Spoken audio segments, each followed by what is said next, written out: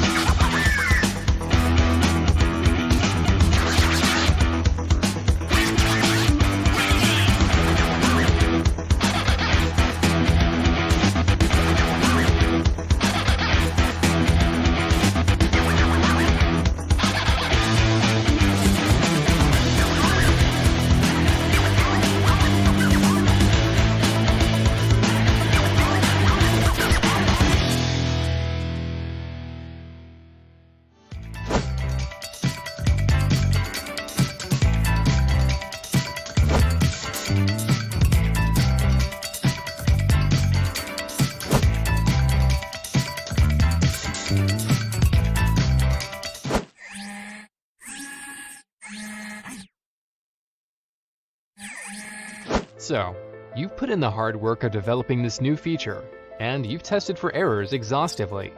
But a user immediately reports an issue, and you don't know what's causing it. You wonder how many others are affected. What's the root cause? How long will fixing it take? There go more hours spent searching through logs. Now, if only you could see how each bug happened instantly. That way you could spend more time on your next project. Meet Rollbar, the continuous code improvement platform that helps developers discover errors in real time for faster resolutions.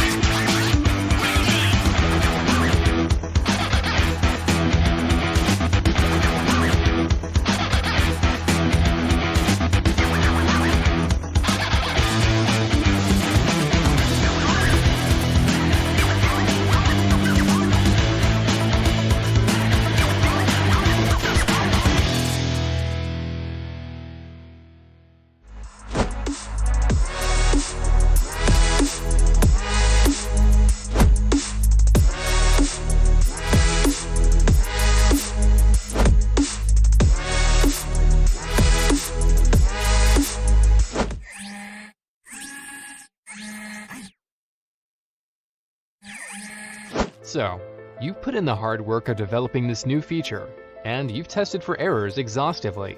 But a user immediately reports an issue, and you don't know what's causing it. You wonder how many others are affected. What's the root cause? How long will fixing it take? There go more hours spent searching through logs. Now, if only you could see how each bug happened instantly. That way you could spend more time on your next project. Meet Rollbar, the continuous code improvement platform that helps developers discover errors in real time for faster resolutions.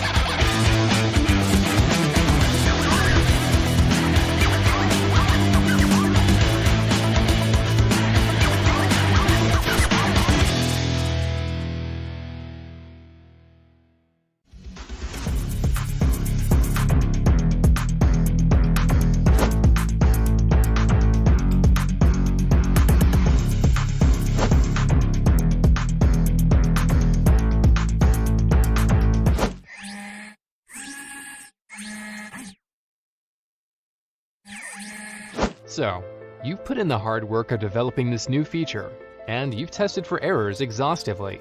But a user immediately reports an issue, and you don't know what's causing it. You wonder how many others are affected. What's the root cause? How long will fixing it take? There go more hours spent searching through logs. Now, if only you could see how each bug happened instantly. That way you could spend more time on your next project. Meet Rollbar, the continuous code improvement platform that helps developers discover errors in real time for faster resolutions.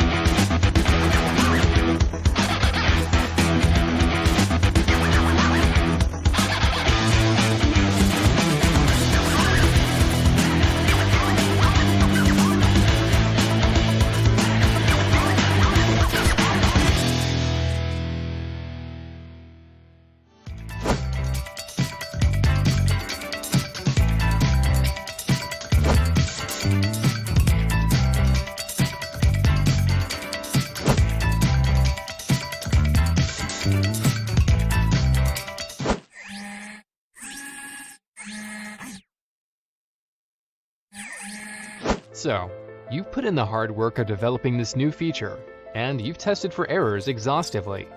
But a user immediately reports an issue, and you don't know what's causing it. You wonder how many others are affected. What's the root cause? How long will fixing it take? There go more hours spent searching through logs. Now, if only you could see how each bug happened instantly. That way you could spend more time on your next project. Meet Rollbar, the continuous code improvement platform that helps developers discover errors in real time for faster resolutions.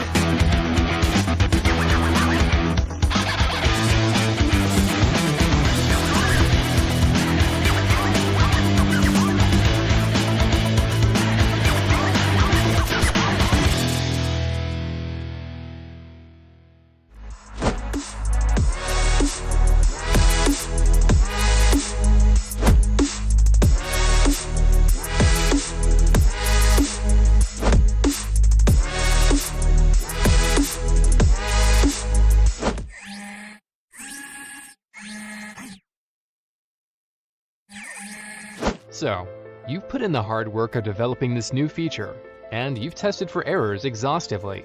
But a user immediately reports an issue, and you don't know what's causing it. You wonder how many others are affected. What's the root cause? How long will fixing it take? There go more hours spent searching through logs. Now, if only you could see how each bug happened instantly. That way you could spend more time on your next project. Meet Rollbar, the continuous code improvement platform that helps developers discover errors in real time for faster resolutions.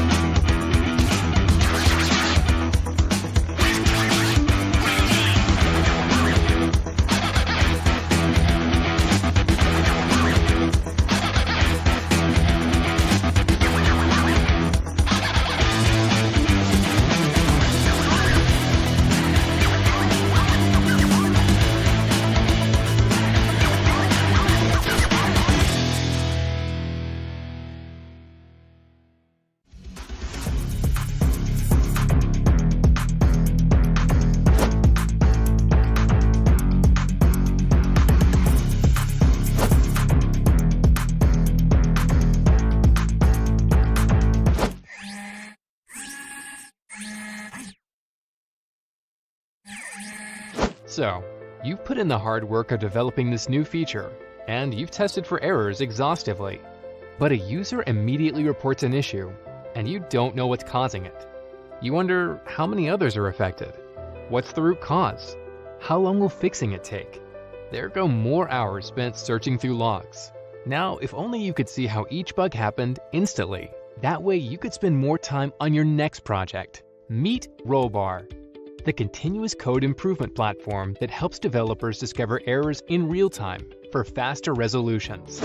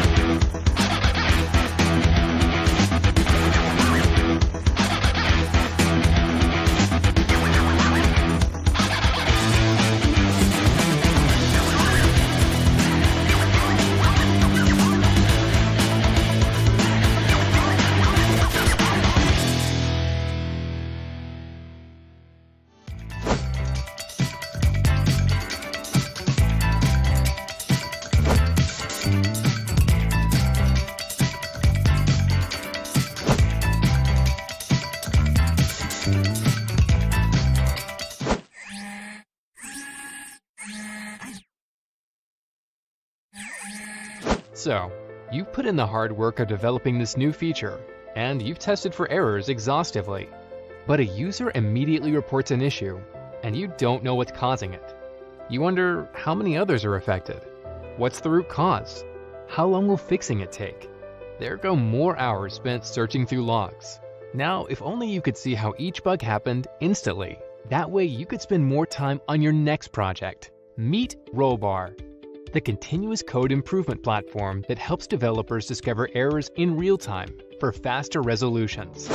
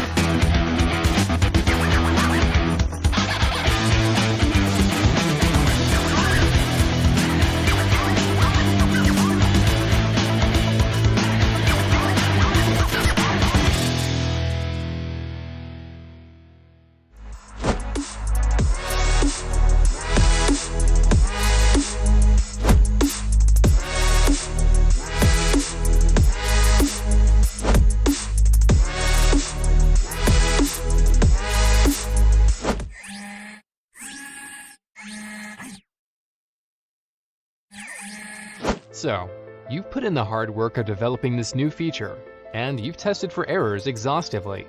But a user immediately reports an issue, and you don't know what's causing it. You wonder how many others are affected. What's the root cause? How long will fixing it take? There go more hours spent searching through logs. Now, if only you could see how each bug happened instantly. That way you could spend more time on your next project. Meet Rollbar, the continuous code improvement platform that helps developers discover errors in real time for faster resolutions.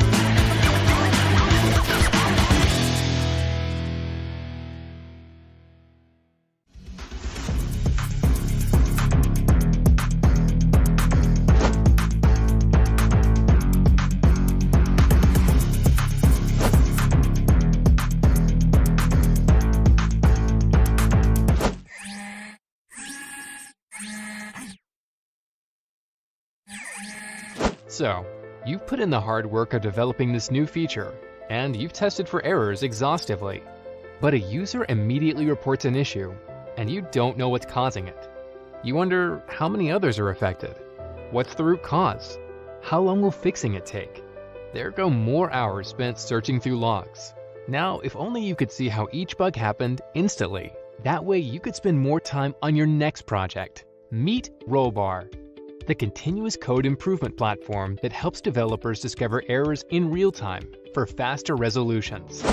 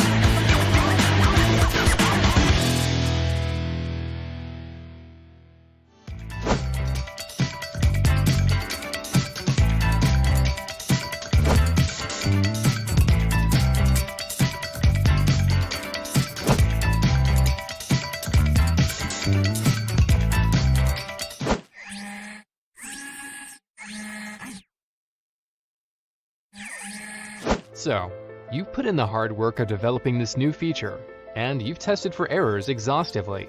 But a user immediately reports an issue, and you don't know what's causing it. You wonder how many others are affected. What's the root cause? How long will fixing it take? There go more hours spent searching through logs. Now, if only you could see how each bug happened instantly. That way you could spend more time on your next project. Meet Rollbar, the continuous code improvement platform that helps developers discover errors in real time for faster resolutions.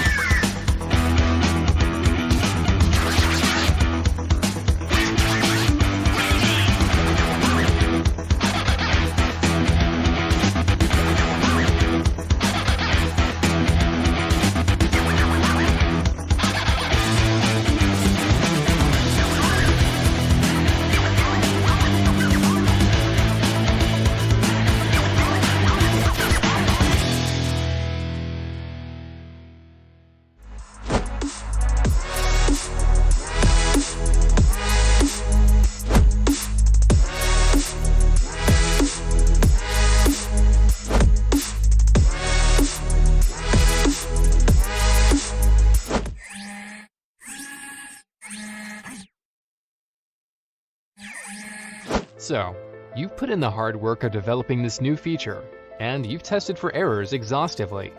But a user immediately reports an issue, and you don't know what's causing it. You wonder how many others are affected. What's the root cause? How long will fixing it take? There go more hours spent searching through logs. Now, if only you could see how each bug happened instantly. That way you could spend more time on your next project. Meet Rollbar, the continuous code improvement platform that helps developers discover errors in real time for faster resolutions.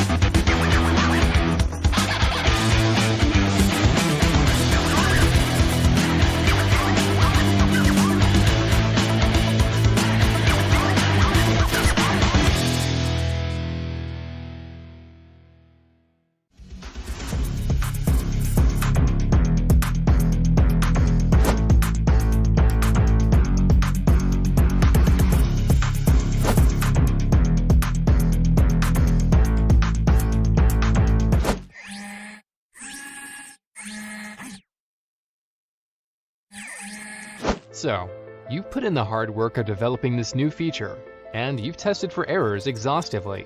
But a user immediately reports an issue, and you don't know what's causing it. You wonder how many others are affected. What's the root cause? How long will fixing it take? There go more hours spent searching through logs. Now, if only you could see how each bug happened instantly. That way you could spend more time on your next project. Meet Rollbar, the continuous code improvement platform that helps developers discover errors in real time for faster resolutions.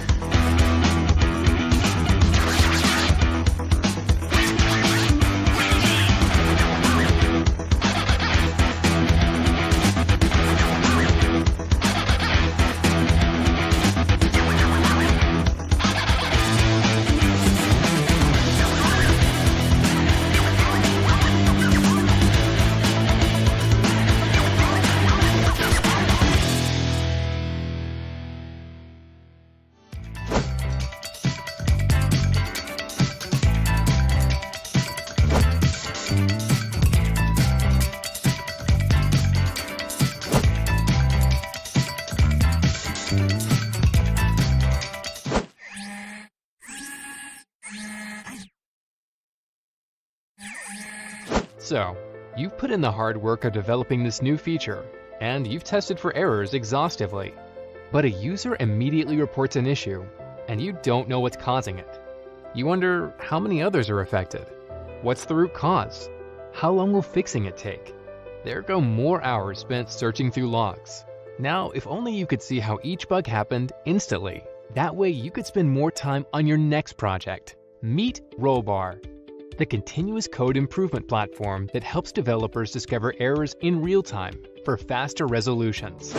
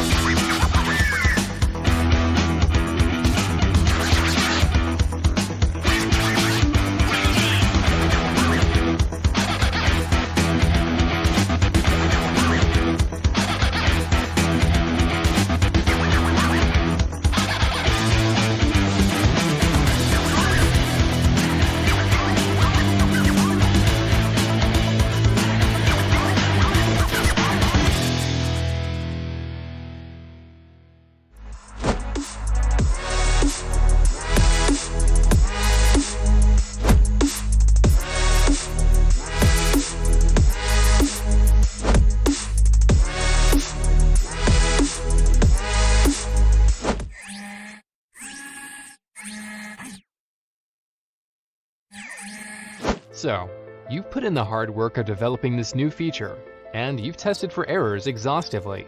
But a user immediately reports an issue, and you don't know what's causing it. You wonder how many others are affected. What's the root cause? How long will fixing it take? There go more hours spent searching through logs. Now, if only you could see how each bug happened instantly. That way you could spend more time on your next project. Meet Rollbar, the continuous code improvement platform that helps developers discover errors in real time for faster resolutions.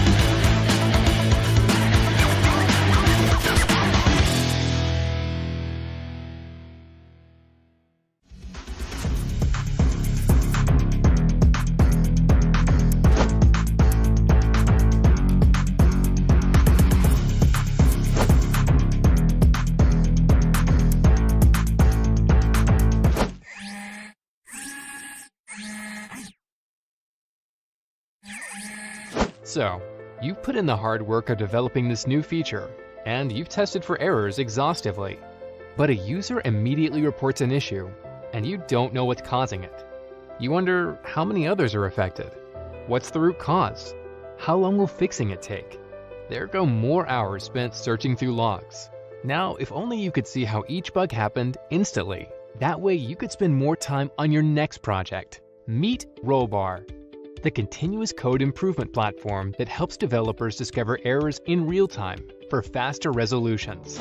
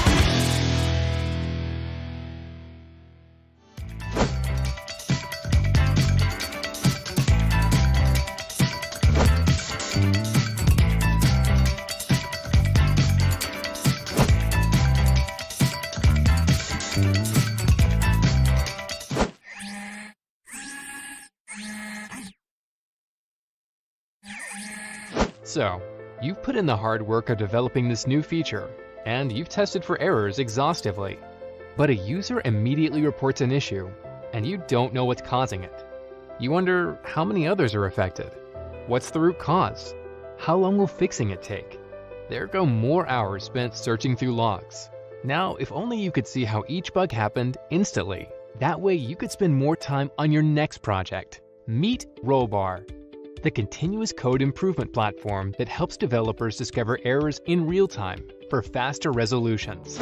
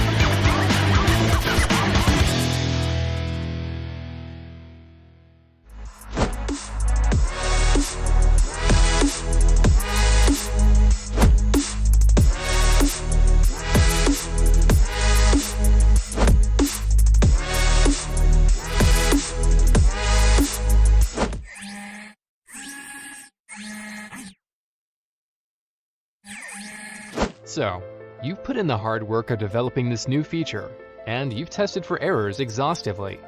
But a user immediately reports an issue, and you don't know what's causing it. You wonder how many others are affected. What's the root cause? How long will fixing it take? There go more hours spent searching through logs. Now, if only you could see how each bug happened instantly. That way you could spend more time on your next project. Meet Rollbar, the continuous code improvement platform that helps developers discover errors in real time for faster resolutions.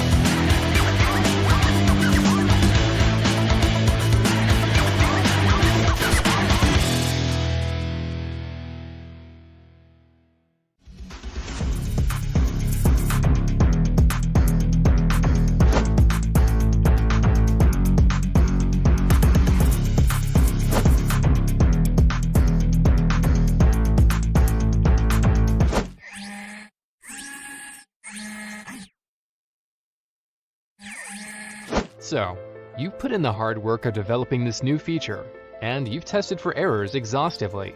But a user immediately reports an issue, and you don't know what's causing it. You wonder how many others are affected. What's the root cause? How long will fixing it take? There go more hours spent searching through logs. Now, if only you could see how each bug happened instantly. That way you could spend more time on your next project. Meet Rollbar, the continuous code improvement platform that helps developers discover errors in real time for faster resolutions.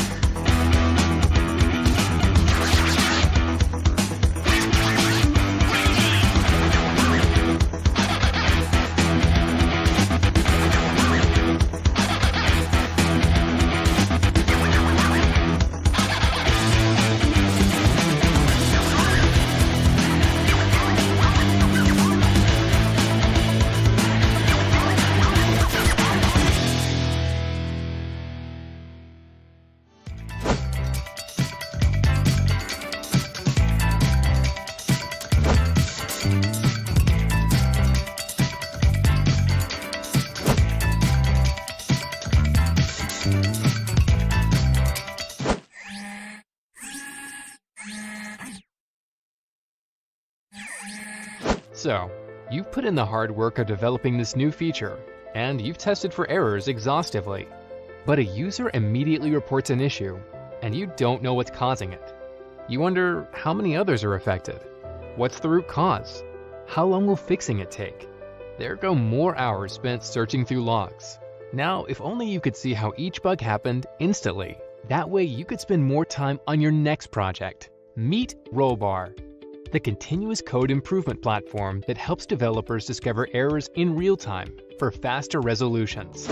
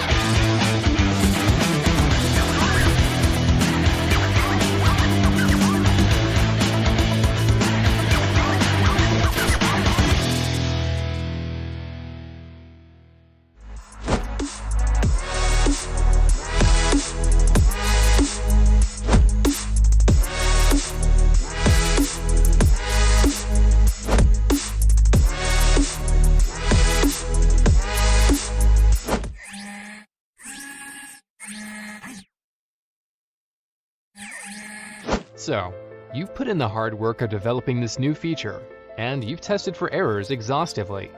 But a user immediately reports an issue, and you don't know what's causing it. You wonder how many others are affected. What's the root cause? How long will fixing it take? There go more hours spent searching through logs. Now, if only you could see how each bug happened instantly. That way you could spend more time on your next project. Meet Rollbar, the continuous code improvement platform that helps developers discover errors in real time for faster resolutions.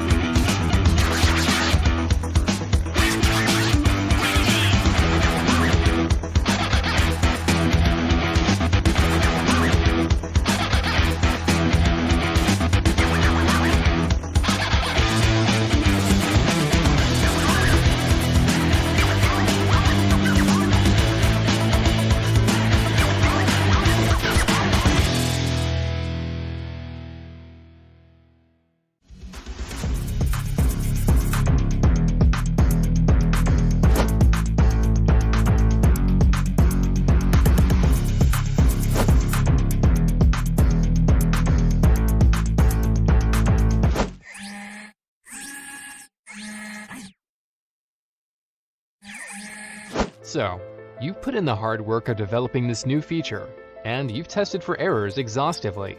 But a user immediately reports an issue, and you don't know what's causing it. You wonder how many others are affected. What's the root cause? How long will fixing it take? There go more hours spent searching through logs.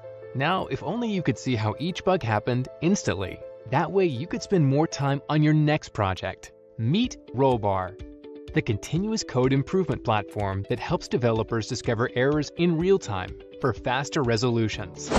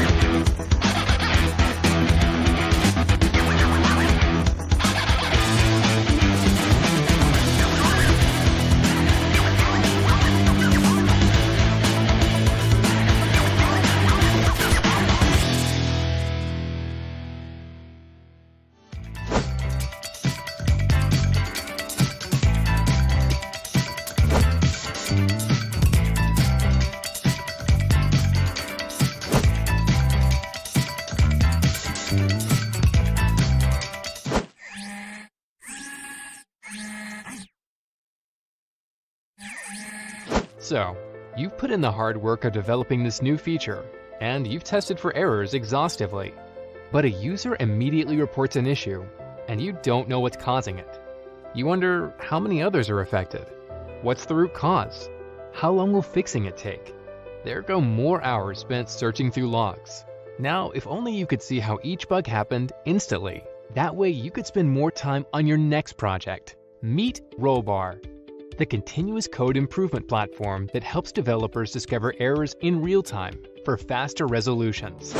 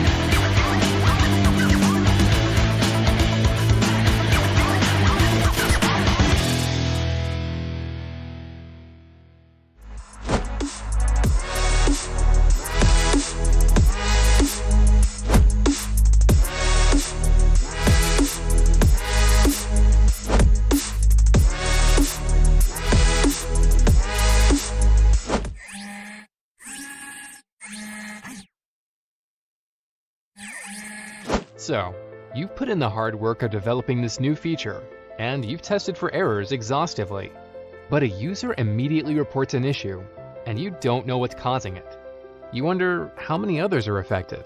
What's the root cause? How long will fixing it take? There go more hours spent searching through logs. Now, if only you could see how each bug happened instantly. That way you could spend more time on your next project. Meet Rollbar, the continuous code improvement platform that helps developers discover errors in real time for faster resolutions.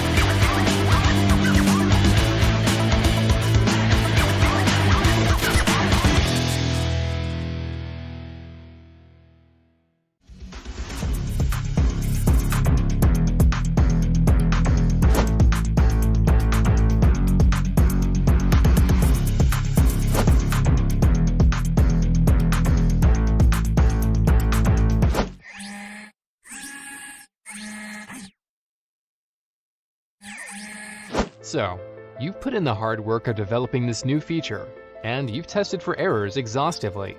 But a user immediately reports an issue, and you don't know what's causing it.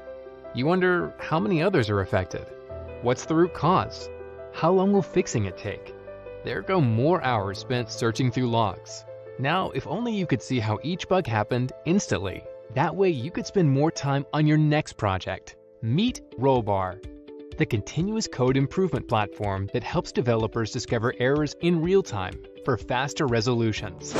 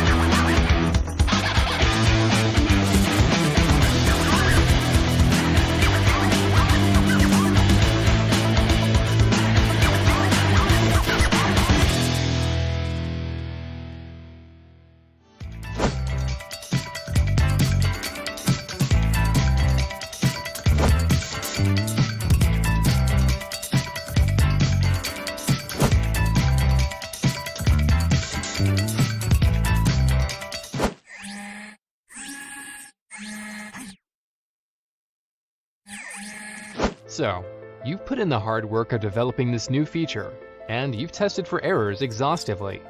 But a user immediately reports an issue, and you don't know what's causing it.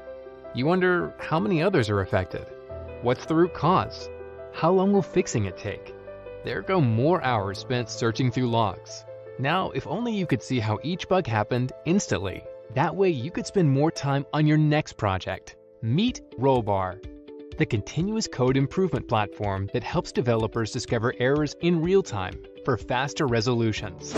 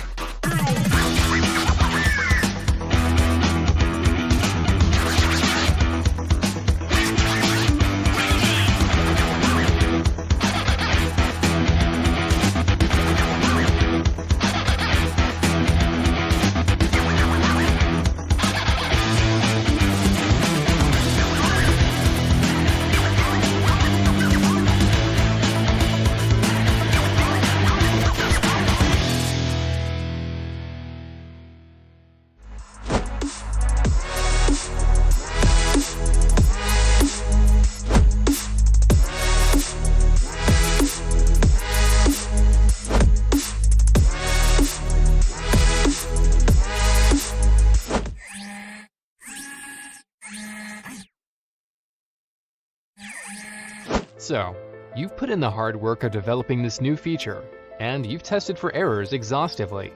But a user immediately reports an issue, and you don't know what's causing it. You wonder how many others are affected. What's the root cause? How long will fixing it take?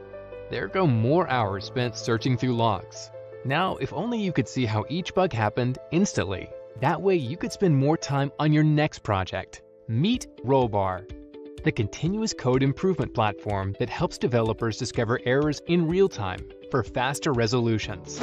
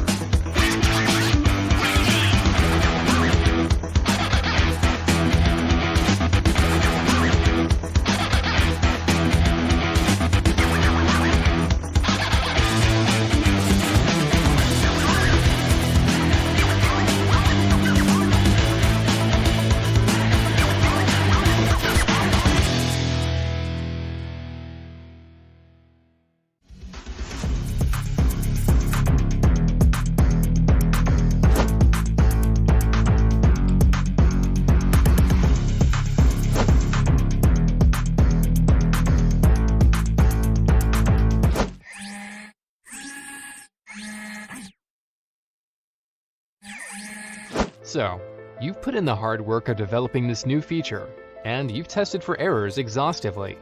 But a user immediately reports an issue, and you don't know what's causing it. You wonder how many others are affected. What's the root cause? How long will fixing it take? There go more hours spent searching through logs. Now, if only you could see how each bug happened instantly. That way you could spend more time on your next project. Meet Rollbar, the continuous code improvement platform that helps developers discover errors in real time for faster resolutions.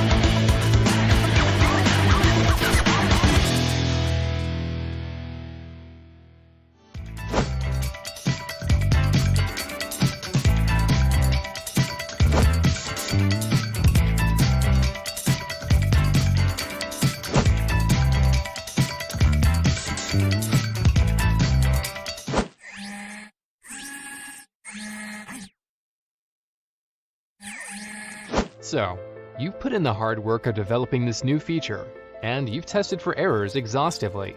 But a user immediately reports an issue, and you don't know what's causing it. You wonder how many others are affected. What's the root cause? How long will fixing it take? There go more hours spent searching through logs. Now, if only you could see how each bug happened instantly. That way you could spend more time on your next project. Meet Rollbar, the continuous code improvement platform that helps developers discover errors in real time for faster resolutions.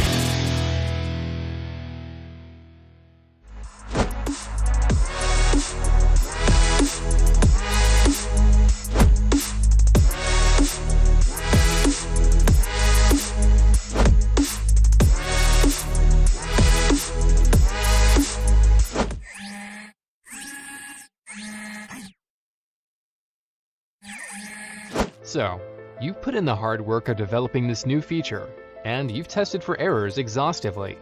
But a user immediately reports an issue, and you don't know what's causing it. You wonder how many others are affected. What's the root cause? How long will fixing it take? There go more hours spent searching through logs. Now, if only you could see how each bug happened instantly. That way you could spend more time on your next project. Meet Rollbar, the continuous code improvement platform that helps developers discover errors in real time for faster resolutions.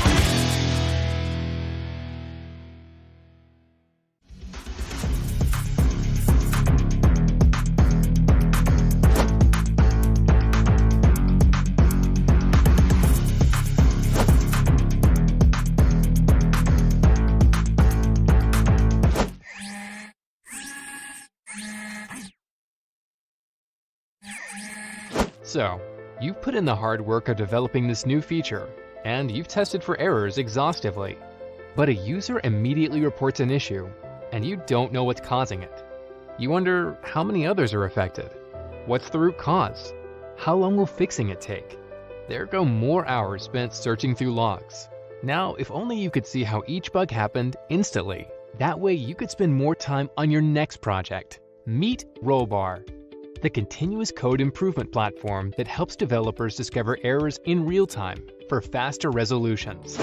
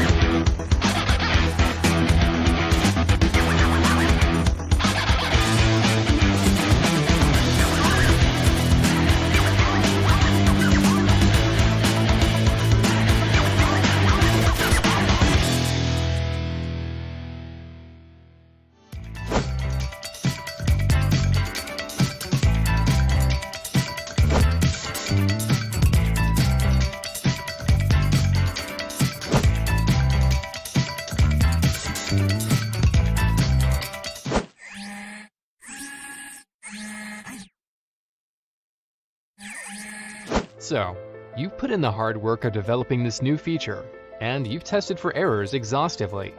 But a user immediately reports an issue, and you don't know what's causing it. You wonder how many others are affected. What's the root cause? How long will fixing it take? There go more hours spent searching through logs. Now, if only you could see how each bug happened instantly. That way you could spend more time on your next project. Meet Rollbar, the continuous code improvement platform that helps developers discover errors in real time for faster resolutions.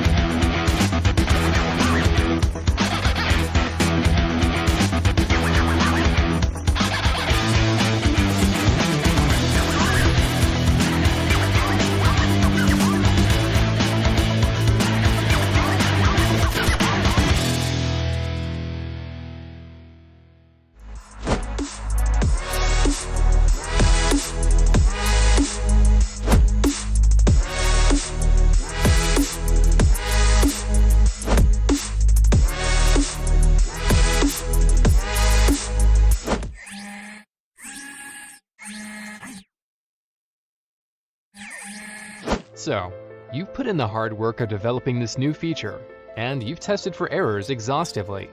But a user immediately reports an issue, and you don't know what's causing it. You wonder how many others are affected. What's the root cause? How long will fixing it take? There go more hours spent searching through logs. Now, if only you could see how each bug happened instantly. That way you could spend more time on your next project. Meet Rollbar, the continuous code improvement platform that helps developers discover errors in real time for faster resolutions.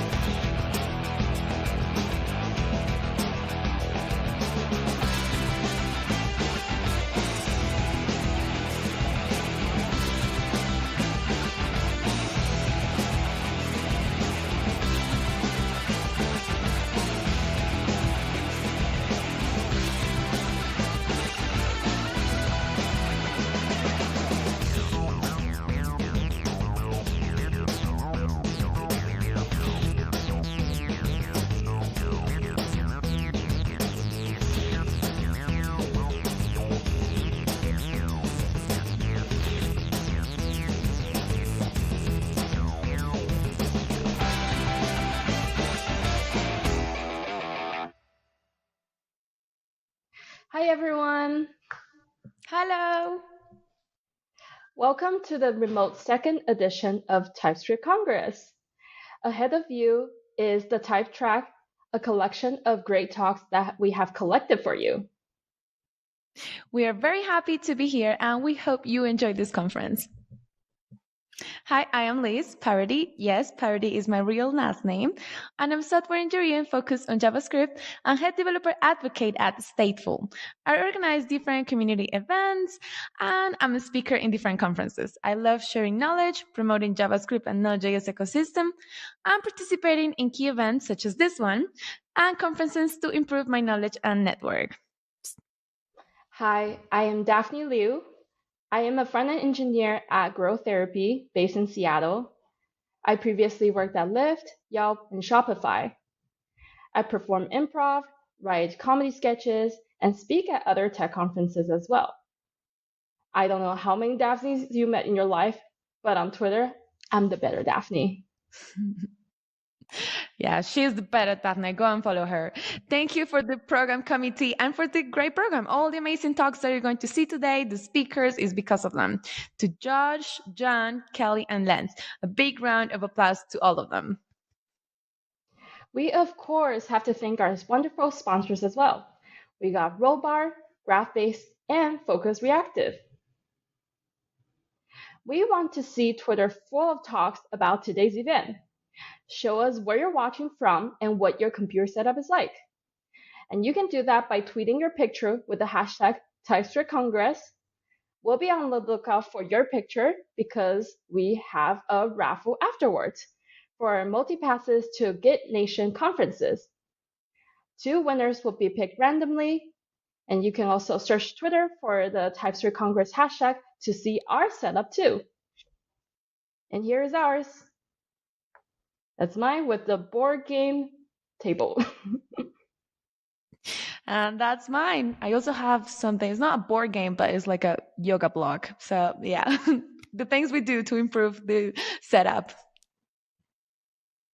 The prize for 2 winners of Kid Nation Multipass.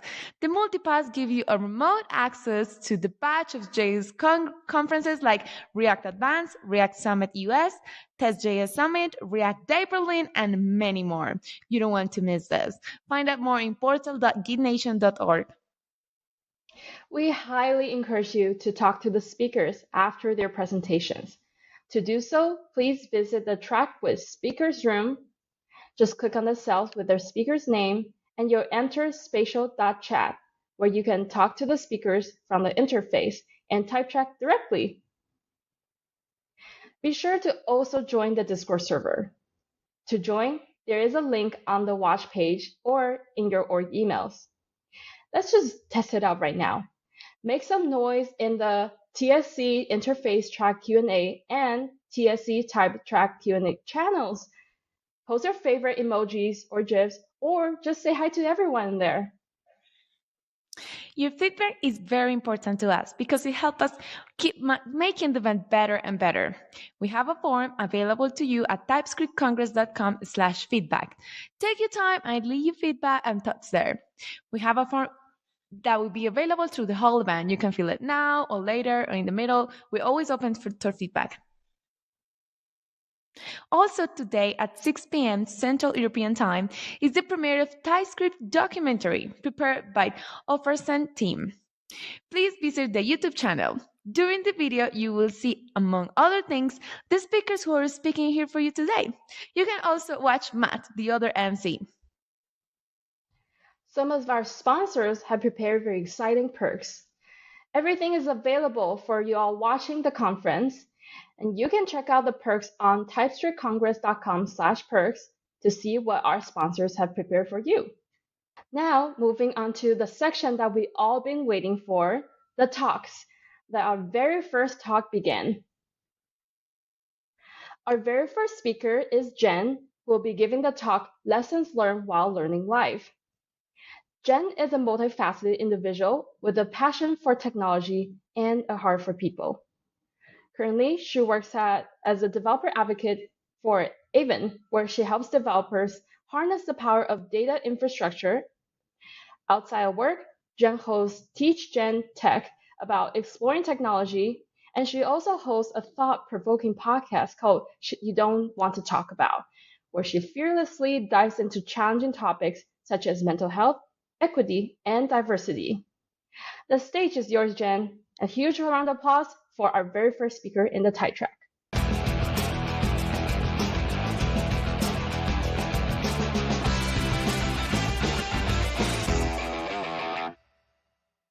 Hello, hello, beautiful humans. Welcome to Lessons Learned While Learning Live. Picture this. You're about to go on stage and tell people about an idea that you just learned, or you're going on stage because you're about to learn from someone you've never met. What feelings are going on there? I'm curious. Because I know learning something new, scary. Not my favorite. Definitely. Well, I mean, it is my favorite, but like it didn't used to be my favorite. Never thought it would be that cool. But learning something new is very scary. Talking in front of people, whether it be to a screen or to a crowd of 10,000 people behind the screen or in person, is terrifying. And also, not knowing. Not knowing is not fun because there's this whole shame and well, okay, we'll go through that another time. But it makes me go, I don't want to do it. I don't want to do it. It doesn't sound great. Then why would anybody do it? Why is it that scary? Like, how do we combat this, the not fun part? So to understand the scariness, it's the fear of the unknown. It's a big part of it. It's like, we don't know what's going to happen. We can't predict it. Therefore, our body doesn't know how to react. Fear of judgment. Dude, do I have lipstick stuck on my tooth? Could you tell me? If I do, I can't see myself right now. So y'all are going to have to deal with it and you can judge me for it. It's okay. It's the human experience. Patience and practice. Patience and practice. This is really funny because this is my third time recording this talk. And I'm excited to talk about the Q&A with you, but I can tell you that my patience with inanimate objects is very small. But hey, I'm getting practice. And then there's those physical responses. Literally, your body doesn't know what to anticipate.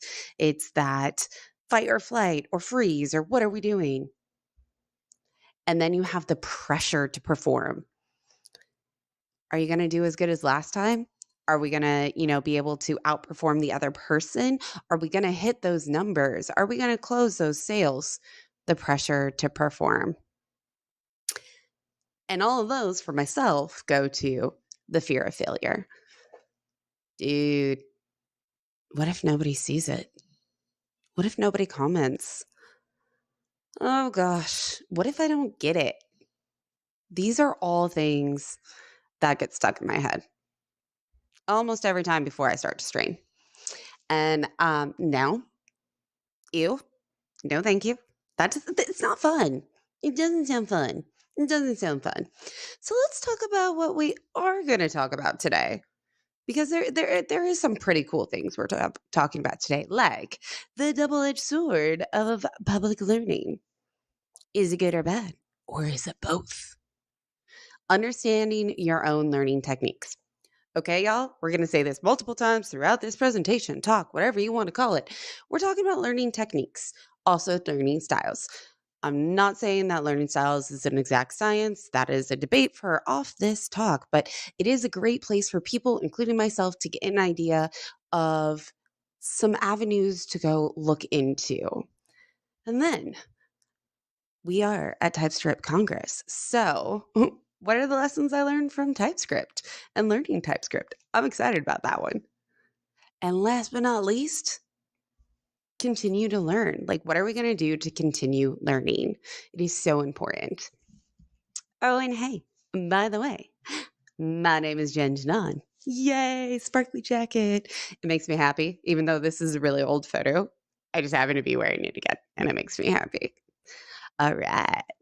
I am a developer advocate at Ivan, who is the trusted open source data platform for everyone. It's actually pretty dope, so hit me up if you are curious about that kind of thing. Also, Teach Yen Tech, where I am the host that is helping break barriers by getting in to learning to get into tech. Wow, words and I, we are friends sometimes, but that is where I go to learn things. And I also learned a lot from a podcast, Shit You Don't Want to Talk About. It is pretty dope because I have a lot of conversations about stuff people don't want to talk about or learn about or struggle with in all three areas of my life. It's pretty dope. And if you scan that barcode, it's to a link to Linktree. You can connect with me. It'll have all of the information for the shows, questions, all of that, if you're curious about it. But I know you're more curious about what's the good in learning live because, like, seriously, we're kind of struggling right now. In this next bit, I'm going to be sharing some clips that will help you see different bits of the stream and my experience learning. Like, there's good because you get to share knowledge. And this is a clip from my very, very first episode with Yere, where I didn't know the difference between, I'm giggling because this was the beginning of my journey, baby Jen, of I didn't know the difference between HTML, CSS, or JavaScript. And here's a quick clip. I think that's a big part of the paralysis too, is it's like, if you start learning something and you're like, okay, so this teacher is showing you how to do it, yet they're talking at you because it's, recorded, it's not virtual where you can learn with them. It's very difficult because when you go to Google things, then they're like, oh, you do it this way, this way, this way. And it's not always, at least from a beginner standpoint, I'm just like, I don't know what you just said. I get that it might be a different way, but I don't know why and what it meant compared to like what this specific lesson is talking about. Yeah, and I think that's one of the biggest challenges when you're self-learning, is understanding the why. And once you understand the why, then you can figure out, okay, this is the same thing but in a different way because of XYZ. But if you don't really get that why just yet, and it's the most difficult part is to learn why we're doing things a certain way, then it's tough. And that's why I do prefer there are like learning groups and things like that where people learn these. I think that's a big part of the paralysis. It's so true. Too, is it's like, so true. If you start learning something, I mean, as much as I learned from Yuri, these just kept coming up and having to learn and overcoming fear of mistakes. Okay, that fear didn't go away. It didn't go away at all. It just makes it slightly less scary. Even 5 episodes in with Anthony, and this still happens. Well, welcome. Wow. Welcome. Wow. Anthony, you are like our very first episode. I totally butchered saying hello as well. So can I blame you for this? Must have jinxed you. I guess I'm cursed. Well, I can introduce you. Oh, yes. Please. Welcome to Teach. Well, welcome. Wow. Welcome. Wow. Anthony, you are like our very first episode. I totally butchered saying hello as well. So can I blame you for this? Must have jinxed you. I guess I'm cursed. Well, I can introduce you. Oh, yes. Please. Welcome to Teach. Well, welcome. I really am keeping that clip forever. If anybody asks, I'm saving it. And it shows how I'm gonna make mistakes.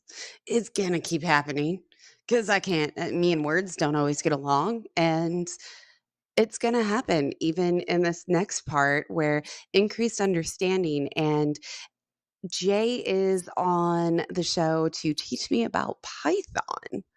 And y'all, it's kind of clicking, not clicking, but it's starting to. So now let's do the same thing where we do in options, change true or true false to false false. Okay, so now do you think it's going to return true or false? True. Why? Because at least one of them are false. No, because remember, any is looking for at least one to be true. And since it's not using the word true, therefore it's not true. So Exactly, it's false. Okay. Yeah, and I mean we can Like, run this and see. Like if we I do like print you're any output, you're it's gonna return false. yeah. Like what you're saying makes sense. I think it's just like saying true. There will be a false there. That Yeah. is truthful. Yeah. As in like yeah. Yeah. I still struggle with this. I definitely still struggle with all of it. And yet it oddly somehow starts to make sense. It's interesting, but we all have to figure out how we learn ourselves. So a bit about how did I get here? Because you don't just like wake up one day and be like, yo, I'm going to go learn live. I mean, some people might. It may happen. It didn't happen like that for me. The first, 30 years of my life, yes, I am an older millennial, was a lot about, I don't know what I want to do. I was in sales for a bit. That was fun, but way too stressful. I was in tech support for a bit. Also fun. Didn't pay the bills that I needed. I also traveled and did other cool things, and it was a lot of fun. And then, I get back from a trip, and on my near 30s, I'm like, yo, I want to do something about human connection. And to do this, I must learn videography. I got an internship at a production studio. Pretty dope, right? Except it cut all of my pay and then COVID hit and it was just a shit show that year. So the end of 2020, I had brain surgery and then took a detour to a new company. And it was super dope. I worked with APIs and had a lot of fun. And between all of that, I took 8 months to try to figure out how to start shit you don't want to talk about. I mention that because that is a key time frame. 8 months. 8 months. It took me 8 months. It takes other people longer. It takes practice. It's the starting is the hardest part in my opinion. But what happened after that? What about 2022? I got laid off. And then I met the Denver API people because I used to live in Denver and they're like, yo, dude, come be the API Denver meetup co-organizer. I was like, sweet. They definitely did not sound like that. They are very French. All three of them that were the co-organizers at the time are all from France, and my last name is French. I try to say that was why they let me become a co-organizer. They're not convinced, but story for another day. Ori, one of the co-organizers, was like, yo, if you could be describe your dream job. And I was like, seeing other people succeed, advocating for them, making sure that things are accessible for those who can't normally get into understanding it or being able to have the same access. And he's like, and you like tech? I'm like, yeah, it's fun. It's always fun learning. He's like, yo, that's a developer advocate. Oh, I had a dream. It was like I finally came up with something that I could work towards and a goal. And then I reached out to people. My bubble, my dream was a little busted. It was like, oh, you can't just go get a job in DevRel. It's not just like you wake up one day and you can go get a job. No, it takes a lot of work. That's also another story for another day. But the first 3 people I met were like, yo, dude, you don't have content. You don't know the tech or know how to code. So you're probably not going to get a job here. Like you got the personality, but you got to have everything else to back it. And I was like, oh. Within a week, Teach Gen Tech was launched because I needed content. I needed to learn. And I started meeting people that were willing to teach me. Yay. Then I met Laura. Laura is such a dope soul. She came on the show and started teaching me Python. And little did we know that there was much more that was going to go into learning than I ever imagined. Some of which being learning styles. As a previous math professor, she was teaching me how a lot of people don't get algebra. And I was like, whoa, really? And learning how we learn is such an important tool in our toolbox. As a heads up, as we said earlier, these are learning styles. Go do your own homework on this. It's a good starting point. How to study. I honestly never knew how to use flashcards. It was pretty cool. I dropped out of high school. I winged it. I never actually learned how to keep up with it. And when are you productive? I didn't know that people were productive at different times of the day, and not everybody can be a night owl or a morning bird. Is that how early bird? Why is it night owl and early bird? Can it be morning owl? Anyway, learning while being neurodivergent. Thank you to Wesley Faulkner, who also taught me this during one of my first conversations with a DevRel, because I had no idea that I could be ADHD and dyslexic and learn to code. It was great. Patience and practice. Patience with myself. Still working on that one. And embrace the frustration. Yeah, this no, bro. Like, I still struggle with this. Inanimate objects are not my friend. Majority of the time. I'm learning. We're getting there.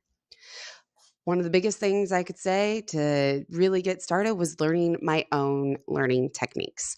So if you're getting started and you're like, yo, I want to go start something new, how are you going to get there? How are you going to learn it? How are you going to get started? A big way that talking with Laura about made me realize that, especially with me being dyslexic, I found out that audio is really good for me. Not the only way I learn, and some people, that's why there's a lot of controversy around learning styles. I just happen to learn through audio a lot better because text is really hard for me. Visual, for myself, was watching a lot of videos. That is very one to many, so I can consume it and watch it many, many times. Kinesthetic, to me, and it made more sense of like if I were to go actually have someone teach me to do it or code myself. And learning these different pieces of me helped me embrace them and know which ones to use when. Same with sleep and productivity scheduled. Also, some have heard of them called chronotypes. Again, this is a great starting point, not any like saying this is the end all be all. I found out that even if I wanted to be any of these other animals, that I was a lion. Yeah. Waking up super early and being more productive the first half of the day, and then I'm dead for the rest of the day. It's not fun. I wish I could do more. But knowing this, I can embrace it. Knowing how to work with my neurodivergent. Yeah. It's fun. It's stressful. It's hard. I'm not alone. And talking about it, I was like, oh, all right. That's dope. Other people have it too. And how to use and find tools that help me with all of the above, like different alarms or text to speech, or, I do a lot of my streams with my iPad so I can write notes.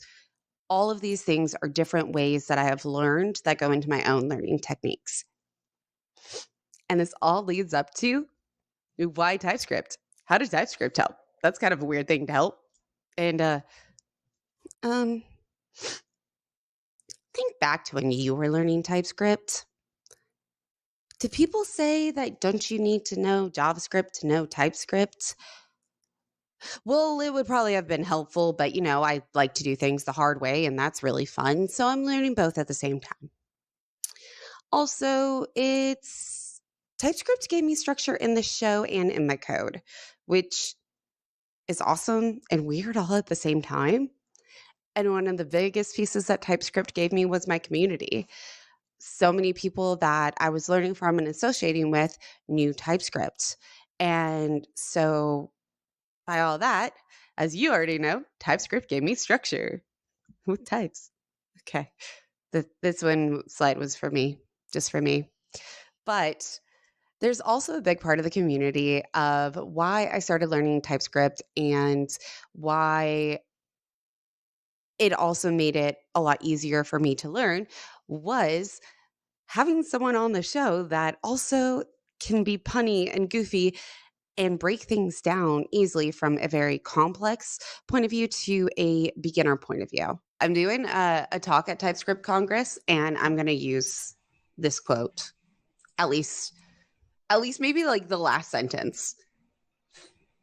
TypeScript provides a set of types. Yes, you do it. You do it. I'll clip it. You do I thought it. we were doing it in unison. I'm not that. Like a I don't cult know. situation.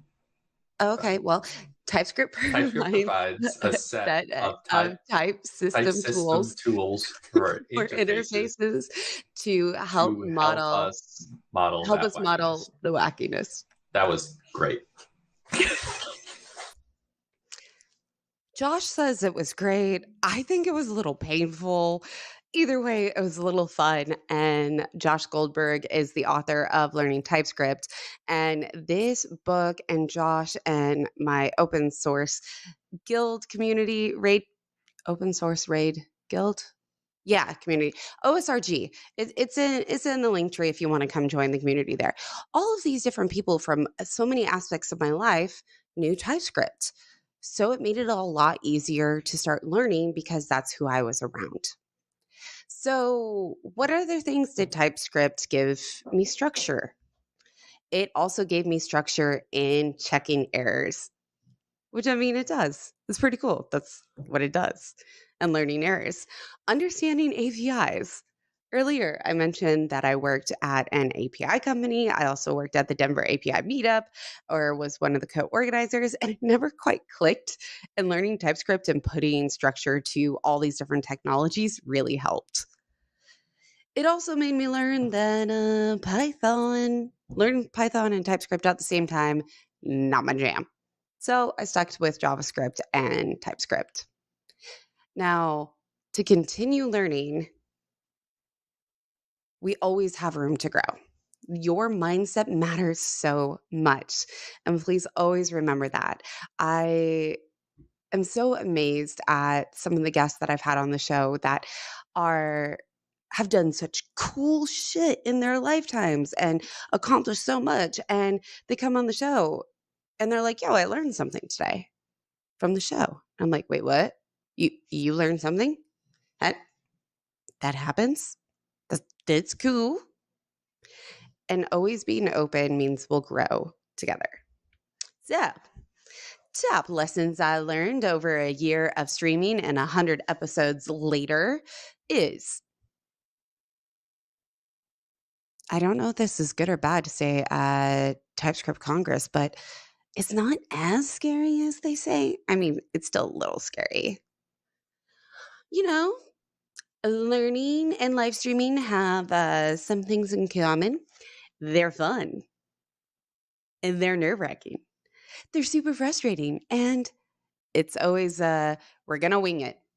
You're going to wing it. Some part of it's going to be a wing it.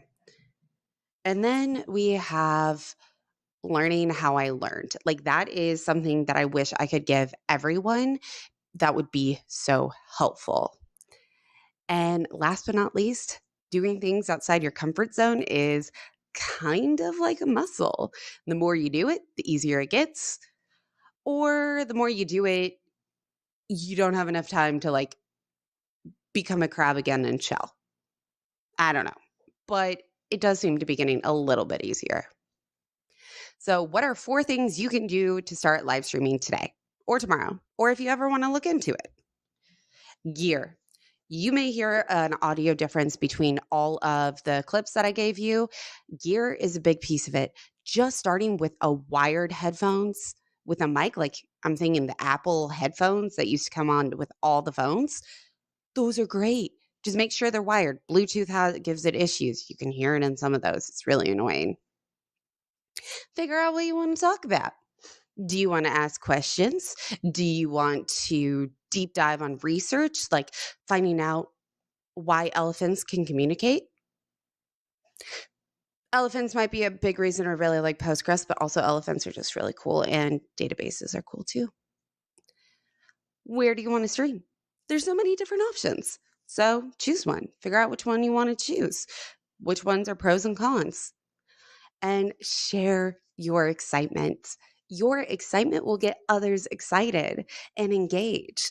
And It will just make learning together so much easier. And thank you for joining Lessons Learned While Learning Live. Together, we will break the barriers of getting into tech. And click that QR code if you would like to connect or see any more of these resources. The deck will be sent out, and I look forward to your questions. Goodbye, everyone.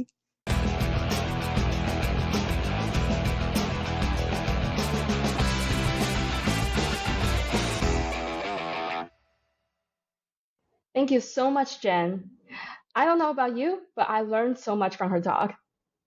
If you have any questions for Jen, find her on spatial.chat on Discord.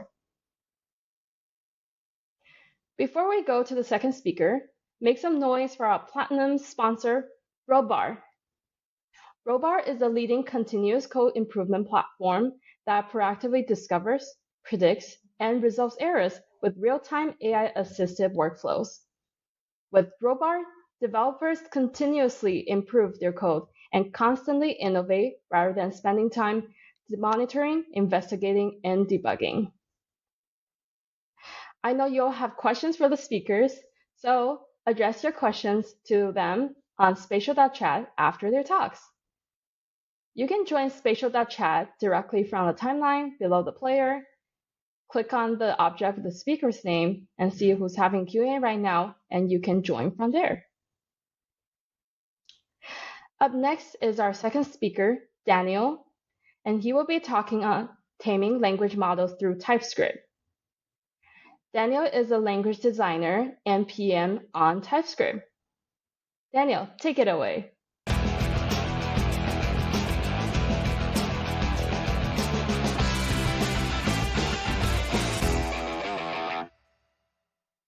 Hi everyone, my name is Daniel Rosenwasser, and I'm the program manager on the TypeScript team at Microsoft. Today, I want to talk to you about TypeChat, another thing I've been working on recently with others on my team. So, in the last few months, you've probably seen a lot about artificial intelligence and large language models.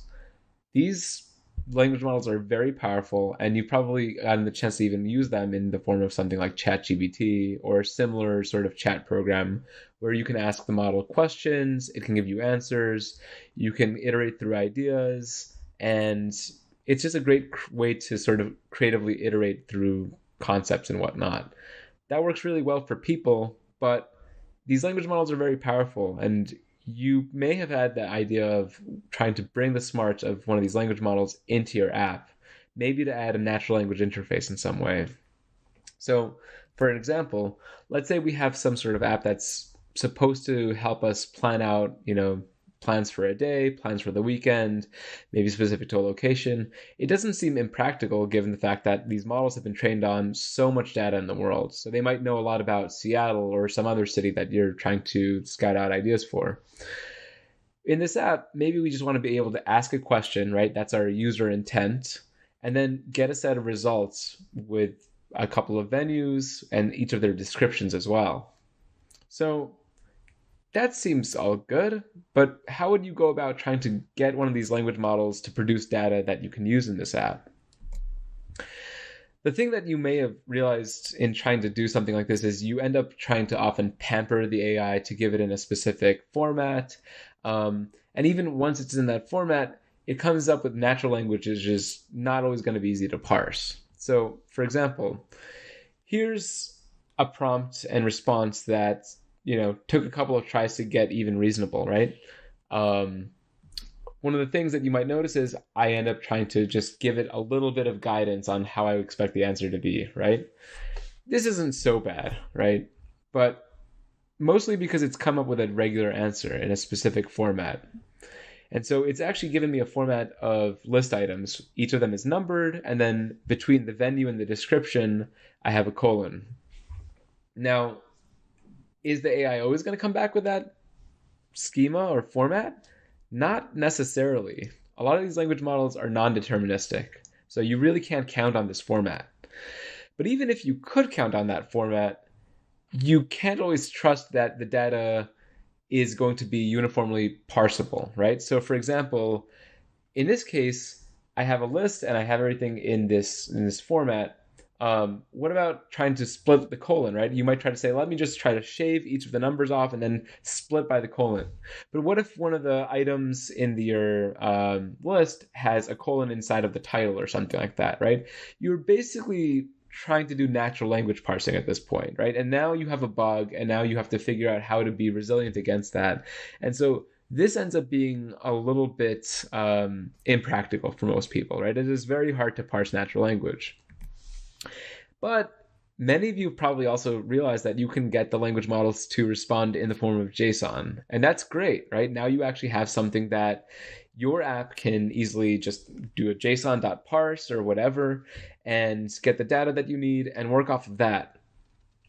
But that only really works for sort of simple examples, right? Here I was able to say, here's an example of the JSON that I want to get back, right? I have a venue and a description, a venue and a description, and the AI is pretty good at figuring that out. But it doesn't really tell us about maybe optional properties, maybe the case where you have 3 different kinds of objects that you expect to be in a specific position, things like that. And so just giving examples would be impractical because you'd get into these sort of combinatorial explosions of like all the types of things that you would want to actually provide. So examples aren't enough. What you need is something a little bit more. And it turns out there is a format that does work out pretty well for the most part in our experience. And it's something that you're all familiar with here at this TypeScript conference, which is types, right? TypeScript types are actually a great format for describing the exact format that we want out of a language model and all the sorts of shapes that we're expecting. And so types are actually really good at guiding the language model into the thing that we want, right? And you can actually take the types in an application, like the actual text of the types in your program, take a user intent, and craft a prompt that you can send into an AI service, into a language model. And that will provide you with JSON, right? You'd say, give me a response in the form of JSON. Here's the type that which you should conform to when you provide that response. And so now you're able to guide the language model. But like I said, the language model isn't always going to come back with a response that is actually exactly as we expect, right? So maybe it comes back with JSON, but it's not of the format precisely, right? So we can always say, hey, you didn't give me correct JSON, try again. But you need something else that pushes an AI so that you can say try again as well. And that's the validation. And so actually, once you have the types, you can use the types to validate the response from the language model as well. And so what we actually just decided to do is we said, hey, if we have the types and we have the JSON, it's very trivial to construct a small program where you can get TypeScript itself to check each of the properties and each of the values that have come back, because it's very simple at that point, because JSON is really just roughly a subset of JavaScript, and JavaScript is a subset of TypeScript. And so you can actually create a program, have TypeScript type check it, and if it has an error, you feed that error back into the language model and have the language model try to repair whatever its response was from the last time. That works out pretty dang well. And so you can use this to actually construct even more complex responses, right? So you can actually say, hey, maybe I am a kiosk that takes orders for coffee or something like that, right? And so the orders are effectively in the shape of a cart. A cart has many items. Those items can be one of several different kinds of items. And we give that schema, we give a user intent like, I want 2 lattes, 1 tall and 1 grande. And the language model can, or good language models can typically respond with well-formed JSON that conforms to the type. And it depends on the quality of your model, right? You can have it repair a couple of times, but generally speaking, many of the ones that are available to people today that are broadly available do come back with a good response here. And so I think that this is a good time to give a quick demo of TypeChat, which is this library that we put together to encapsulate all these ideas and make it easy to get running with them. So I'm going to open up the TypeChat repository, right? It's all open source. You can get it today. We announced it about a month ago or so. And so we want to first look at the README for the examples, right? So this is the README at the top level. But to get a sense of type chat itself, we want to take a look at the examples. In the examples folder, we have a README with a table that describes each of the examples that we have, and they basically go from easiest to understand to maybe the most difficult. So the sentiment example that we have is kind of like the hello world of type chat.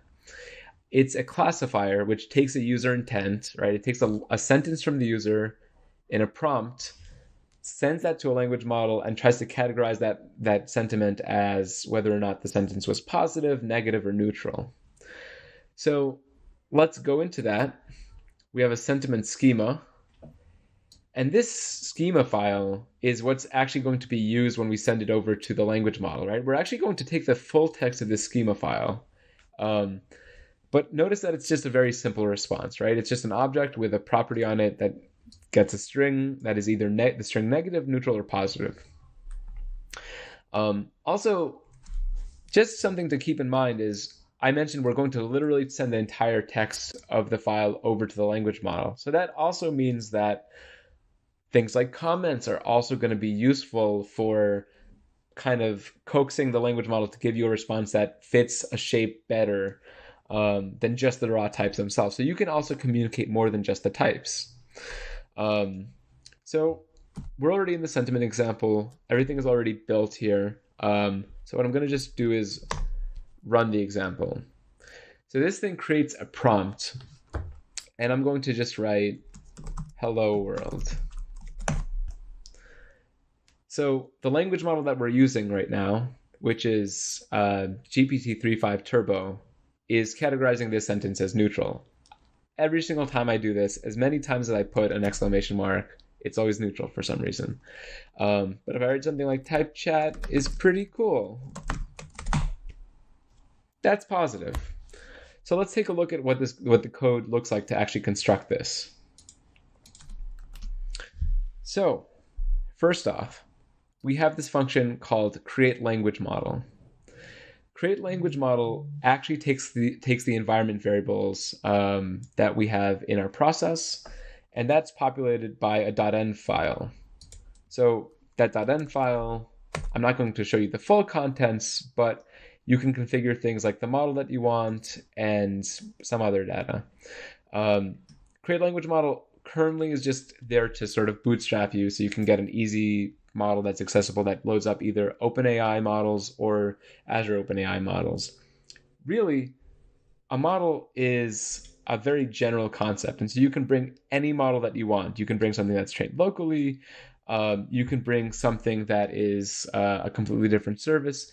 TypeChat is agnostic to all of that. Really, all that we care about is, can you take a string and make a connection through a language model and eventually return either a success or a failure on a string, right? So we just care about, can you give us a string from a string? Anyways, so we create the language model, we infer it from our environment variables, and then we actually load up the schema file, right? This is the actual schema file that we have adjacent to main.ts. Now, there's some subtlety there, and I'll talk about that in a second. But notice that this file right here corresponds exactly to this file right here. And then we create what's called a JSON translator. And this thing is going to take the model, take the schema, and the name of the type that we want our response to conform to. And this is sort of like the entry point in our types file, right? We might have many types in this file. We may have a whole net or graph of types, and we want to make sure that we know the exact one that we're starting off with. And so we're feeding in the name of the type, we're feeding in the actual type that we've loaded up in the program here, and then we have a translator object. And we also have this process requests function, which is really just there to make it easy to create a command line prompt, because Node for some reason makes it somewhat difficult. You give it the prompt that you want to have at every single, the text that you want to print at every single prompt, and then a callback every single time you get a user intent or a sentence, right? So this is every line that gets entered at the prompt. So we run each of the requests through the translator. The translator eventually calls the language model. The language model responds, and then the translator takes that, uses the types, constructs the program, and internally uses TypeScript to check the program to make sure that it has succeeded, and if it has not, it possibly does some retries and maybe backs off a little bit as well. And so if we're not successful, we just error and just exit. But if we are, what we end up with is well-typed data. So we get our a success of sentiment response, our data is a sentiment response, and then we have that well-typed sentiment. And because TypeScript is type checking this thing, we know that this thing is strongly and static or strictly typed, right? And so that is very easy to get going, right? Altogether, about 22 lines of code. And there is a little bit of subtlety there because in our build, we actually have to do a little bit of extra stuff, right? So if you're using something like TS Node, this isn't a problem, but because we are actually looking for the TS input file, we're actually using the schema file types, we actually just copy them all over into the output directory. And it's a little bit rudimentary, but it works pretty well, right? And so if you don't want to do this, you can always use something like TS Node, and there are probably easy ways of getting this working with something like Dino or Bun or whatever, right? So the sentiment example is pretty easy to get going. We also have another example of a coffee shop. So in our coffee shop, we have a slightly more sophisticated schema. I'll close the other files right here. And so this is similar to what I had in the presentation just a little bit ago. Just bear with me for a second. We have a cart. The cart has items.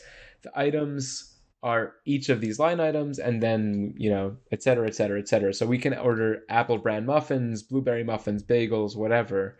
And so I can actually exit this prompt, go up, go into the coffee shop example, and then I could just run this thing. And I could say 1 small latte and a bagel, please. And so if we look at the output here, we actually get well-formed JSON, and for each of the items, we have 1 latte drink, it's a short, and a bagel, right? And the quantity is 1, and the quantity is 1. And, depending on your model, you'll actually end up finding that this often works consistently well, or it can have occasional issues. So, let's just try this one. Give me 1 tall latte and a banana. And so notice that it didn't actually fail here. It actually ended up saying, I didn't understand the following, and it listed that thing out. And that's because of how we formed our schema, right?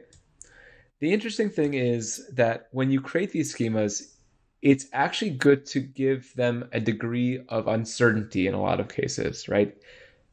In cases where a language model can't quite understand what the user intent was, it's good to have an out. And so the out here, the degree of freedom, whatever you want to call it, that we've added is we have this thing called unknown text. And so whenever the language model doesn't understand the concept, it tends to put things in this unknown text bucket, right? And so what will happen is, as we make our orders, right, this thing works basically the same way.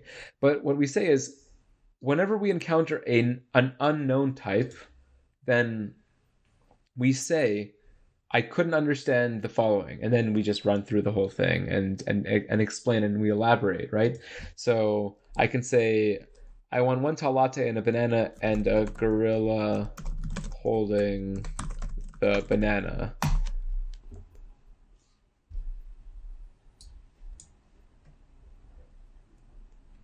And it's able to translate each of those into an unknown, which is a banana, and a gorilla holding the banana, right? So that works pretty well.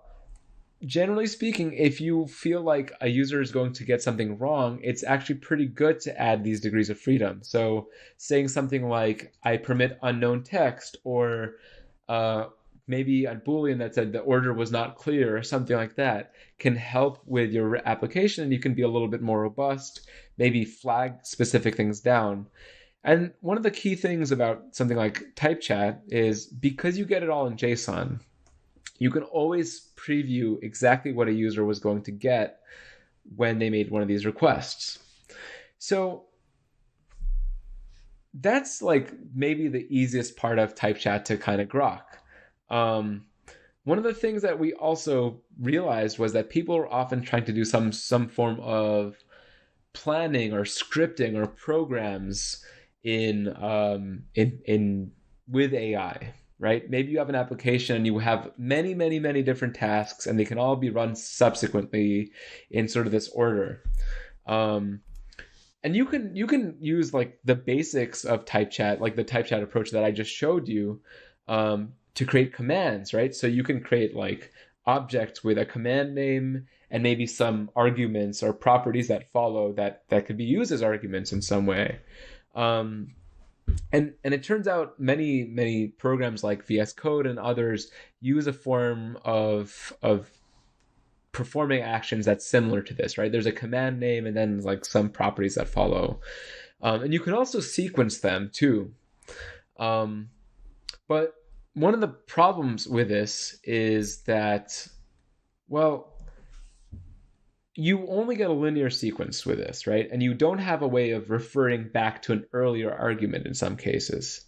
And so what you want to be able to do is also validate one that you're getting the right flow of data, right? That each of these steps actually has the right type of data that it produces that can be used in the next step. But also you want to be able to refer to each of the individual steps prior, because maybe you need to have some intermediate results before you run an action or something like that. And so one question that you might ask is, hey, what if you just generated code and you just took a very similar approach to type chat that you had before, right? All you need is types. And so maybe you say, here's my API, generate a program like this. That works well sometimes, but there are a couple of issues, right? First is we do want type chat to be cross-language over time, right? We do want to be able to bring this to other languages like maybe Python or C# or others. But when you say, I'm going to create explicit code, you need to be able to also say, I want to sandbox this as well. Or maybe I want to be able to have something that like interprets the real code in some way, but then you end up creating a very rich interpreter that really has to interpret a lot of JavaScript as well, or whatever language that you create. And then you end up with a lot of other issues like, okay, well, I have APIs that are async versus sync, so now the AI needs to generate code that knows about that as well. And it actually also turns out that when you have the real language, it tries to draw outside the lines a lot. So if you have JavaScript, it's going to try to take full advantage of the JavaScript that's available to it. That's not always ideal. So what we actually kind of found was you can throw the A off enough by just creating a pseudo language in a sense, right? And you say, actually, just respond in JSON, and the JSON should look like this, and it can piece that together really well enough. And say, hey, there are these meta properties, and each of these properties can refer back, or they specify that I have a function or whatever. And so this is basically a fake language or representation of a language that's just kind of serialized to JSON, and it works well enough. But where do you get the validation from? How do you know that the inputs from write file are actually of the correct type? That trim text creates a string, and that string can be used as the input to the write file call.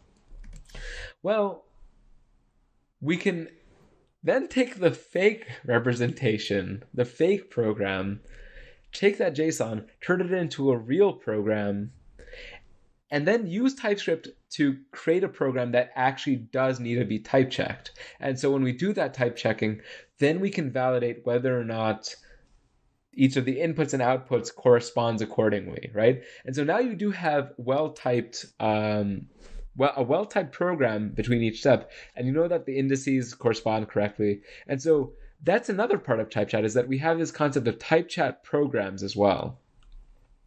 So I can really quickly show that as well, because I'm very short on time at this point. But I'm going to go into the math example. That's not where it is. And then I'm going to run the program as well.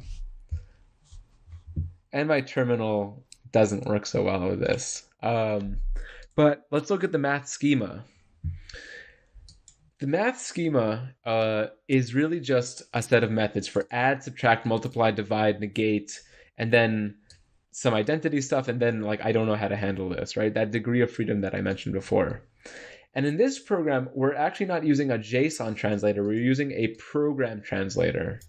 And the key idea here is that it always expects a specific type called API. So I have to export a type called API here. And so what I can do is I can actually just write mathematical expressions, and I can say something like add 1 and 41, right? And so what that does is it actually creates that JSON program before. This is what we construct to actually validate the program. We actually create this thing.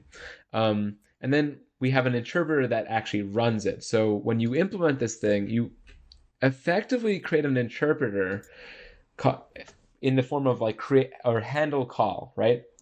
And so you have this evaluate JSON program function, and you provided a callback, and then it just takes a function name and the arguments that get provided to it. And there's a lot of metaprogramming stuff that you can do to make sure that this is all well typed. So at the end, jumping back to our math example, I can do sort of sophisticated things. Like I can say add 1 and 41 and then double it after. And I have a typo there.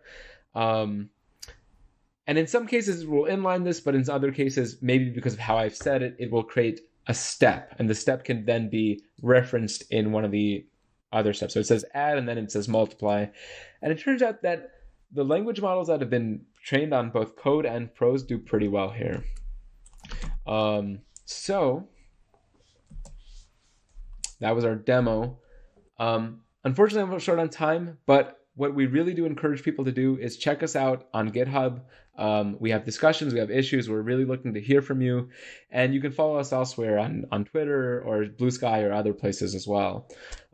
So thanks very much for your time. And that's a wrap. Take care.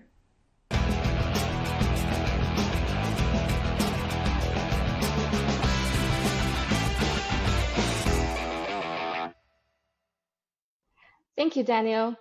It's always so impressive to me to see how people work with TypeScript to resolve some of the issues that they face. Don't forget to address your questions to Daniel on spatial.chat and Discord. One more reminder, we have the second track with talks in parallel, and after each talk, speakers from Interface track. Check it out. And our next speaker is Mateus. Mateus is a JavaScript developer focused on React ecosystem. He's also a big OSS enthusiast. He believes that Node modules is not a black box, and he dabs into it frequently. That has led him to maintain a few popular repositories like Xstate, Emotion, Changset, Redux Saga, and recently he also started contributing to TypeScript itself. Mateus, the stage is yours.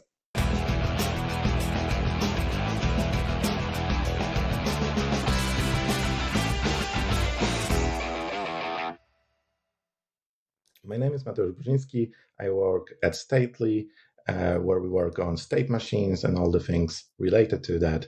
I also maintain a couple of popular open source projects like Emotion, Redux Saga, ChangeSets, Xstate, obviously. And I also contribute to TypeScript from time to time. And I'd like to tell you today more about inferring multiple things at once with reverse map types. So let's start with a short recap on what map types really are. So they are sort of like a type level function, and they accept a union of keys. They output an object type, and they are very useful for object type transformation. They are commonly used for transforming object property values, but since TypeScript 4.1, it's also possible to transform object property keys. So in a sense, we just have our X, our N input, and we transform it into our Y with whatever transformation that TypeScript syntax just allows us to. So let's take a look at a short example. We define our input as an object type with two properties, foo and bar, and they both have different types. So we define also our type level function. This one is just identity, and we can see how the syntax looks like for it. We put in square brackets our k, that is like our I in a for loop. So we can use that to look up that property in our type parameter t and use that value somehow. In here, we just grab the same thing and return it back.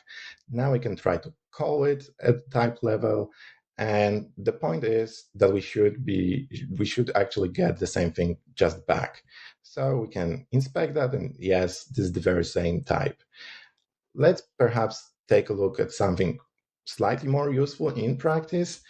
We can define another type level function. This one is promisify, and we do the very similar thing. We iterate over key of t with our k and just wrap the current k of t with a function that returns a promise of that type. So we reuse our earlier object type and treat that as some kind of RPC object here. Now we can try to use it at runtime. We can chain off a bar method of it, and then we can see that we actually can use it. So it's a promise. And in the callback, we receive our value. And upon inspection, we can see that this bar property is indeed a function that returns a promise of number, and val is being successfully resolved to a number type. So what are reverse map types and how they relate to what we just discussed?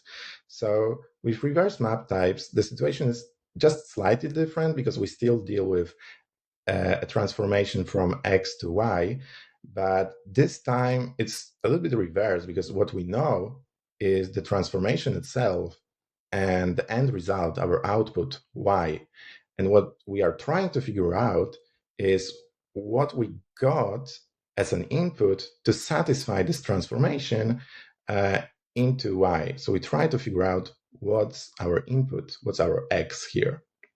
And what is this actually useful for? It's useful for inference. Kenzie Dots asked on Twitter how one can do this sort of thing, and this actually inspired this talk.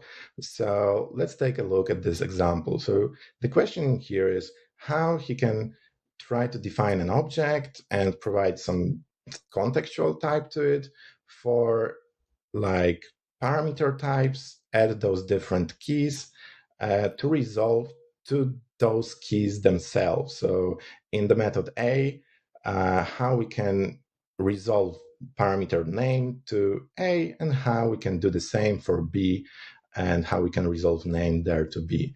So this can't really be done with satisfies because satisfies doesn't participate in inference, and we can't really like create a candidate for it here. But we can do that with functions. So let's take a look how we can do that here. So let's first define a type level function, satisfy name, to resemble what we had on the previous slide. And this very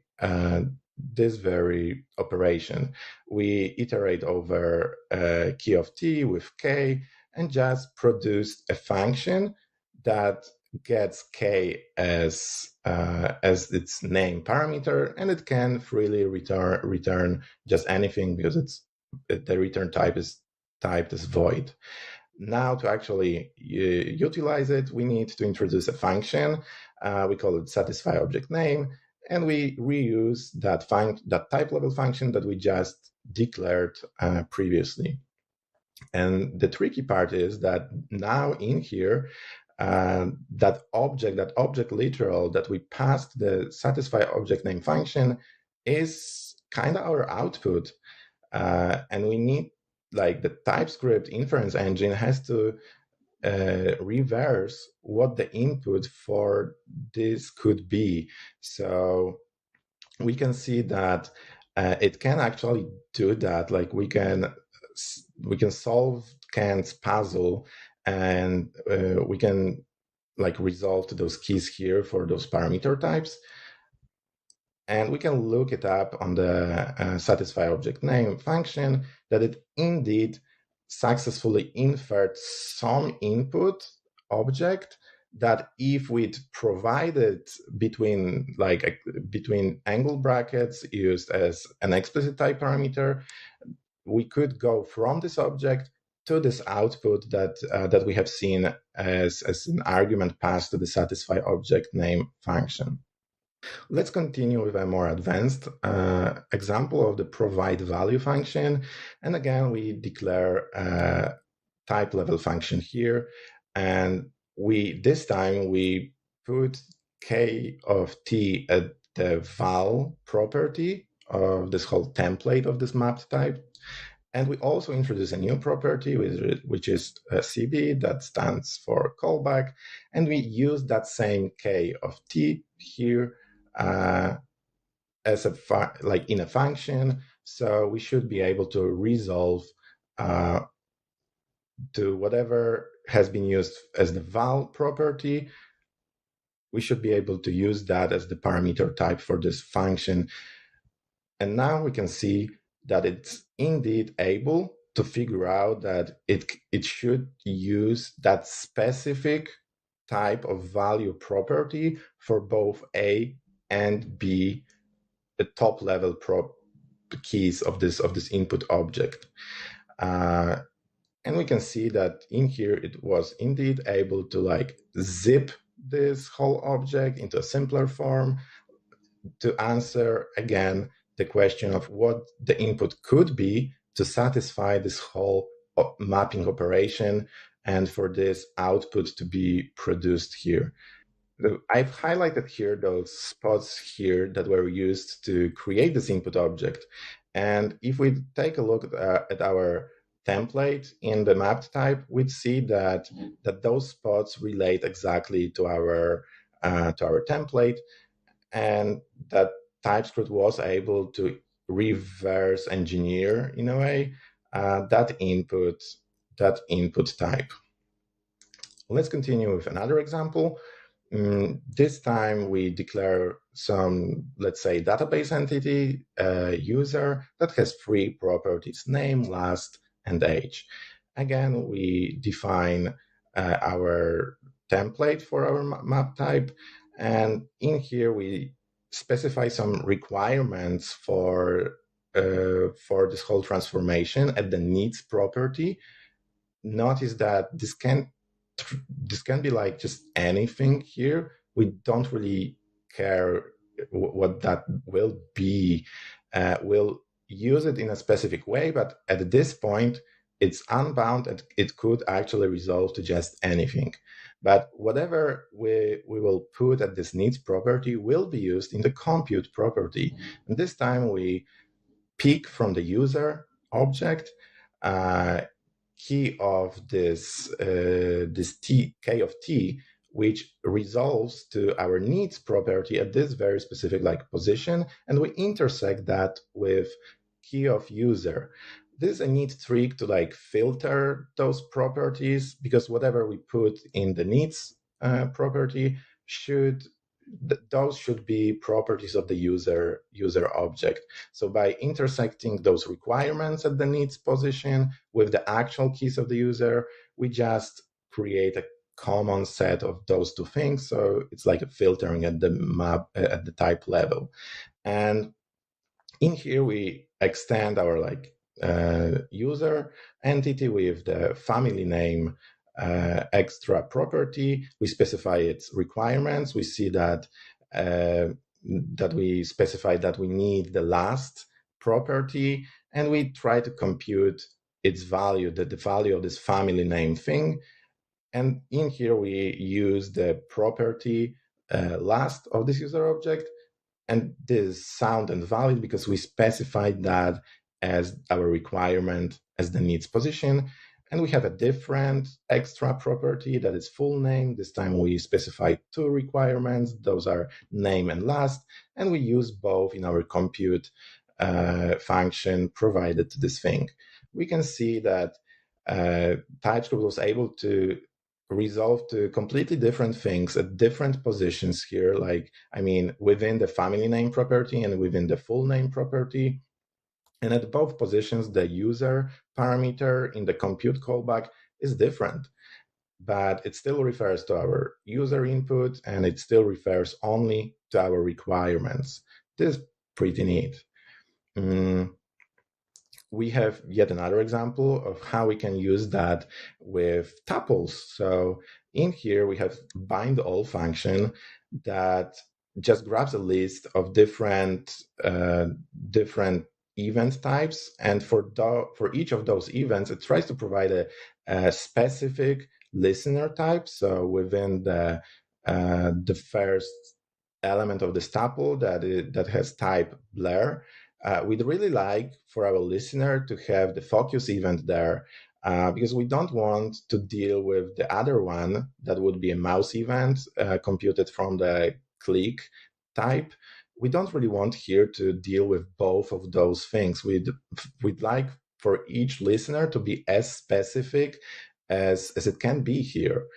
So this is like our goal, and there's a small utility that could be used, for example, with React use effect, because we could bind a couple of events at once and just return some unbind function that use effect could later on clean up when the effect gets actually disposed.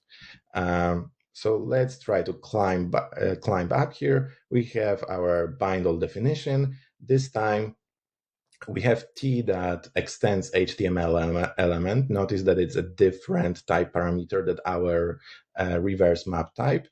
And we have types that extends read-only possible event type of key of that T. So we can actually even bind some constraints to our reverse map types, and we can do some clever things with those. The first argument, the first parameter passed to this function is that T, and then we have just a list of specific bindings that are computed based on that reverse map type contained in the type parameter. We spread those bindings here to hint TypeScript that we actually want this thing to be inferred as a tuple. Otherwise, it could try to infer it as an array. That's a small thing that we need to be aware of here. This is another example of a small utility, bind all. It accepts some element type as the first argument, a list of bindings. This is a small utility that could be, for example, used in context of React use effect, because this is a single call that accepts a list of some pairs, and that whole thing returns a single unbinding function, or it could return such. That could be in turn just passed back to React, and it could invoke that when it's cleaning up the effect, the setup effect.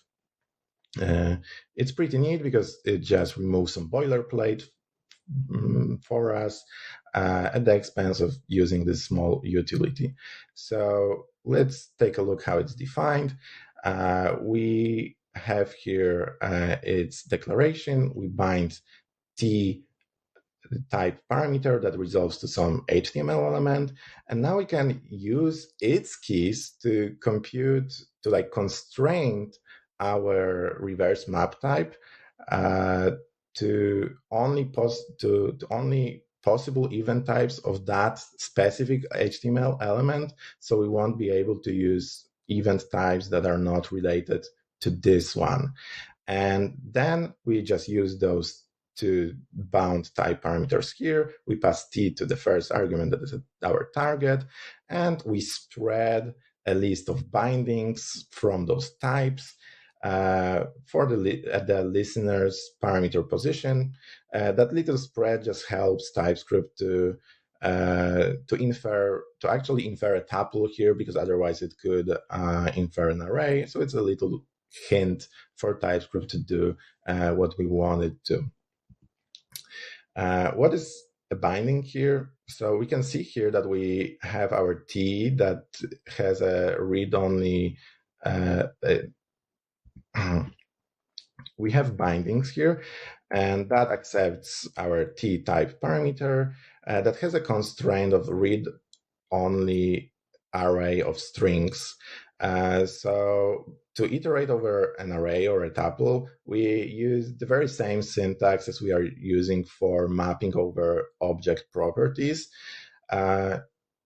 So we do exactly that here. We use k of t as the type property here, and use that k of t within the listener parameter here. And we use that type to somehow retrieve possible event types with the help of an extra type. That's a little bit like outside of this presentation. So let's assume that it just exists. We also have this possible event type that grabs a list of keys of our target and tries to infer possible event types. But remember that from here we'll be returning just some strings like click, blur, input, etc. But the get event helper that I didn't show was supposed to map those strings to actual event types. And we can see that this example is able to resolve at each specific position specific event type. So for the blur event, for the blur type, this is a focus event. Whereas for the click type, this is a mouse event. This is very nice because we were able to just narrow it down as much as possible, so each listener can deal with its own specific event type instead of having to deal with every other type that could appear here within this whole tuple. And what's nice about it is also that autocompletes work pretty nice here. So we can. What's cool about it is that autocompletes work here, and so we can even provide a good developer experience for those things here. And thanks to the possible event type helper there, that was computing the allowed event types. All of them appear here. This is pretty nice because the original signature of Bindall was using like a ton of overloads, I think like up to 10 perhaps.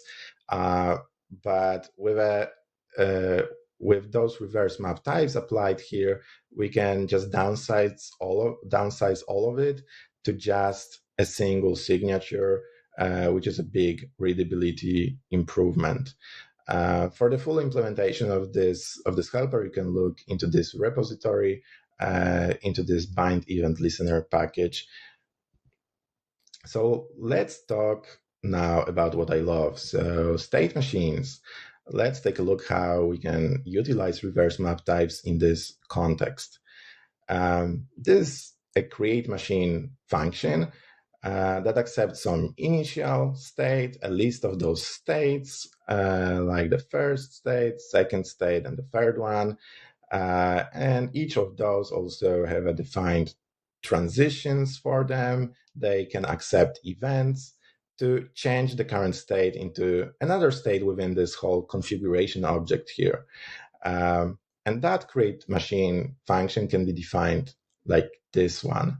What's neat here is that we have a mapping of all of those things, of all of those properties. We define our on record that will point to different states, but we also can refer to this whole reverse map type like outside of it. So we can strongly type the initial property that is being used outside of it. And we can verify that it works here. Autocompletes work great.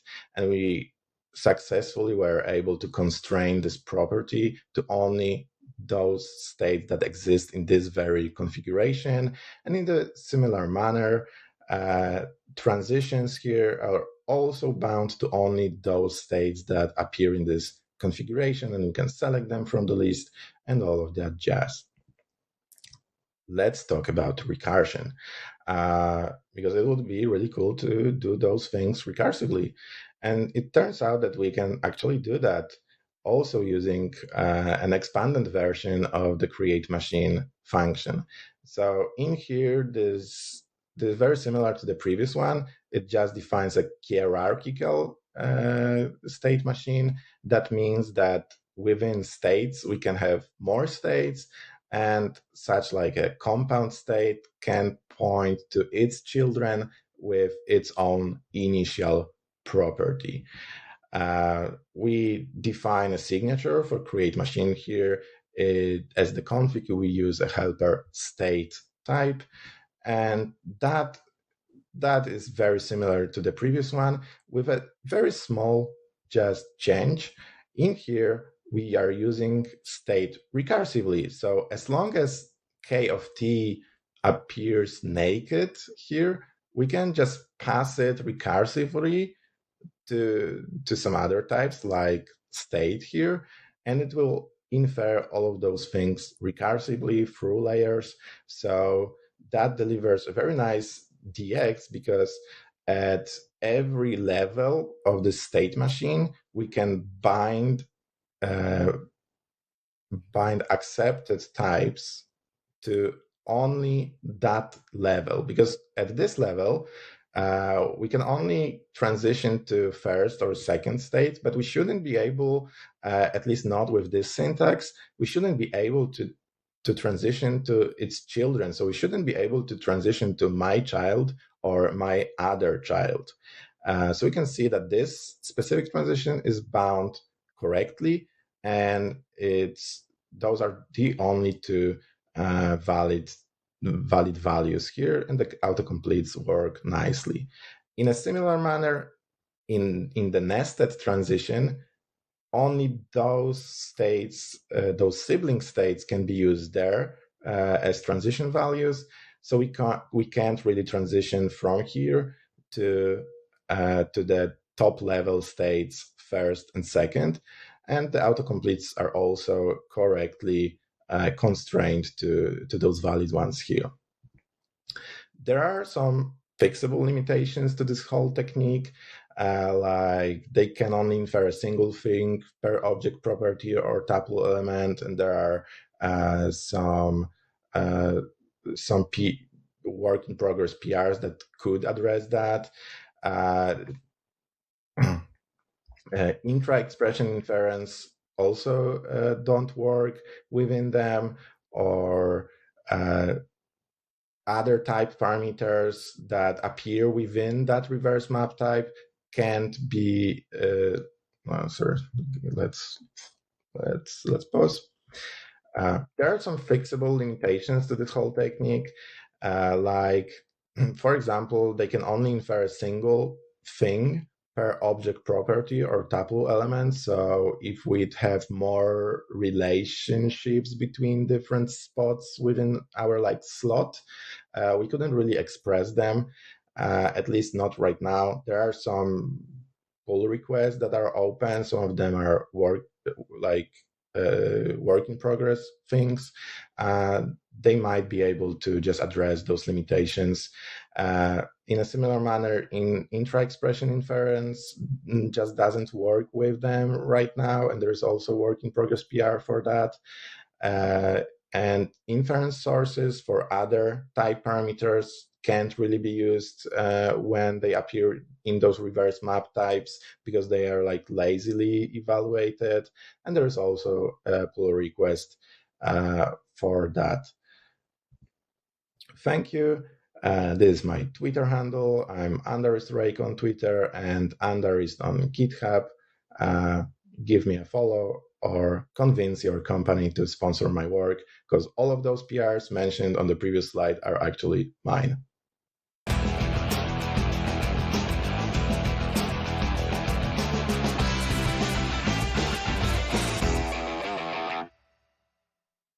Thank you for that amazing talk. Do not forget to address all your questions to Mateo on a special chat and Discord. Do you remember tweeting on how you're watching the stream with your great photos? Because we show us yours, so we want to see yours. Just a reminder that after all the talks, we picked 2 winners randomly who will get multi-passes with access to the batch of JSConf and Git Nation team. Tweet with the hashtag TXCongress. Before we go to the second speaker, make some noise to our gold sponsor, Focus Reactive.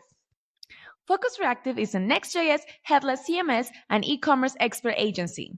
They partnered with Vercel, Shopify, Storyblock, and Sanity.io to deliver quality software with a focus on scalability, performance, and great user experience. And the launch of TypeScript documentation is coming soon, starting at 6 p.m. Central European Time. Time to have a break to get back to you with more energy.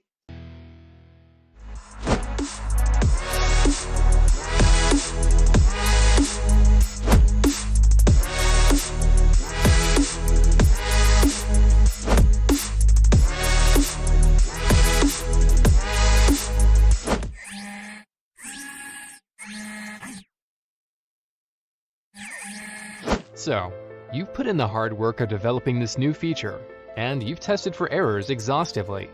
But a user immediately reports an issue, and you don't know what's causing it. You wonder how many others are affected. What's the root cause? How long will fixing it take? There go more hours spent searching through logs. Now, if only you could see how each bug happened instantly. That way you could spend more time on your next project. Meet Rollbar, the continuous code improvement platform that helps developers discover errors in real time for faster resolutions.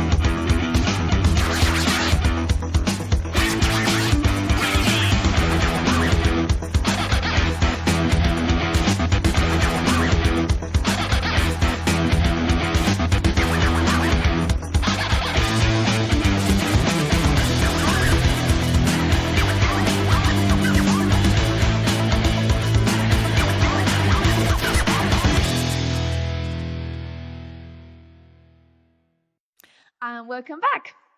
Our next speaker is David.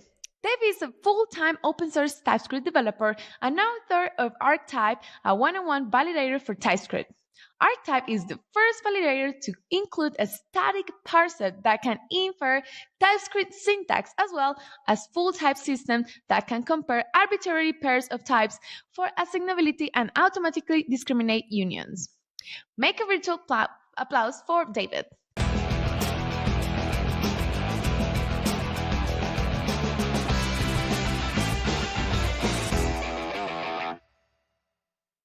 Hey everyone, my name's David. I'm very lucky to be here today and have the chance to talk to you about one of my absolute favorite topics in the TypeScript ecosystem, of which there are many.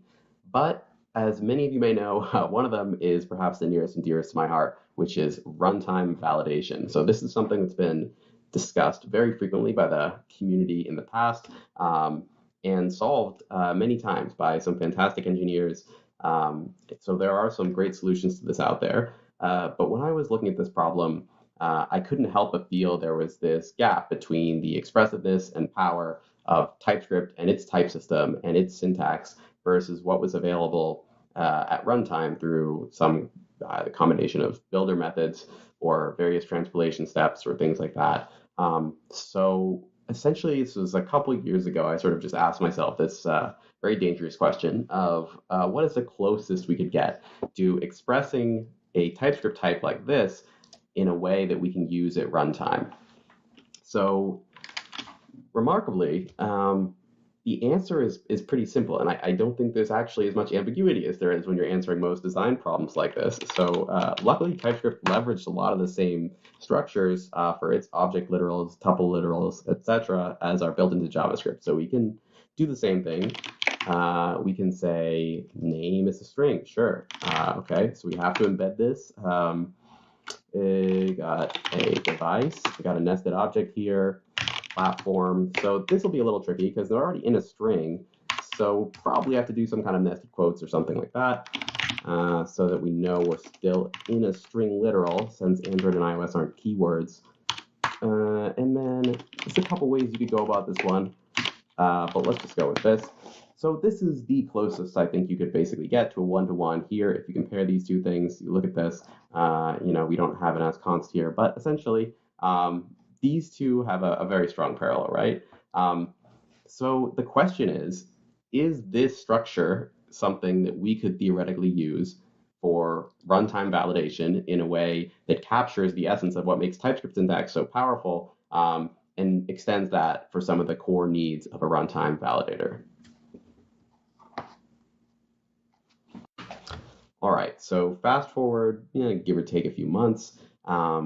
Basically, what I'm facing here is we need some way to take that original structure that looks just like TypeScript type, but infer back out the original TypeScript type without all that, runtime embedded syntax that's designed to fit within JavaScript. So essentially, after some iteration, I came up with this initial solution. You can see that I called it parse type, which eventually, as you can probably guess, evolved into archetype. It's just a simple process of a couple of years and some iteration. You can see this is the beginning of my iterate on types, type iterate, and it has kind of been a theme since then. But there's a few sort of like intermediate stages, and you'll sort of be able to see a little bit about how some of this evolved. So this was kind of like my initial stab at things. It's got some fairly complex types in it. It's this top-down parser approach, doing a lot of pattern matching and some pretty, I'll say familiar. I mean, this is a little crazy stuff still, but like in terms of what had been done within TypeScript in the past for parsing, it is kind of this like, hey, does this match this template expression? If it does, then infer this part of the syntax. Otherwise, do this other thing, right? So somewhat straightforward, but I would find that it had some kind of inherent limitation. So got some nice error messages.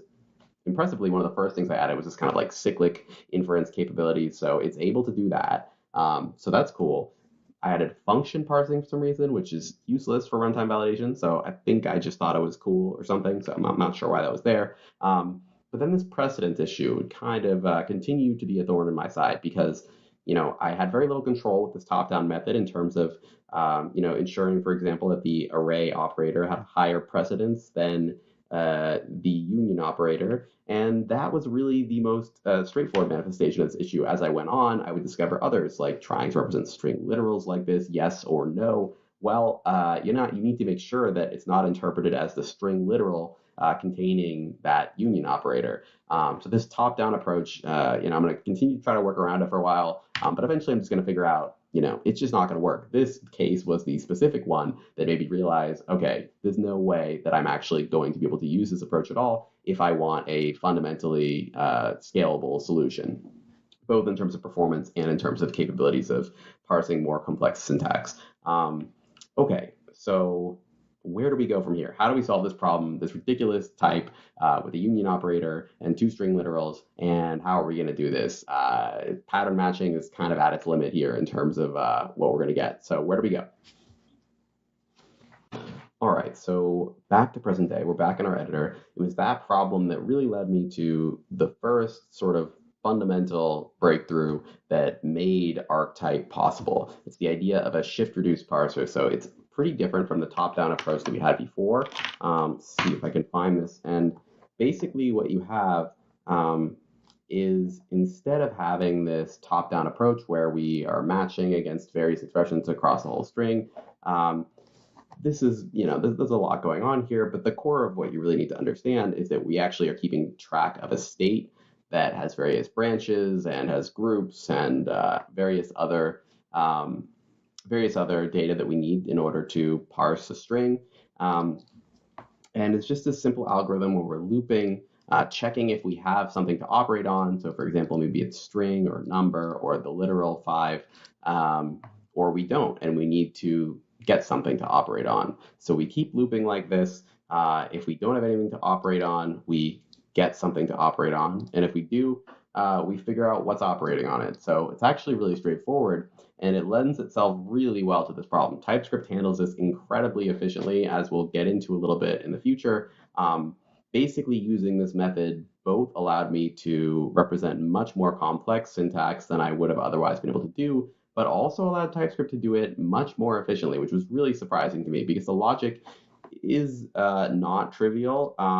This is, in my opinion, kind of one of the more beautiful parts of the type level implementation here. So you can kind of look and see this parallel between the runtime implementation of the parser and the static implementation of the parser. And certainly, in this case, I definitely went a little bit out of my way to kind of create that parallel, but it's really kind of demonstrates, in my view, that with some of the right patterns in mind, types can be written that really are quite close to imperative runtime code in terms of their expressiveness, in terms of their capabilities. Of course, eventually you're going to hit the limits of TypeScript's type system a lot faster than you're going to hit the limits of your language in general. But for something like this, it works remarkably well. You can kind of, again, see some of the patterns here where we're checking the remaining part of the string. We're kind of just getting the next token, and then based on that, kind of making some decisions about what to do with the state and how to continue. So again, this is really a remarkably effective way to parse strings in TypeScript. Everyone should totally do this if you're parsing something more than trivial. This is absolutely the way to go. Maintaining the current state, getting the next characters, and it gives you as much flexibility as you need to handle these very complex, potentially, cases where you're maybe having to disambiguate between various operators or things like that, things you'd never be able to do with the top-down approach. So it really can scale as far as you need it to, which was amazing for me to find. I thought that I'd kind of like hit the end of the road in terms of a lot of the utility of the project when I ran into that last problem, thinking that this kind of implementation would just be out of reach in terms of performance for the compiler and everything. But to the contrary, it's actually much more efficient. And this was the breakthrough that I had where I was like, wow, okay, this, really has a lot of potential. Like, if I can parse arbitrary syntax and it's really performant to do that, and then I can infer that one-to-one as types, who really knows where this thing could go? Like this could feel amazing to author our types for runtime, get, live validation and everything. So I was really, really excited. So if you're a grizzled veteran of the TypeScript ecosystem and see a type that looks like this one, my guess would be probably have some alarm bells going off in your head, because despite my enthusiasm, your experience might be that when libraries have types like this, it's very frequent that they will, for example, crash your TypeScript server. That's maybe the most frequent reaction I get when someone sees archetype for the first time by a factor of 3 or 4. But rest assured, the problem itself kind of necessitated we come up with some better solutions for type level testing, including performance testing. So we built a framework called Attest that can benchmark at a type level the number of instantiations contributed by any expression. So you can see that we have this very granular metric for every type of expression in archetype. We can ensure that it's inferred performantly and accurately, even for very complex types like this one. We know that it's going to do exactly what you expect, and it's going to do it very quickly, so you don't notice any delay whatsoever. And in terms of functional assertions, for example, we could check out our divisibility tests over here. A little bit more space.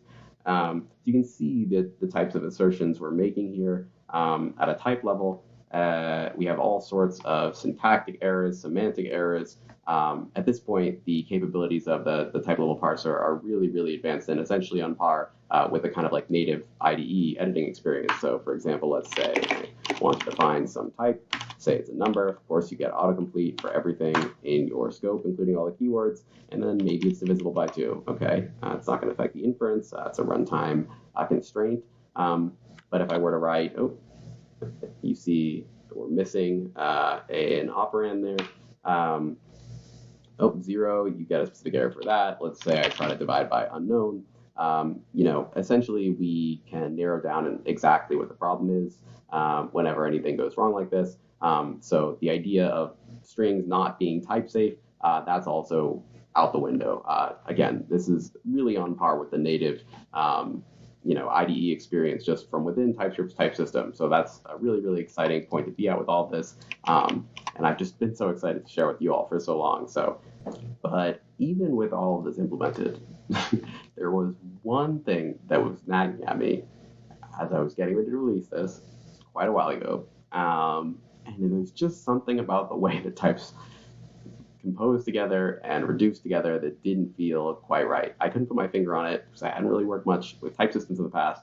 But what I eventually figured out, what I was missing and what I wanted, was the ability to compare arbitrary types together, the ability to reduce intersections and unions as completely as possible, to go beyond shallow validation capabilities and truly have a runtime type system. And you can see some of that after very significant iteration has finally come to fruition here, where in addition to the kind of standard constraints that TypeScript covers, it treats runtime constraints like divisors, ranges, regex, etc., with the same rigor that you treat comparisons between numbers and strings and objects and things like that. It's all integrated together into a single type-safe system that you can use, for example, to do more than just define your validators. You can compare them to one another. So you could say, does this numeric type extend some other numeric type that maybe is an integer that's divisible only by 1? And it will, because it's more specific than that. So it's essentially a full type system as well at this point, on top of all the validation capabilities. And really, this was an amazing problem to work on. It gave me a much deeper understanding of the kind of work that the TypeScript team does. And really, there's just a lot of beauty in having a chance to work with these kinds of types in general to find the simplest possible representation that allows types to be composed together, compared against one another, and reduced fully was really such an amazing problem to work on.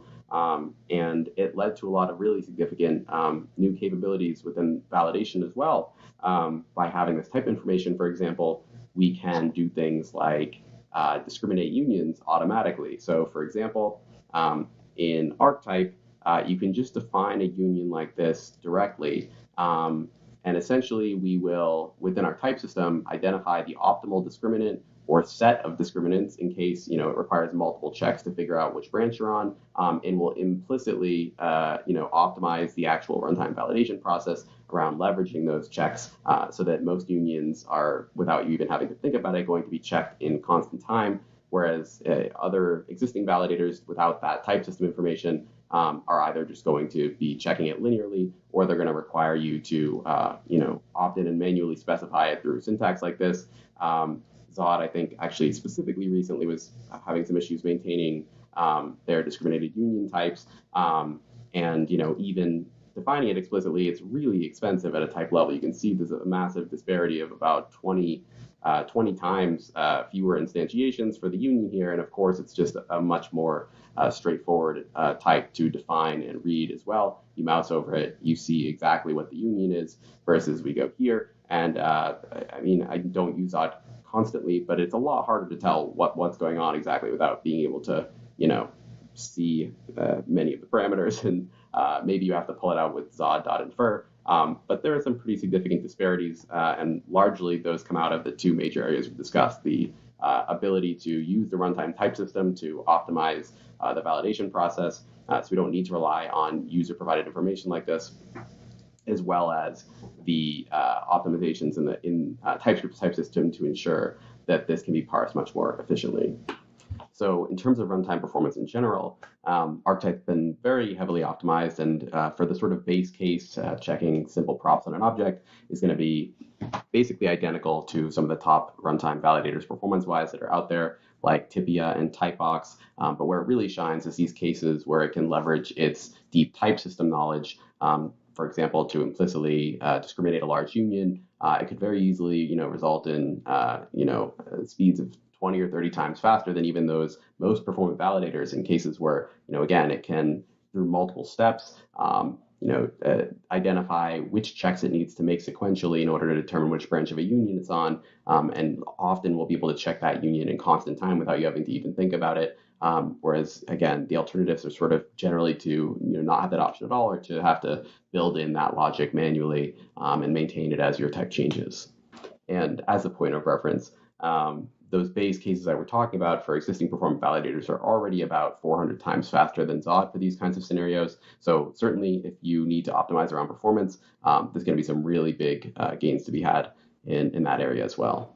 So I know we're sort of running out of time here. I just wanted to demo a couple of my favorite features from the upcoming release, which hopefully, I guess, is the current release now that you're seeing this video. It's been hard, getting to this point. There was so many things that I wanted to cover. The scope definitely grew quite a bit beyond what I had anticipated in terms of the improvements for beta. But hopefully, if you're seeing this and I was able to wrap everything up the way that I intended, you can try all these things out now. But regardless, I wanted to show off some of these generic inference capabilities, which I feel are very cool. So there's a new feature in beta that you can define these generic types. You can define a signature like this and then reference a type parameter and then instantiate it later on. And you just get this one-to-one inference. Again, it's just like TypeScript, and then will work for runtime validation as well. You can define them within a scope, which is essentially a way to bind keywords, your own custom keywords, to whatever types that you want.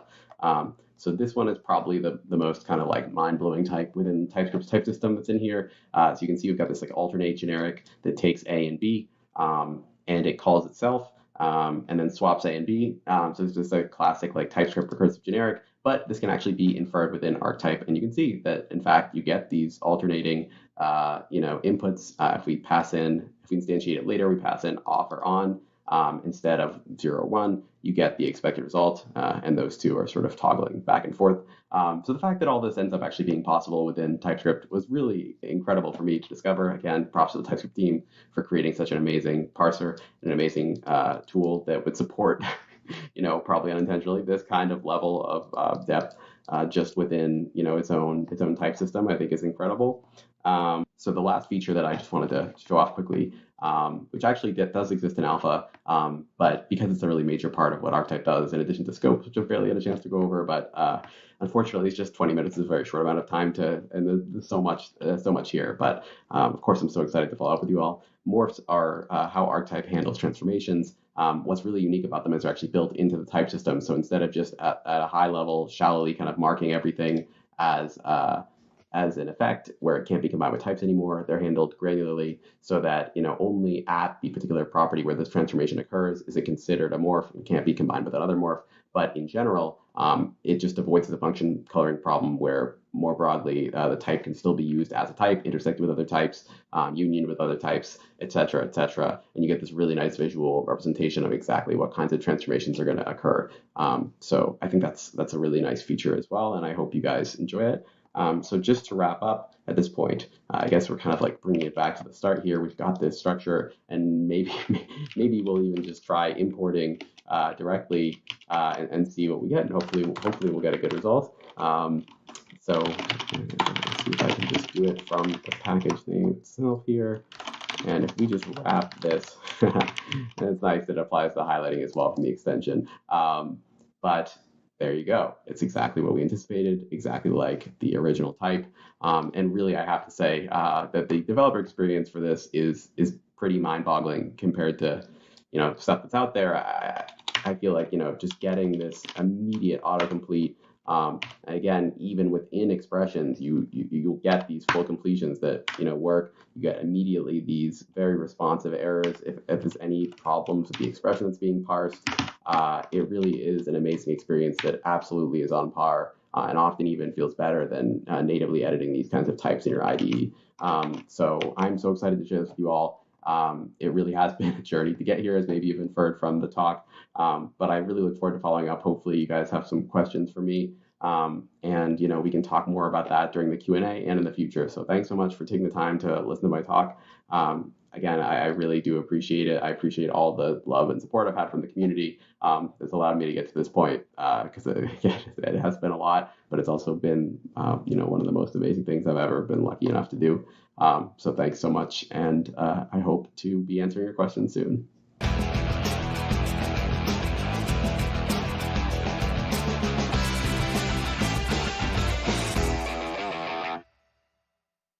Thank you. That was a great talk. Do not forget to address all your questions to David on the spatial chat and Discord. He will be very happy to answer all of them. Do not forget to address your questions to the speaker on the spatial chat after their talks. You can join the spatial chat directly from the timeline below the player. Click on the object with the speaker's name who is having a Q&A now and join the platform. A quick reminder about tomorrow's activities. Join the discussions on spatial.chat around topics such as TypeScript Future Spotlight, contributing to TypeScript, ecosystem tooling, and TypeScript shenanigans with our wonderful speakers.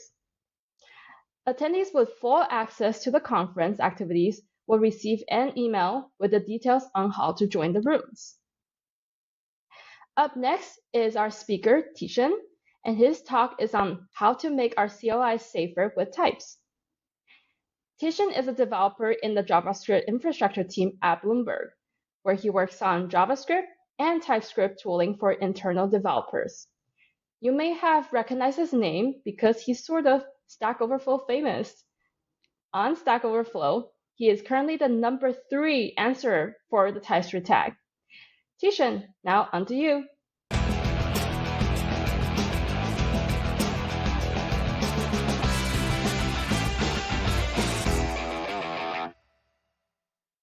Hello everyone, welcome to my talk, Speeding Up TypeScript Builds. My name is Tizian Cenicoa Dragomir.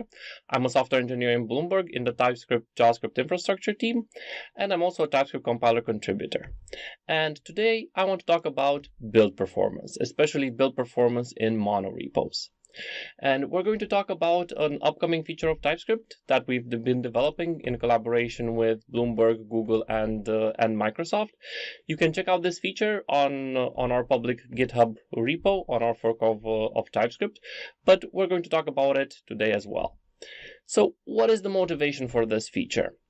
Well, if you spend any amount of time on Twitter, you will definitely find people that complain about build time performance in TypeScript. And these complaints are not unwarranted. Unfortunately, type checking can be slow, especially if you have a lot of code in a lot of projects in a monorepo. So the question is, what can we do about it? Well, we could optimize the compiler, and the TypeScript team have definitely been doing that. If you check the release notes for the last several versions, you will see that every version brings new optimizations to the compiler, and that is all great work.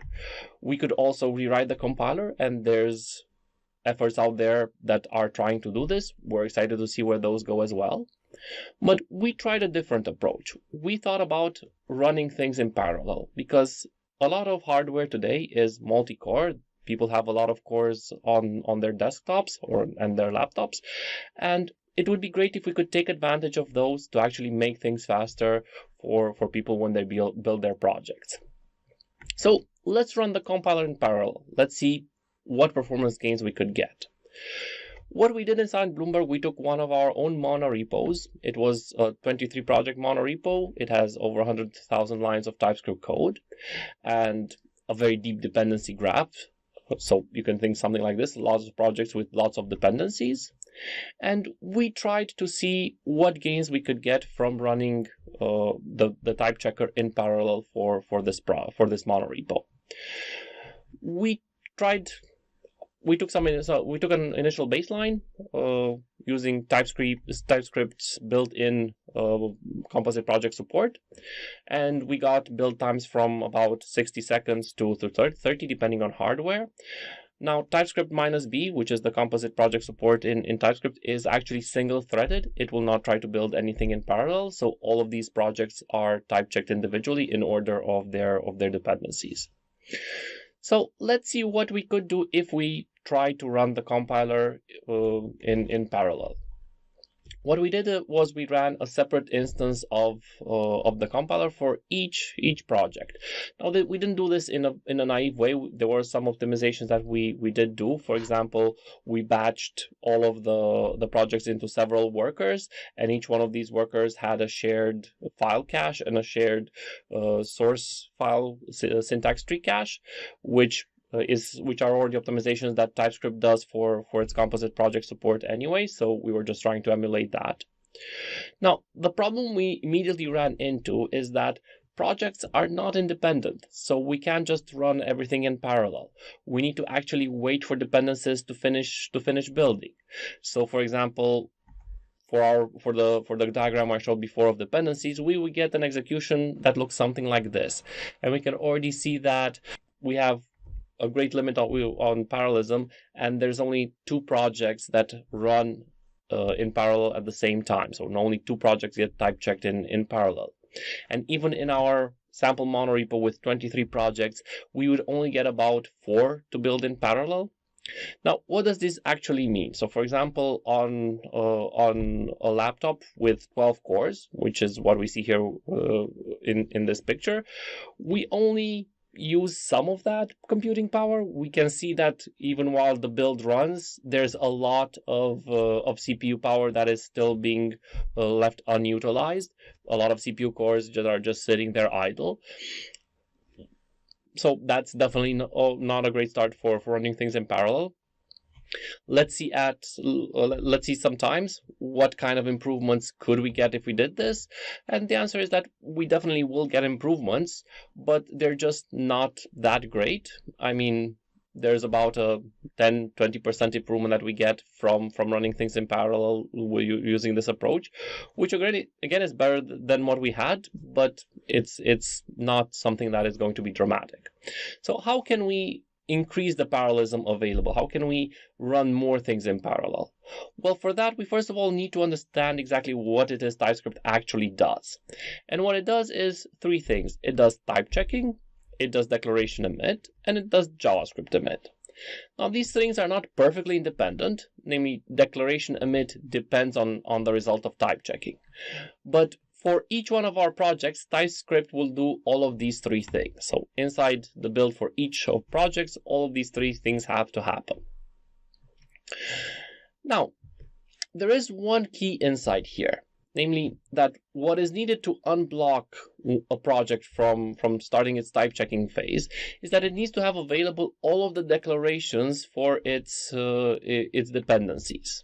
So declaration emit is what is actually needed for the dependencies. We don't really care if the dependency has finished type checking if we can get its declarations. So the actual dependency tree would look more like this, right? Each type checking phase depends on the declaration emit of its dependencies, not necessarily the type checking. That's an interesting insight, but as long as we still have this dependency between type checking and declaration emit, the fact that this is the case, the fact that we depend on the declaration emit doesn't really help us because we need to do the type checking anyway. So, could we remove this dependency? Well, for that, we should first of all look at why JavaScript emit is so independent from type checking. How is that? And we actually even have tools that do JavaScript emit without the need for a type checker. They do it completely independently of TypeScript. How is this enabled? Well, a few years back, TypeScript added a new mode to TypeScript called isolated modules. So what exactly does isolated modules do? Well, it ensures that each file can be transpiled from TypeScript to JavaScript individually. It basically removes any dependency on type checking from JavaScript emit. So this means that JavaScript emit becomes a purely syntactic process. Tools still need to understand TypeScript syntax. So every time we get new syntax in TypeScript, all tools that do JavaScript emit need to understand this new syntax. But the advantage is that they don't actually need to understand all the semantic rules of TypeScript. They just need to understand the syntax enough to be able to remove it. So basically, when we do JavaScript emit, we start out with a TypeScript file, and what happens inside a JavaScript emitter is that all the type annotations are removed. Right, and this is a very simple process. It's not hard to build such a transformation. At least it's not hard compared to actually building a full type checker. So could we use a similar approach to cut this dependency from between the declaration emit and type checking? And for that, we have to look a little bit at what exactly declaration emit entails. So for the most part, it's also a subtractive process where we just cut things from the TypeScript file, except we're not cutting the types anymore. We're cutting the implementation. We're cutting for example, the initializer here. We're cutting the function body. We're cutting the constructor body. So all of these just go away in declaration files. However, there is one exception. Namely, in this case, the return type of this function. Because if the developer did not specify the return type, then the declaration emit needs to reach into the type checker and find out what the return type of this function will be. And this is why type checking is required for declaration emit.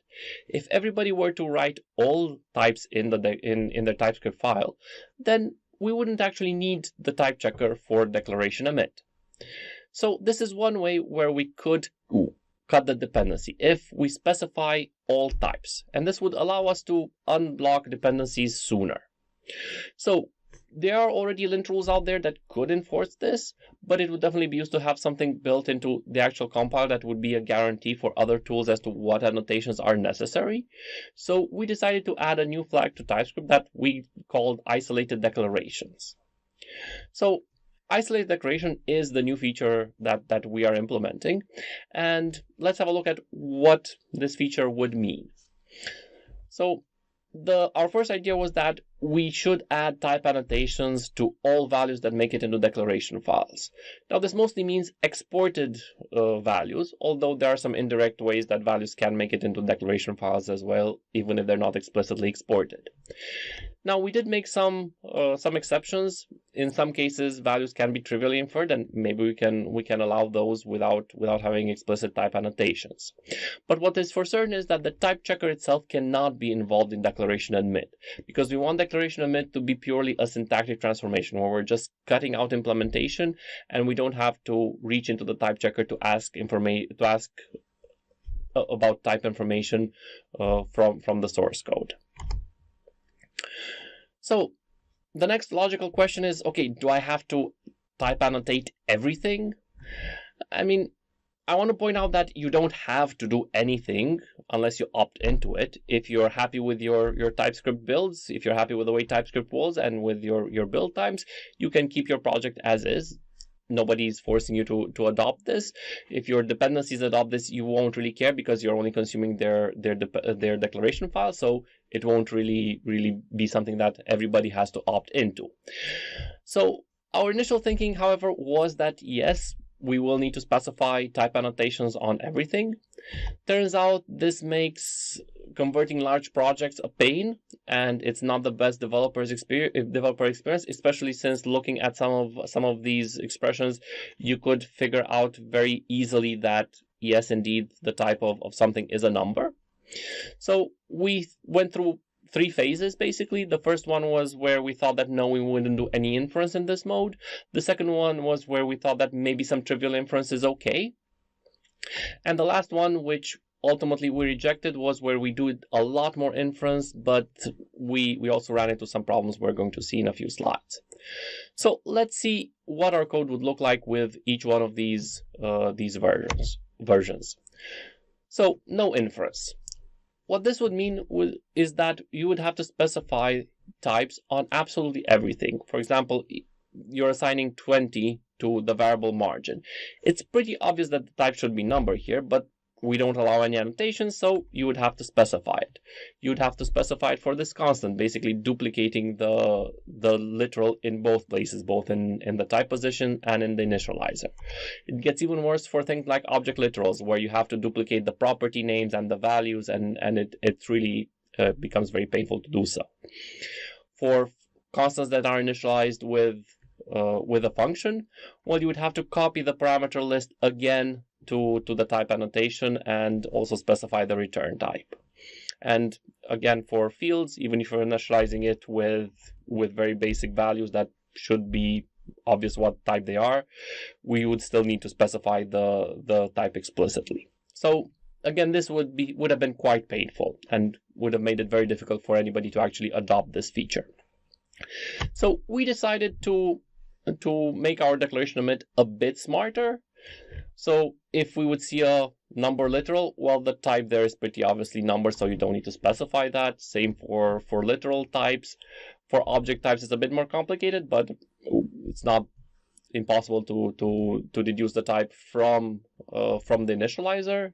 So we decided that we can support this as well.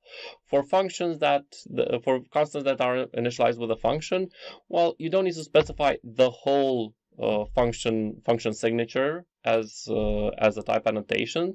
We can just extract most of the information we need from the parameter list. You will, however, need to specify the return type, because we don't want to have to go into the function body itself and look for any returns and try to synthesize a return type based on that. And for and for class fields, again, you can just omit them if the initializer is clear enough for us to infer a type from.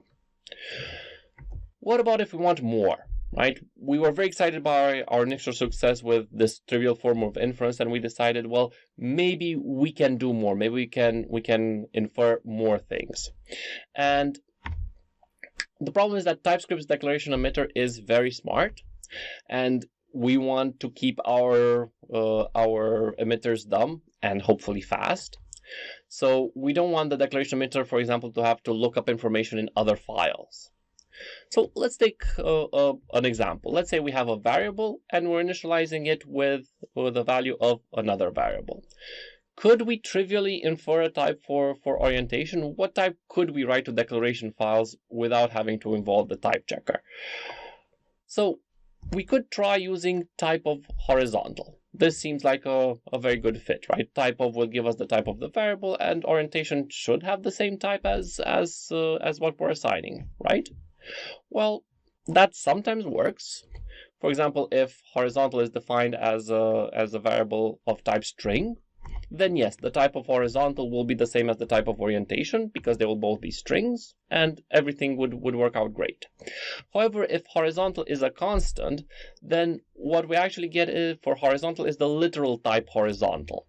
So what happens when you assign that variable to a mutable variable is that TypeScript will actually widen the type. So orientation will have type string. So in this case, the type of the variable horizontal is going to be different than the type of the variable orientation, because we will have basically string on one side and horizontal on the other side. So it doesn't work for all cases. So the answer is, can we do more inference? The answer to that is yes, but we will probably not always be right. So declarations would have to be optimistically emitted.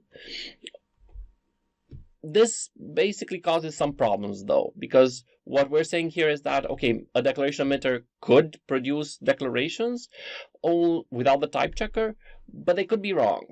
And then TypeScript itself could come back and error out looking at all of the information in the type system and say, okay, well, in this particular case, if you're using isolated declarations and you're using a standalone declaration emitter, it could not possibly have known what the correct type is there. So this is possible, but it kind of creates a very complicated mental model, makes it very difficult to understand. Also, the errors would become much harder to understand, because we would need to tell people why exactly they're erroring on a certain construct. And what we ended up was errors that sounded something like, this type that is inferred in isolated declarations is different from this other type that would be inferred by TypeScript normally. And it kind of sounds like the compiler is having an argument with itself. isolated declarations says one thing, regular TSC says another thing, and the developer is involved basically nowhere in this process. So all of this might result in actually degrading the developer experience instead of improving it, which was the reason why we wanted more inference in the first place. So definitely adding more inferences that might not always be right is not the best way to go. So we still wanted to make sure that people would have an easier time adopting this feature.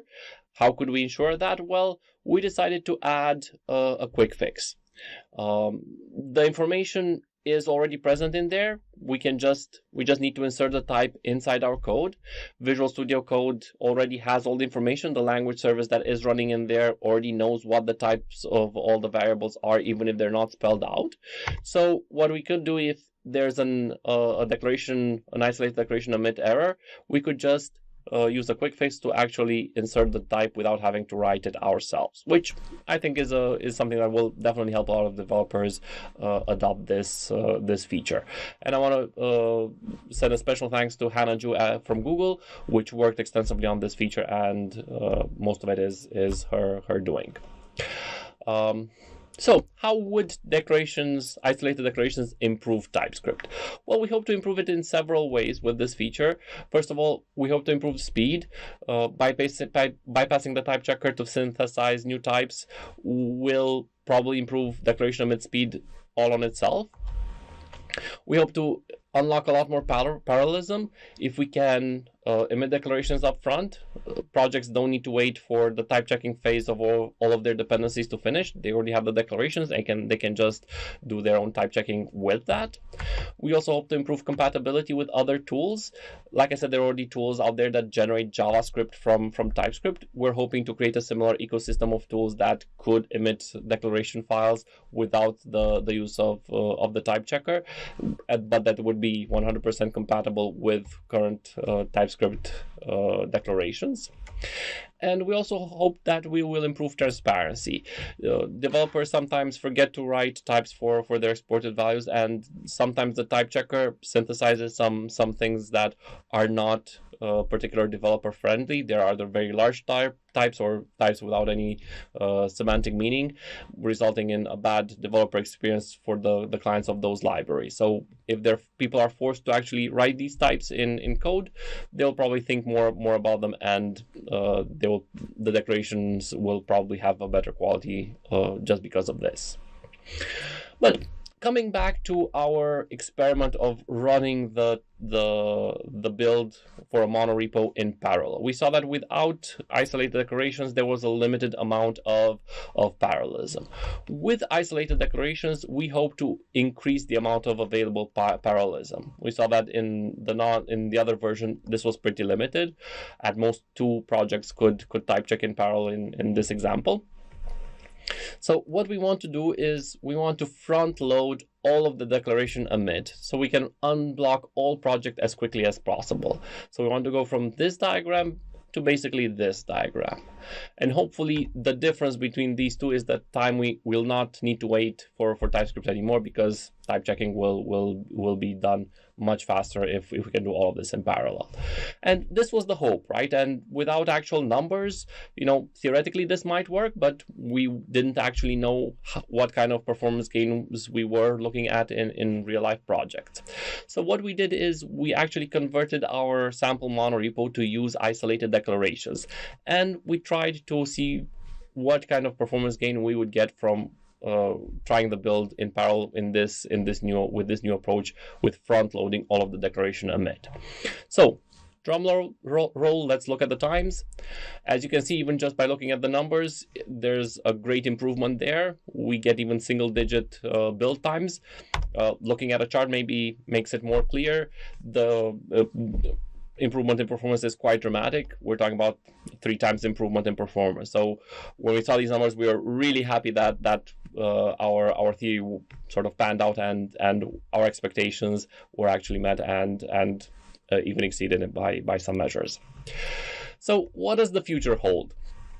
Well, hopefully we're going to get this feature in TypeScript soon. We don't know exactly when, but hopefully it will happen within the next half a year. The other question I usually get when I tell people about this feature is, can this help in a single project setup? We're not sure about this yet. We have done some experimentation, but there are some limitations that still need to be solved in the TypeScript compiler first. We will see if we can help with that as well. Can this get even faster? We used the TypeScript compiler backbone to actually implement our own declaration emitter. There is space there for other tools to be a lot faster, just as there's an ecosystem of JavaScript emitters. Hopefully there will be an ecosystem of TypeScript declaration emitters, and hopefully that will make things even faster. I'd like to say a warm thank you to everyone who was involved, from Google, Hannah Ju and Jan Kule, from Microsoft, Daniel Rosenwasser, Jake Bailey and Ryan Kavanaugh, and from Bloomberg, Rob Palmer, Thomas Chetwin, and Ashley Claymore. Also a special shout out to the Flow team, who implemented a very similar feature a while back, and which was definitely a source of inspiration for us. Thank you very much for listening, and I'm ready for any questions in the chat. Thank you.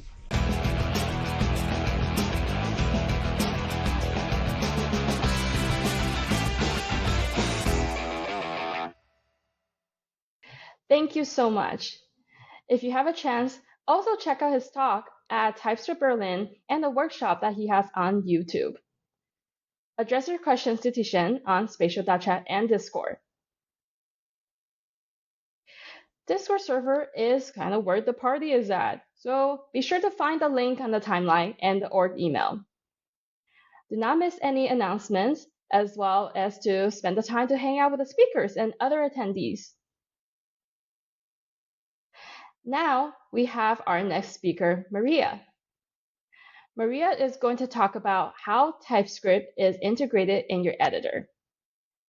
She is a software engineer at Microsoft on the TypeScript team, and she mainly focuses on its language support in Visual Studio, but she also works on a JavaScript project system and the integration of other language servers into the IDE.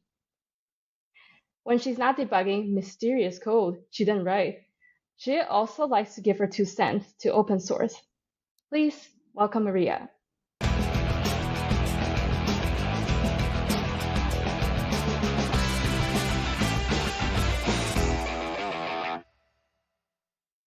Hello everyone, and thank you for joining me today.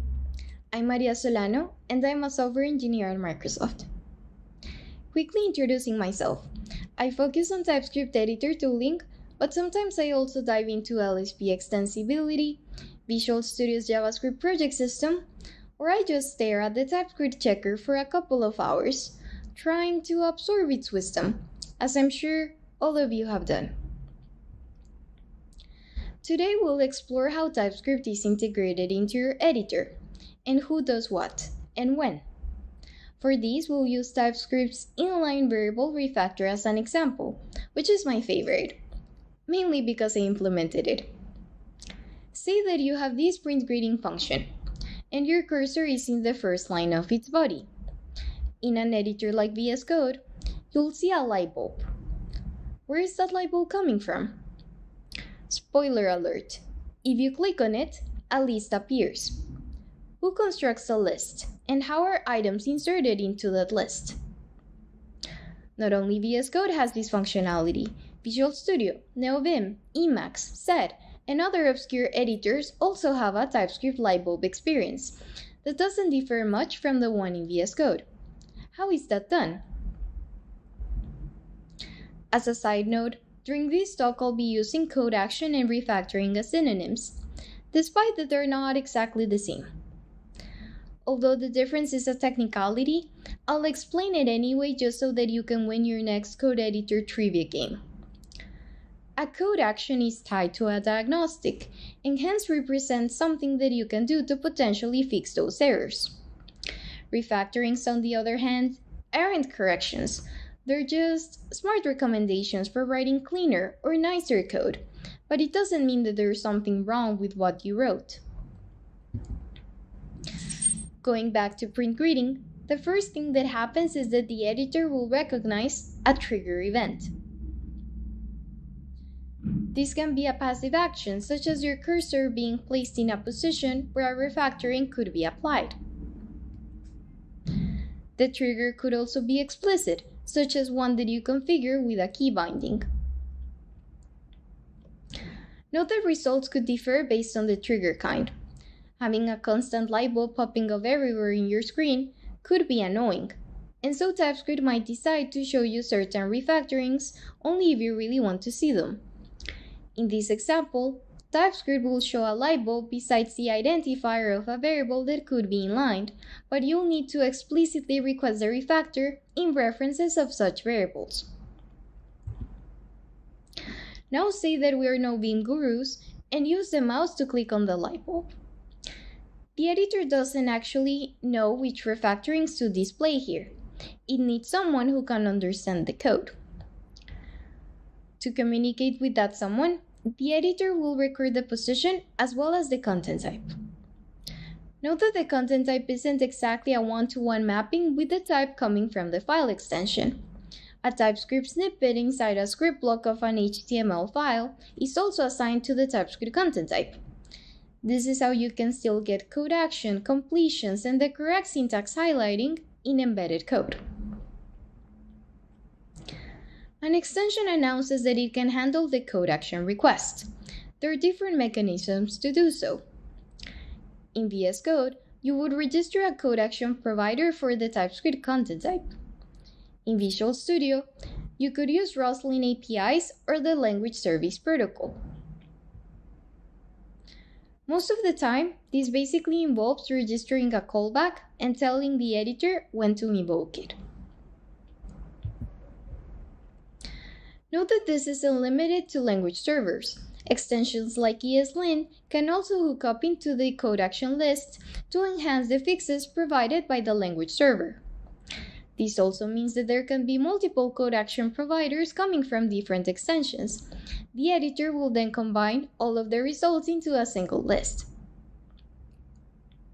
But okay, I'll back off now because I already mentioned the TypeScript server before properly introducing it.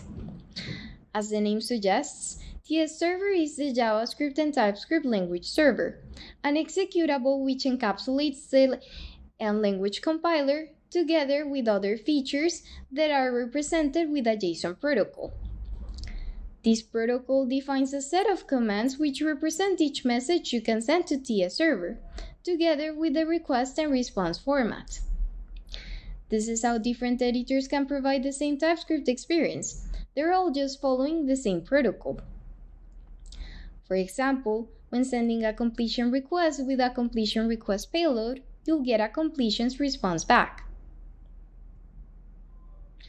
When I first joined this team, I remember being confused with the difference between TS Server and the TypeScript compiler. TSC can indeed show you TypeScript errors, but these are only the ones that prevented successful TypeScript compilation. Other features revolve around the editing experience. Think of how it doesn't make sense to figure out refactors if you're just transpiling to JavaScript code. Returning to the event handling, remember that the editor just had the position and file information, and so first it needs to translate that into something that TS Server understands. Here I show a simplified snippet of what the TypeScript VS Code extension does, but Visual Studio has a basically identical C# implementation of the same logic. About that first line of the arguments, that's because VS Code uses 0 based lines and columns, but TypeScript requires 1 based positions for these. You can imagine the off-by-1 errors we've had because of that. You might also wonder, where is that client variable coming from?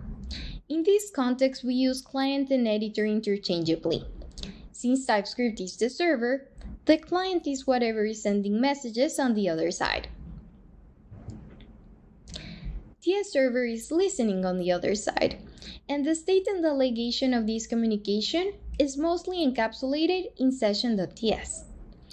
In this file, there's a handler for each command defined in the protocol, delegating to each language service and performing some processing of the arguments and responses before putting them back on the wire. Here we also keep track of the TypeScript project, which is defined by your tsconfig.json file or by performing some discovery heuristics in the case that you have a set of TypeScript files in a random folder.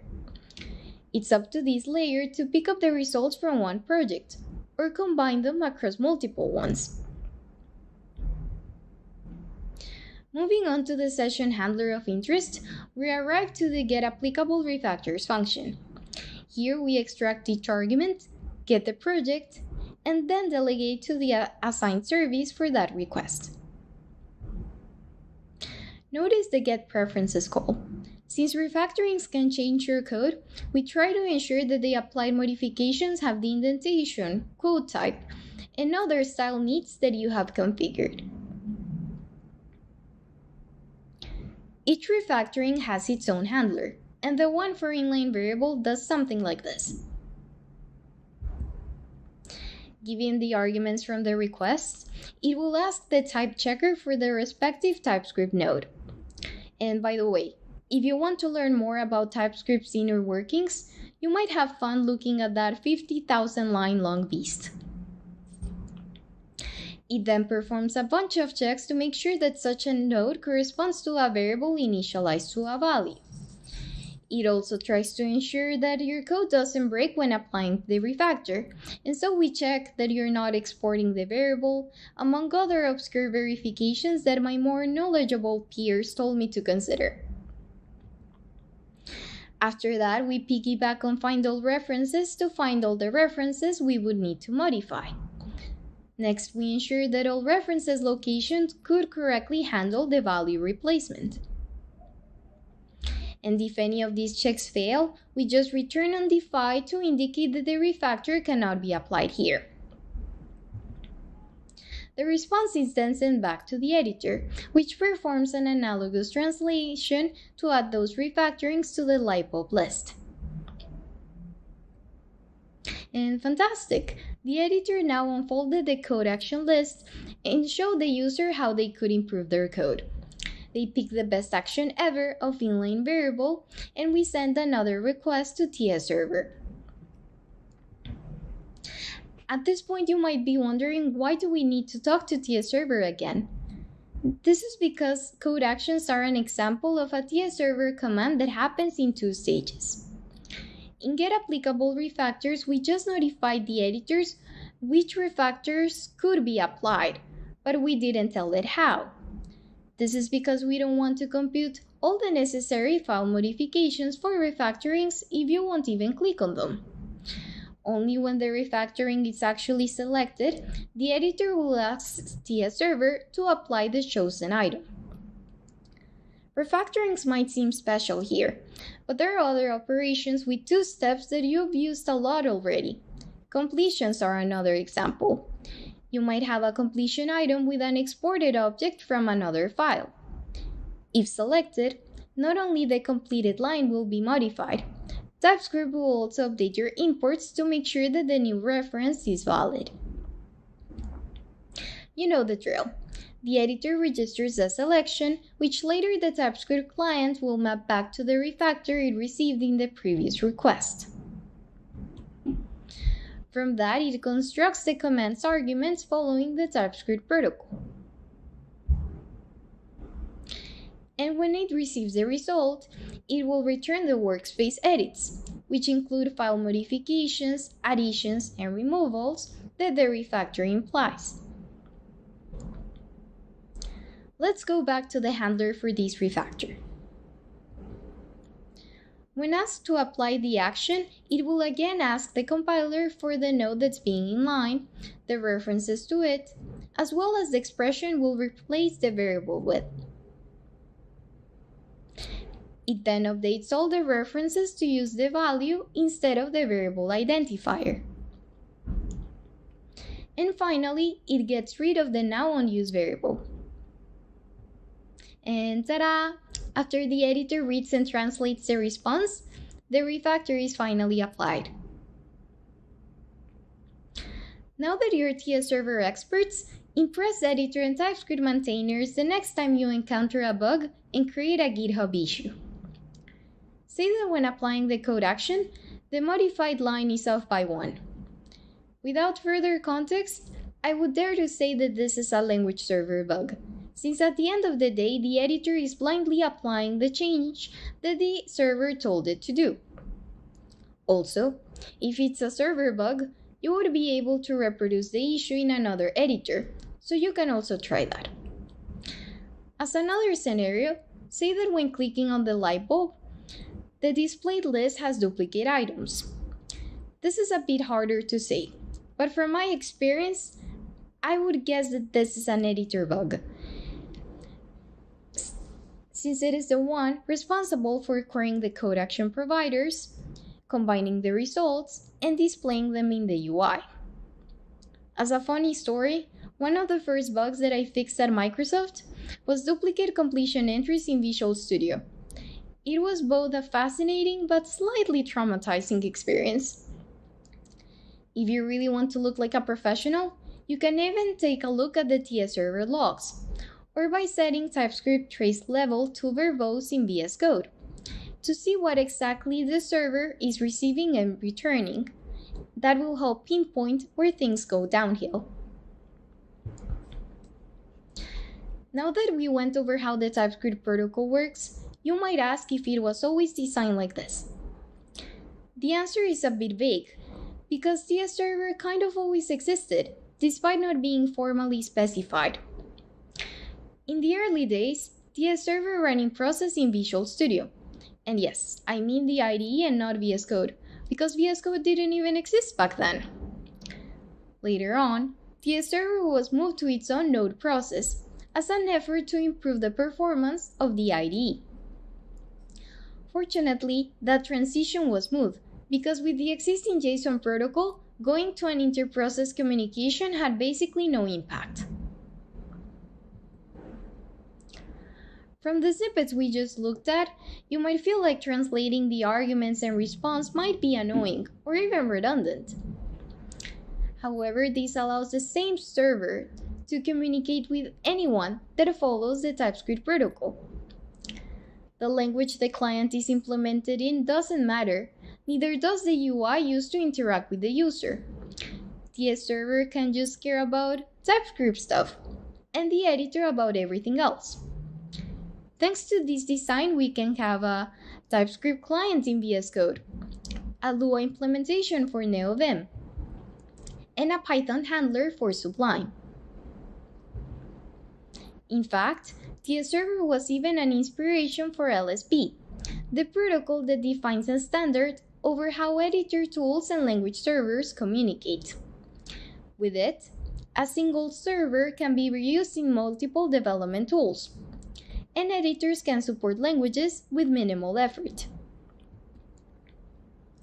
LSP uses language-neutral types, like file URIs and document positions.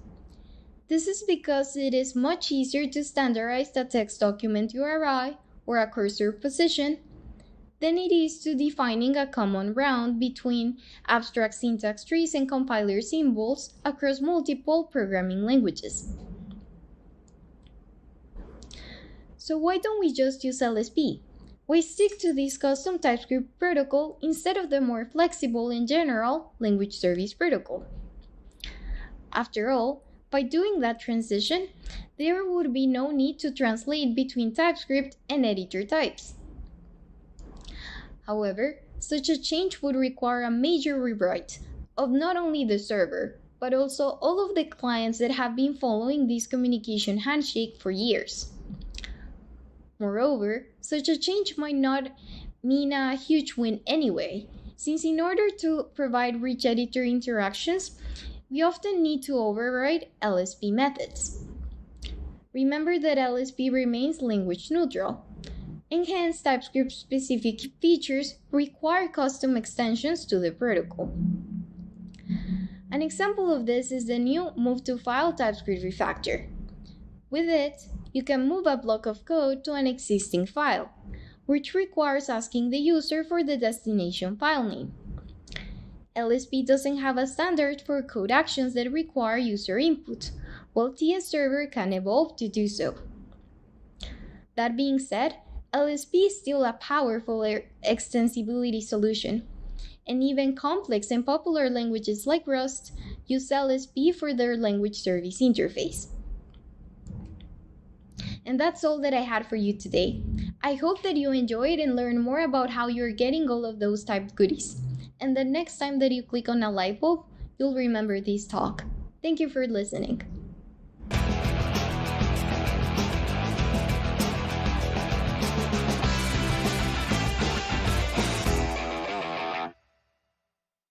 Thank you so much. And the whole talk just reminds me that it's time to make my updates to my OMO editor. Make sure to address your questions to Maria on spatial.chat and Discord. So our next speaker is Stefan. Stefan is a software architect based in Austria and the owner of Oda.dev. He is the author of TypeScript in 50 Lessons, published by Smashing Magazine, and the TypeScript Cookbook, published by O'Reilly. He organizes ScriptConf, that1, and Rostlin, and co-hosts the German language working draft podcast. Please make a huge virtual applause for Stefan. Stefan, the stage is yours.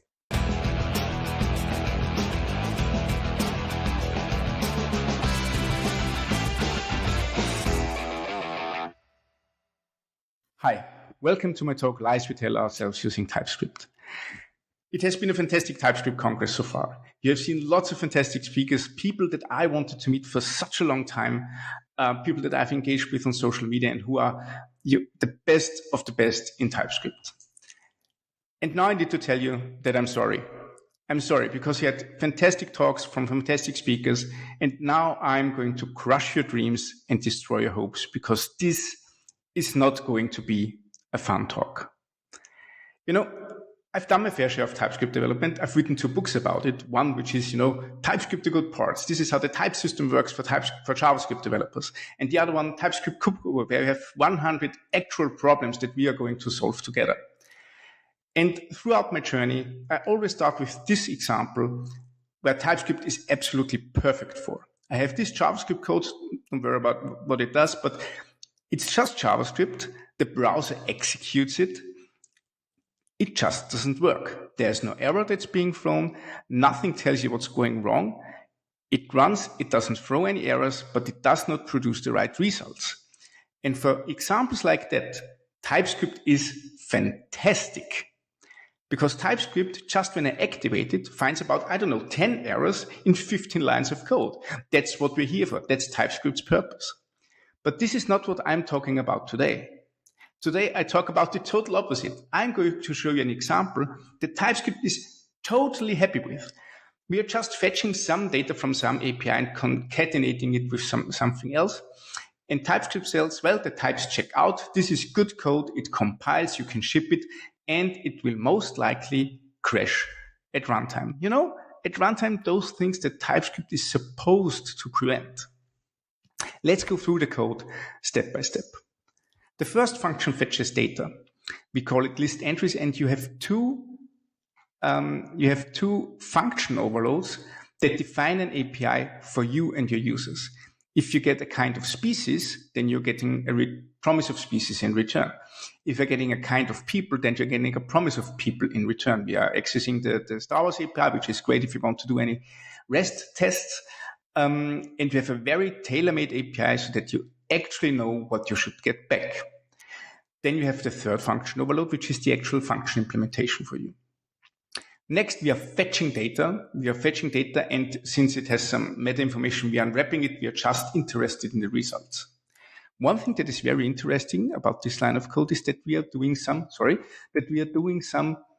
error handling. So there's one part where we say, well, that result.json call on line 3 might go wrong. So let's better catch that syntax error. What if we don't get any JSON back? Fantastic. 5 lines of code for that function, 3 lines of type information. The next is one-liner. I just formatted a little bit for this slide. Then we are concatenating a promise of an array of people or species to another list of array of people or species. So we are concatenating those two with the push method of an array. And finally, we are calling it. So we are creating a new people array and we are appending species to the people array. All right, this is our program. It's about, 10 real lines of code, a couple of type information. And I want to ask you, if you look at the entire program, do you know what's going wrong? Or do you know what's supposed to go wrong? So, well, I think everything. And where does it go wrong? Everywhere. And when does it go wrong? Yeah, one by one, because we're single-threaded. But don't worry, we are going through it step by step. We are now going to look at all our problems. Problem number 1 in chapter 1, a tale of fetch. Let's look at the core of our very first function. If you look at that, it's marvelous. We're just fetching some data from the Star Wars API, and then we are calling result.json. So we have a JSON object and we are unwrapping it. But there's one little tiny lie hidden in line number 3. This type annotation, let data of type meta people, just works because the result.json call returns a promise of any. And you know any. Any is the happy-go-lucky type in TypeScript. Any says, I'm not doing any type checking at all. You, as a developer, you know best. And since we are assigning any to meta of people, things break. Because TypeScript then thinks that you know best, and you know that the result, or that the JSON result of result should be meta people. But this is just done by yourself. No type checker helps you with that problem. And what we are seeing here is TypeScript at its boundaries, where the meta world of your types, that work well together, that you designed how they should be, meets the real world when you have user input, when you have network I/O, when you have stuff from APIs. This is where something from the outside enters your type world, and you need to make sure that those things line up. And TypeScript has a very nice way of showcasing those boundaries, or showing when those boundary problems arise. I like to call that unsafe operations. And we have keywords for that. We have, for example, a type assertion. So instead of doing a type annotation, we can say, well, result.json should be meta people. And this is an explicit type assertion from us where we are bending the type system. The same thing with function is dice, where we say, okay, if I'm getting a number in and it is from 1 to 6, then I know it's of type dice and I can bend the type system. I can say, type system, I know better than you do. Same with assertion signatures. And all those keywords, as in these, for us signal that we are bending the type system to our will. So if I ask you, what of those two things actually shows better that the type system is being bent a little bit? It's number 2, because you can do a full text search for the keyword as, and you find all the positions, all the places in your code where you're bending the type system to your will. Number 1 is just a type assertion. You're never going to figure out that you're having any on the right-hand side, and it suddenly becomes a matter of people on the left-hand side. So what we want is actually number 2. But the problem is that type annotations with any just work, and nothing keeps us from doing that. TypeScript is totally happy with it. What would be better in that case if result.json wouldn't produce a promise of any, but rather a promise of unknown, because unknown is the cautious sibling of TypeScript. Of any. Unknown is the cautious sibling of any. Unknown tells you, please check everything before proceeding. And we can tell TypeScript to use unknown instead of any, with a little thing called declaration merging. So no interface in TypeScript is ever closed. You can always add new methods to it. This is, first of all, for keeping track of ECMAScript versions, fantastic. Second of all, also for you to patch stuff according to your browser's needs or to your environment's needs. This is how jQuery handles plugins, for example, and how TypeScript works with, the object constructor and whatever.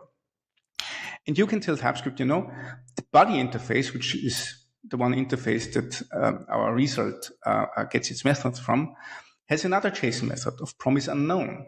And since it's the last one, since you edit at the last position, this overrides the other one. So you have another function overload that now returns a promise of unknown instead of a promise of any. And if you add those 3 lines of code, then suddenly you're getting an error. you're getting an error and TypeScript tells you, wait a second, the type unknown is not assignable to the type meta people. Unknown is the cautious type of any same set of values, but very cautious. And this is where you need to do extra checks. Either do a type assertion, or maybe use something like sort and make sure that the data you get is actually the data that you're looking for. Cool.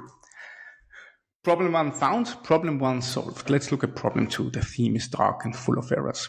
This one is so interesting. This line of code where we are catching for a syntax error, the developer was very clever because they thought that result.json might throw a syntax error, and they are right. If you don't get any JSON back, it's a syntax error, and then you can catch the error and maybe return an empty array or whatever, use something to mitigate that error.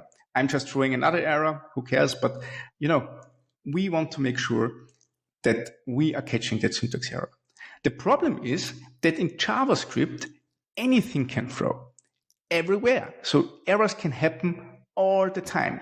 And this is why the developer added any to a union. And again, in JavaScript, everything can throw. You can throw the number 2, you can throw undefined, you can throw tantrums like my 2-year-old. Basically, JavaScript and my 2-year-old are the same thing. In JavaScript, everything throws and I don't know where it's coming from. My son throws tantrums and I don't know where they're coming from. But anyway, if you look at that line, the little any in the union with a syntax error should tell us that this is what's actually happening. You either have a syntax error or you have any error. Because, just have somewhere syntax error, somewhere type error, or whatever, and your program crashes. So it's true. The statement here is absolutely true. The problem is that if you put any to a union with something else, you are getting any again. The happy-go-lucky type that, deactivates type checking for you. So we are basically catching for any, which means that if you access e.message at this point, that might go wrong. So it just prints undefined now, but what if you do something with the message, like to uppercase, or you send it somewhere that expects a defined value? And you can again solve this with a little compiler flag called unknown in catch clauses, and you do instance of checks later on. So you activate the flag, use unknown in catch variables, then your error is unknown by default. So you don't need to catch for a syntax error or for any or whatever. It's unknown by default. And then you can do checks, instance of checks on syntax error to get to the actual properties of a syntax error. And this is how you mitigate these problems. So problem number 2, error handling, solution, do instance of checks. Problem number 3, the metrics overloaded. Now it gets juicy. Wait a second. Let's look at those function overloads again. We have 3 function overloads. 2 are for the interface, for your users, like kind of species returns promise of species, kind of people returns promise of people. And then you have the broader implementation signature, one that you can actually work with. You get either kind of people, kind species or people, and then you return a people array or a species array. One of those, or array of people or species. Good.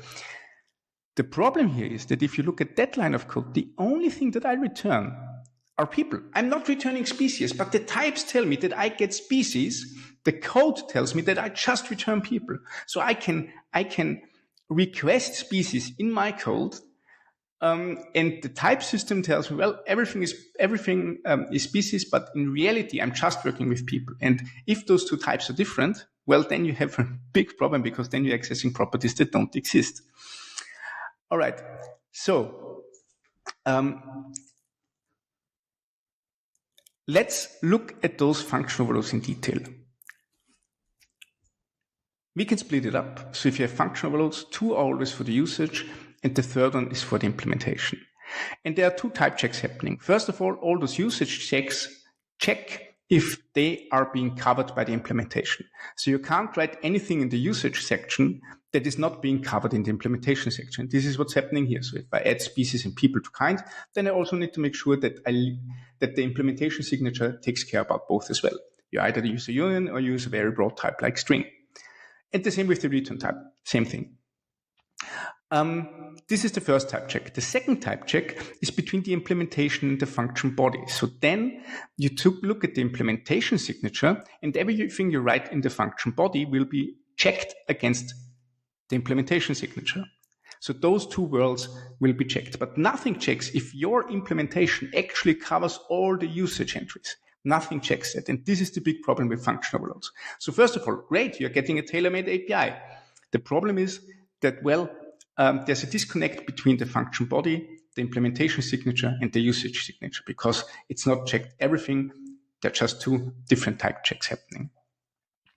A solution for that is doing conditional types. Conditional types, you can basically define as the similar API. I'm now having here return type where I say, well, if I'm getting species, then return species. If I'm getting people, return people. Otherwise, never. This will never work. Don't use anything else other than species or people.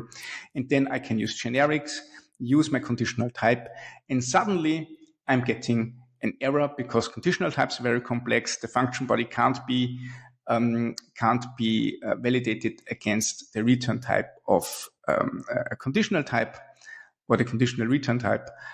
So I'm getting an error where I say people or species array is not assignable to return of t. Now I need to do extra checks. Now I need to do type assertions. Now I need to do unsafe operations. Now I highlight the potential problem in my code.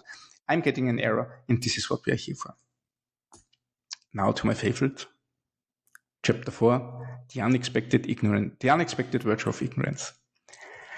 Let's look at this single line of code and the type signature around it. So I'm getting two parameters. One is an array of people or species. The other one is a promise of an array of people or species. Then I concatenate the two of them. Fantastic. That's all that's happening. I just take two arrays, concatenate them. Beautiful. Then I'm creating a people array. And then I'm calling await append entries of list and list entries of species. So I'm concatenating a people array with a species array. What's the type of list after append entries?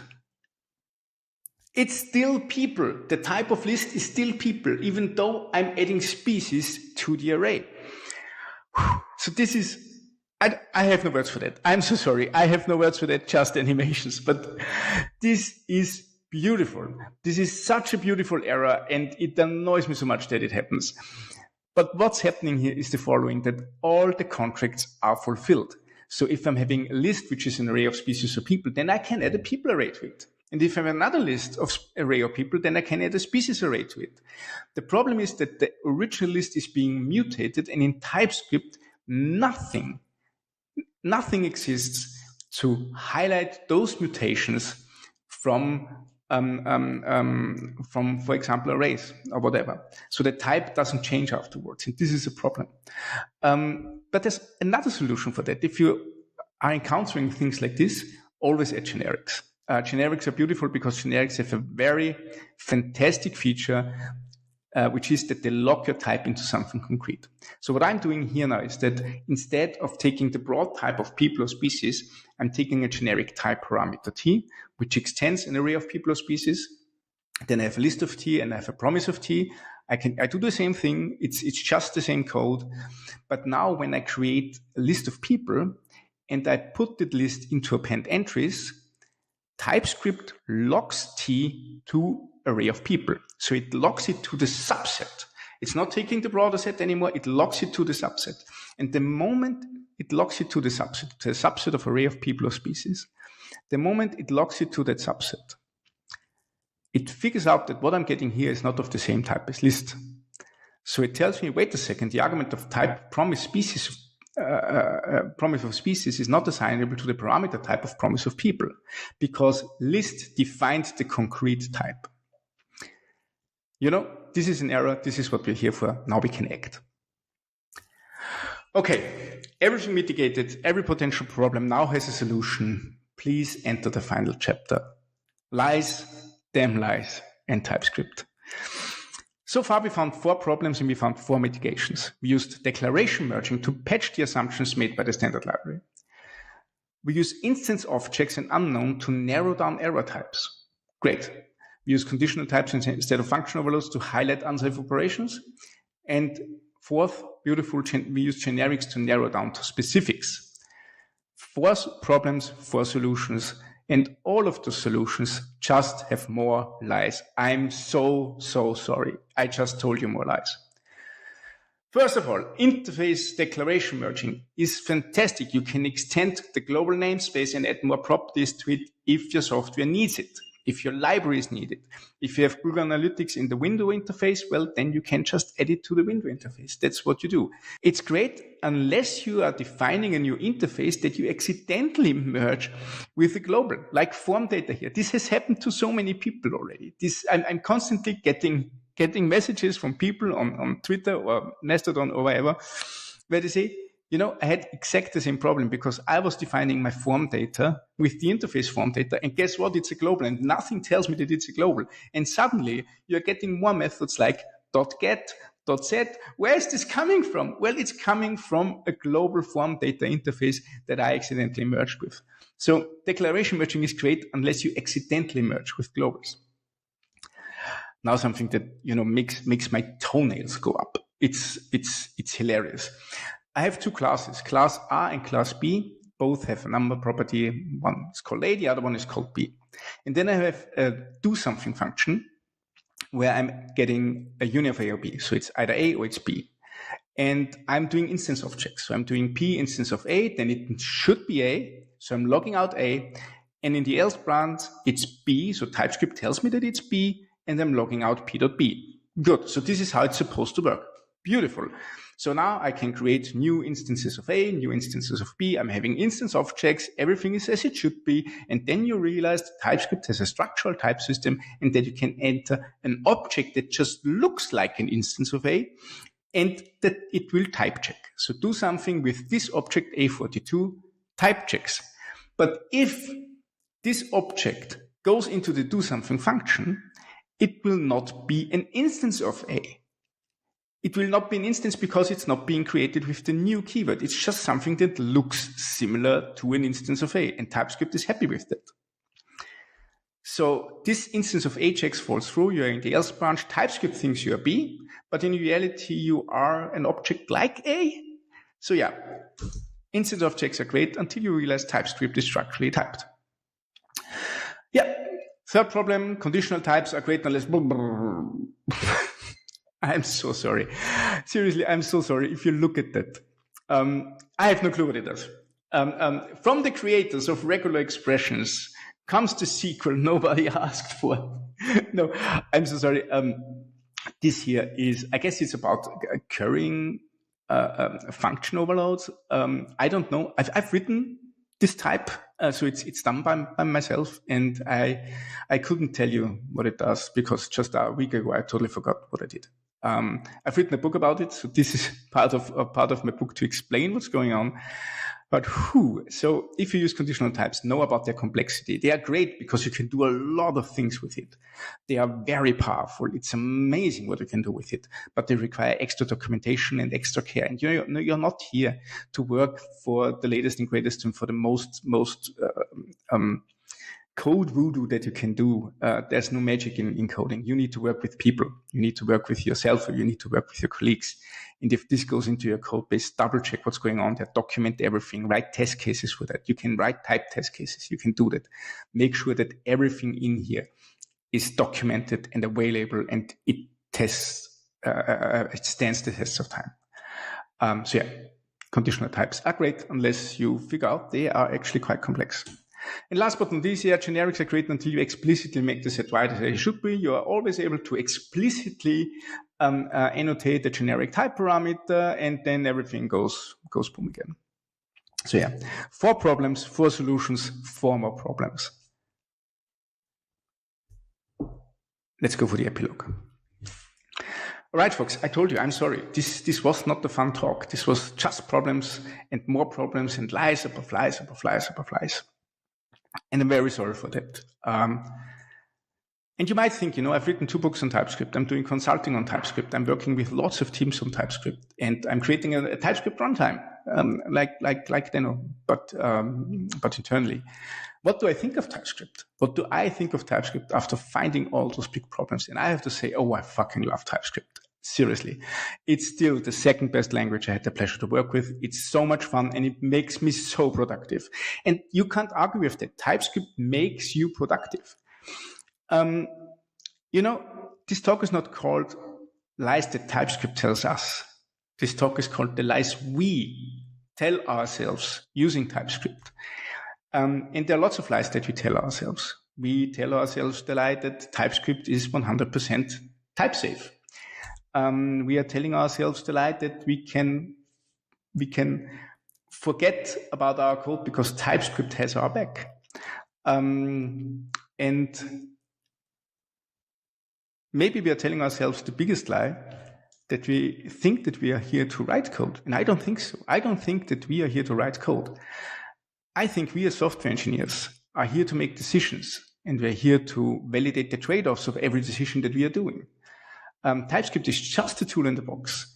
The code that you write and everything that you get, for example, from Copilot or Stack Overflow or wherever, if you put it in your code base, you make the decision that this code is good enough to be put in your code base. And this is what your main task should be about. Tools can just help you make decisions, but you still need to know what's happening underneath. And you know who's really good at making those decisions and trade-offs?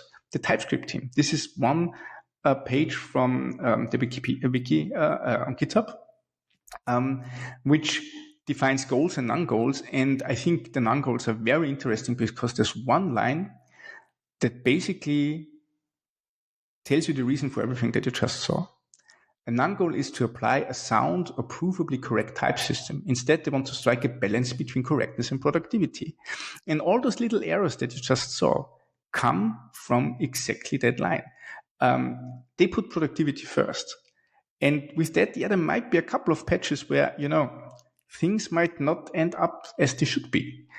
But still, you make the decision to put that line in your code. So you are the one responsible for that, not TypeScript. You just need to know about the trade-off. And there's a big trade-off in TypeScript that, stuff might not be provably correct in the type system.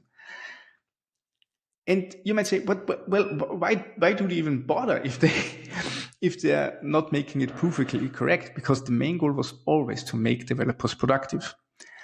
I gave the same talk in front of 4,000 people at the VIA Developers World Congress, and I asked two questions to the audience. Question number one was, who is using TypeScript in a room with 4,000 people? Over 90% were raising their hands. And then I asked them, does anybody remember a type system called Flow? And it was 3 people. 3 people in 4,000 remember a type system called Flow, which was Facebook's answer to TypeScript, very similar in syntax, very similar in features, but the Flow folks had the goal of having a provably correct type system and thus killing productivity for everything outside React. We see what has prevailed over time. As much as I like Flow, and I know people from the Flow team, I know what they worked on and how they approached things. It's a beautiful type system. But this little decision to put productivity first is what made TypeScript so popular in the end. And this is the point of my talk. The point of my talk is that if you use TypeScript, please love it as much as I do, because I seriously love TypeScript and it's so great to work with. But be aware of the trade-off that you're making. Be aware that the type system might work differently than you expected, and it's still your duty to learn it. It doesn't take away the responsibility of learning a programming language just because you get such excellent tooling. And this leads me to the one learning that I want to transport you, which is the one thing that you should take home. Be pragmatic and be aware. Choose what works best for you and your team. And if you don't have a team, well, you have always future you that you need to work with. You'll never code alone. Don't listen to dogmatic advice. It's so easy to make, I guess it's TikTok where you have those shorties, or a tweet or whatever that gives you this one beautiful, fantastic advice that kills everything else. But then, it's just another decision that somebody else made for you. Don't listen to dogmatic advice. Always question everything. Validate it against what you need to do. Be pragmatic, be aware, make decisions well informed. And with that, I want to say thank you very much for listening to me. Thank you very much for meeting me. I hope you had as much fun as I had. Thank you very much.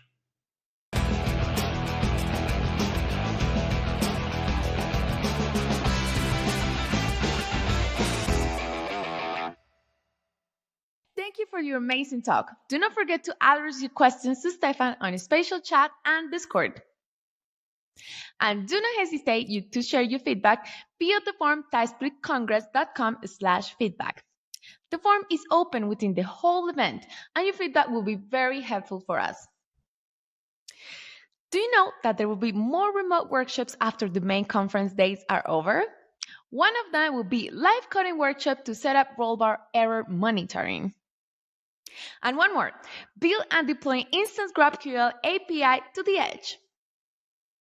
And the last one, practice TypeScript techniques building React Server Components app. Please check Git Nation portal to get more information about all of those remote workshops. Don't miss them. Before we go on the break, I want to give a huge shout out to our GOAT sponsor today, GraphBase. GraphBase guarantees rapid data access worldwide. GraphBase provides a real-time API with data positioned close to users, ensuring swift performance and minimal latency. Whether your users are in New York or Tokyo, they get consistent, fast data access.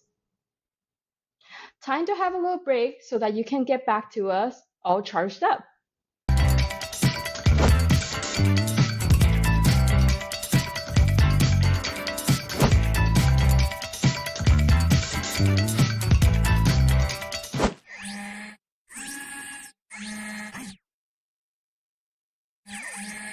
So, you've put in the hard work of developing this new feature, and you've tested for errors exhaustively. But a user immediately reports an issue, and you don't know what's causing it. You wonder how many others are affected. What's the root cause? How long will fixing it take? There go more hours spent searching through logs. Now, if only you could see how each bug happened instantly. That way you could spend more time on your next project. Meet Rollbar, the continuous code improvement platform that helps developers discover errors in real time for faster resolutions.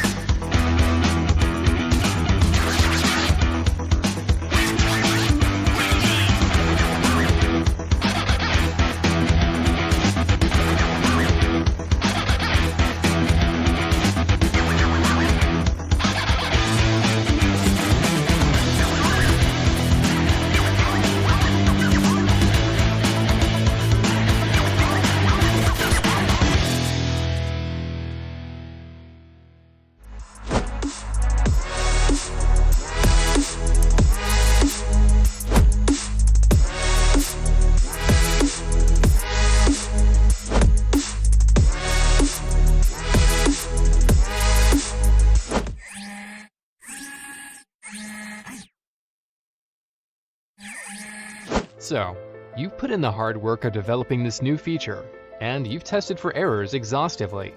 But a user immediately reports an issue, and you don't know what's causing it. You wonder how many others are affected. What's the root cause? How long will fixing it take? There go more hours spent searching through logs.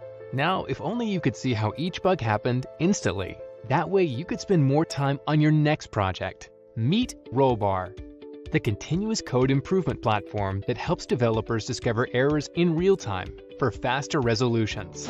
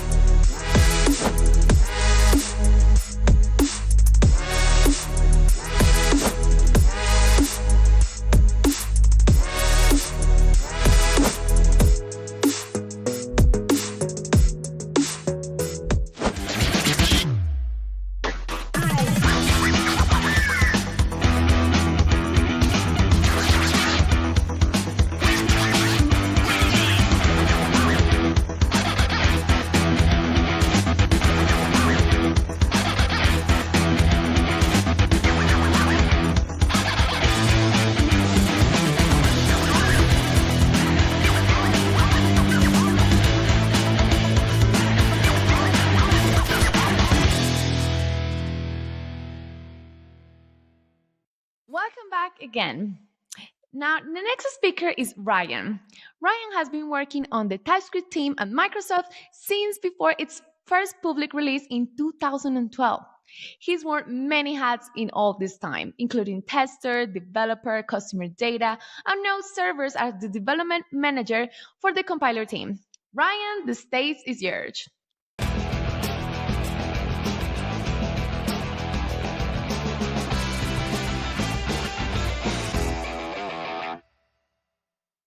Hello, welcome to Let's Make an Inference Algorithm. I'm Ryan Kavanaugh. I'm the dev lead for the TypeScript compiler team at Microsoft. My goals today are to show you a high-level overview of how TypeScript's generic inference process works. People often ask me how this works, and I can't give you a complete explanation in 20 minutes, but we can go over a lot of the high-level concepts and explain what the general goals are.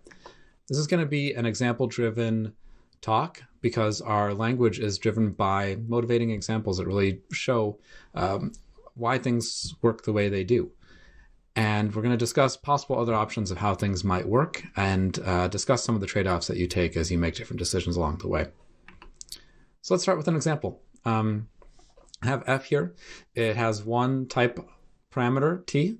It has a regular parameter, x, of type t, and it returns a t. Whenever TypeScript sees a generic function call, it acts as if you had written a type argument here. You can write type arguments yourself, but you don't have to. And if you don't, we will try to figure out what you wanted to go here. In this case, we're going to pass in the value 42 for x. And the question that we need to answer is, like, fill in the blank. What goes there? If we had forced the user to write a type argument in that position, what would they have written? We can start making some guesses about what we might want to do. One thing you might say is it's any. If you don't tell us, we're just going to assume any, and then let the chips fall where they may, right? That wouldn't be very good. I think people wouldn't like that. We could say unknown. In this example, unknown is a safe bet, right? 42 is a valid unknown. Whatever f returns is sure to be an unknown. So unknown is a correct inference, and you could make that, and you could make a theoretical argument for unknown. We could say, well, 42 is a primitive. The primitives are number and string and Boolean. So maybe you meant the whole family of primitives when you invoked f here, and maybe that's what you want to happen. Or we might say, no, number. 42 is a number. That's probably what you want for t. We could also talk about the literal type 42. I will be pretending that literal types don't exist for the purpose of this talk because it complicates things a lot. So number is as low as it goes right now. So we think that number is the right answer here. It seems like if you called f of t and gave it a number, the sort of most specific value that we can pick is the right one. So what is the algorithm that we would write down if we had to specify how that works? Well, we would say we're going to look for t and find a place where it occurs in the argument list, in the parameter list in this case. We're going to say, oh, 42 was passed to x, so we've found this guy, we found this one, we lined up, we say, yep, that's the t. We'll say 42 is a number, therefore t is of type number, therefore it's as if you had written f of number, therefore x is a number. Cool. Talk's over. Everyone go home. No. So let's write down the algorithm here. It's like, look at the argument type where we see the type parameter being used at top level, and just sort of use that. But what if there isn't a type parameter used at the top level of our function signature? It could appear somewhere else. So I have a type here, box of t, pretty straightforward. It just has a single property called value of type t. We'll use this a lot. It's a great type to use. I have unbox of t. This is another good function. It's a great use of generics because it takes a box of t and returns the t from inside of it. So it does the great thing that you should do with generics, which is relating your input types to your output types or an input type to another input type. I normally won't be writing function bodies here just to save screen space, but you can imagine the implementation of unbox. It just returns b.value. And we call unbox and we pass in value colon 42. So we need to figure out what goes into this type argument that we are inferring. So one thing you might do is you might just do a lining up process where you say, okay, well, we saw value colon t at the b argument, and we saw value colon number down here. That's the type of this expression. And we just sort of line up the t and the number. I won't talk about exactly how you go about doing that, but you can imagine how it works. Therefore, t is of type number, therefore n is a number. Really good. So we might write that down as at each of the parameter positions, we'll look for t's and we'll line it up with the argument types, and we'll set t according to those matches that we found.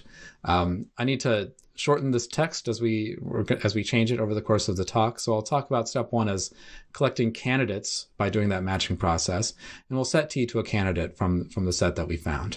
But a candidate is unsatisfying. That seems underspecified. So if there's only one candidate, that's straightforward. But what if there's multiple candidates? Box, unchanged in this example, but now we have box has value of t. It takes a box, which is a box of t, and it takes an x, which is a t, and it tells you whether or not the value in the box matches the x that you gave it. And you call it, and you say value colon 42, and the string hello is your x value. So let's collect some candidates. We pick up number from value colon 42. We pick up string from x. So now we have 2 candidates, and we need to decide what to do. We might say, well, there's nothing really in common between number and string, so we'll just go to unknown. We'll act as if you had written box has value of unknown, which means that value colon 42 is a valid unknown and hello is a valid unknown. The call will succeed. That's good. We could say it's string or number. It's a little bit more specific type. Again, we would process this call and say, okay, it's as if you had written box has value of string or number. Value colon 42 is a valid box of string or number, and hello is a valid string or number. The call should succeed. Or we could say t should be number, and you would eventually get an error on hello, because if we had said box has value of number, we wouldn't be allowing you to pass that string to the number position. So what should we do? We've got 3 valid answers that it seems like we could choose from, but 2 of them don't err and 1 of them does. Erroring seems bad, but what should we do? I will offer you a principle that I think is useful when you're thinking about generics, which is that they should usually mimic what would happen if you had inlined the call to that function.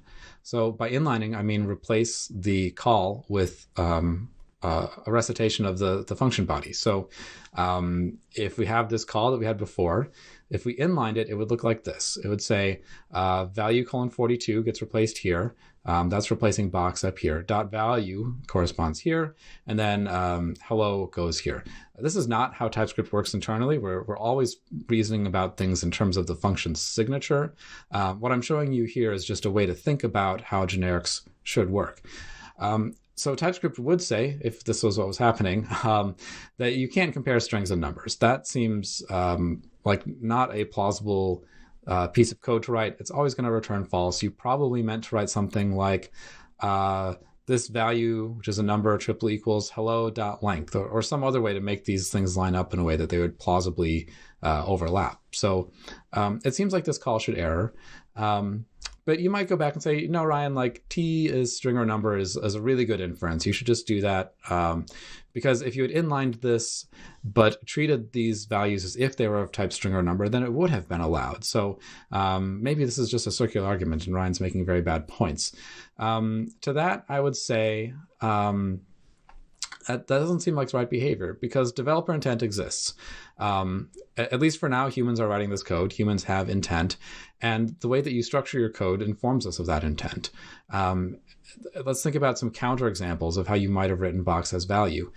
Had you wanted the type of the box and the type of the x to not have any relationship with each other, that's what multiple type arguments are for. You could have said this has 2 type parameters, t and u, and there's no relation between these, and they can be inferred freely without regard to each other. Or really, if you really wanted things to just kind of be whatever, like you can just say box of unknown and x colon unknown. There's no need to use generics at all if you're not trying to relate what's in this position to what's in this position. So our algorithm becomes collect candidates, pick the first one, and then process the call, possibly erroring because we think that you wrote those type arguments with a purpose. So it looks like this. We say it's as if you had written box has value of number. So we can't convert the string to the number here. Again, this is the inference process. We're always trying to figure out what you would have written had we made you write this. If you feel like writing box has value of unknown here, you're always free to write these type arguments explicitly. It's all about what the inference behavior should be. It's not always about the correct answer. It's about the best answer, the best correct answer, I guess. So our algorithm here is we're collecting the candidates, picking the first one, and processing the call. But like first is pretty weird. Why did I say first and not last? Why not the middle one? Why not the second to last? Like first is pretty arbitrary here, right? So let's look at another example of multiple candidates. This time I have find of t. You give it a needle of type t and a t array, which is your haystack. And then, like I said, no function bodies. You can just imagine what find does, right? It maybe calls haystack.includes needle. So you call find and you pass hello and the 1, 2, 3 hello. So it's a string in this position and a string or number array. So we go through collect candidates. We got a string from the needle and a string or number from the haystack. We pick the first one, which is that t is of type string. And then that would imply that we error on the string or number array appearing in the second position. If we think about our inlining, even though we can't see the body of find, any plausible implementation that we can think of really would not have errored on this call. So it seems like we need to do something better here. We need to pick the best candidate from our list, not just the first one. But what does best mean? That's just kicking the can down the road, right? So how do we determine best? The concept that we use is thought of as the best common supertype, which is the largest type from the candidates that is the one that contains all the others. So if we have string, number, and the union type string or number or Boolean, this last type, the third one here, contains all the others, right? String appears here and number appears here. This is a super type of the other two. So we would pick this one and say, if these were our candidates, this should be the one that we choose. If you have fish or mammal or animal, we want to pick animal. That's going to be the one that contains the others. If you have string and number as your candidates, there is no best common supertype. We'll still have to do something kind of arbitrary here, but we're not going to form up a union automatically here for the reasons that we talked about earlier. So in this example, we collect our candidate string from hello. We collect string or number from the array. And the best common supertype between those is string or number. It is the candidate that contains all the other candidates, and that's the one we choose. And the call succeeds, so that's really good. Had you only had numbers in that array, now this call looks suspicious. It seems like something has gone wrong. So candidate 1 is a string, candidate 2 is a number. We kind of fall back to picking the first one maybe. So we'll say t is string, and then that means that we'll get an error on our number array because we expected a string array in that case. So that seems good. So we're collecting our candidates, we're picking the best common supertype, and we're processing the call. I think the collect candidates step is a little bit underspecified, and let's look at how that can go wrong. I've got box again, and I've written a new function called unbox if box. It's a great name.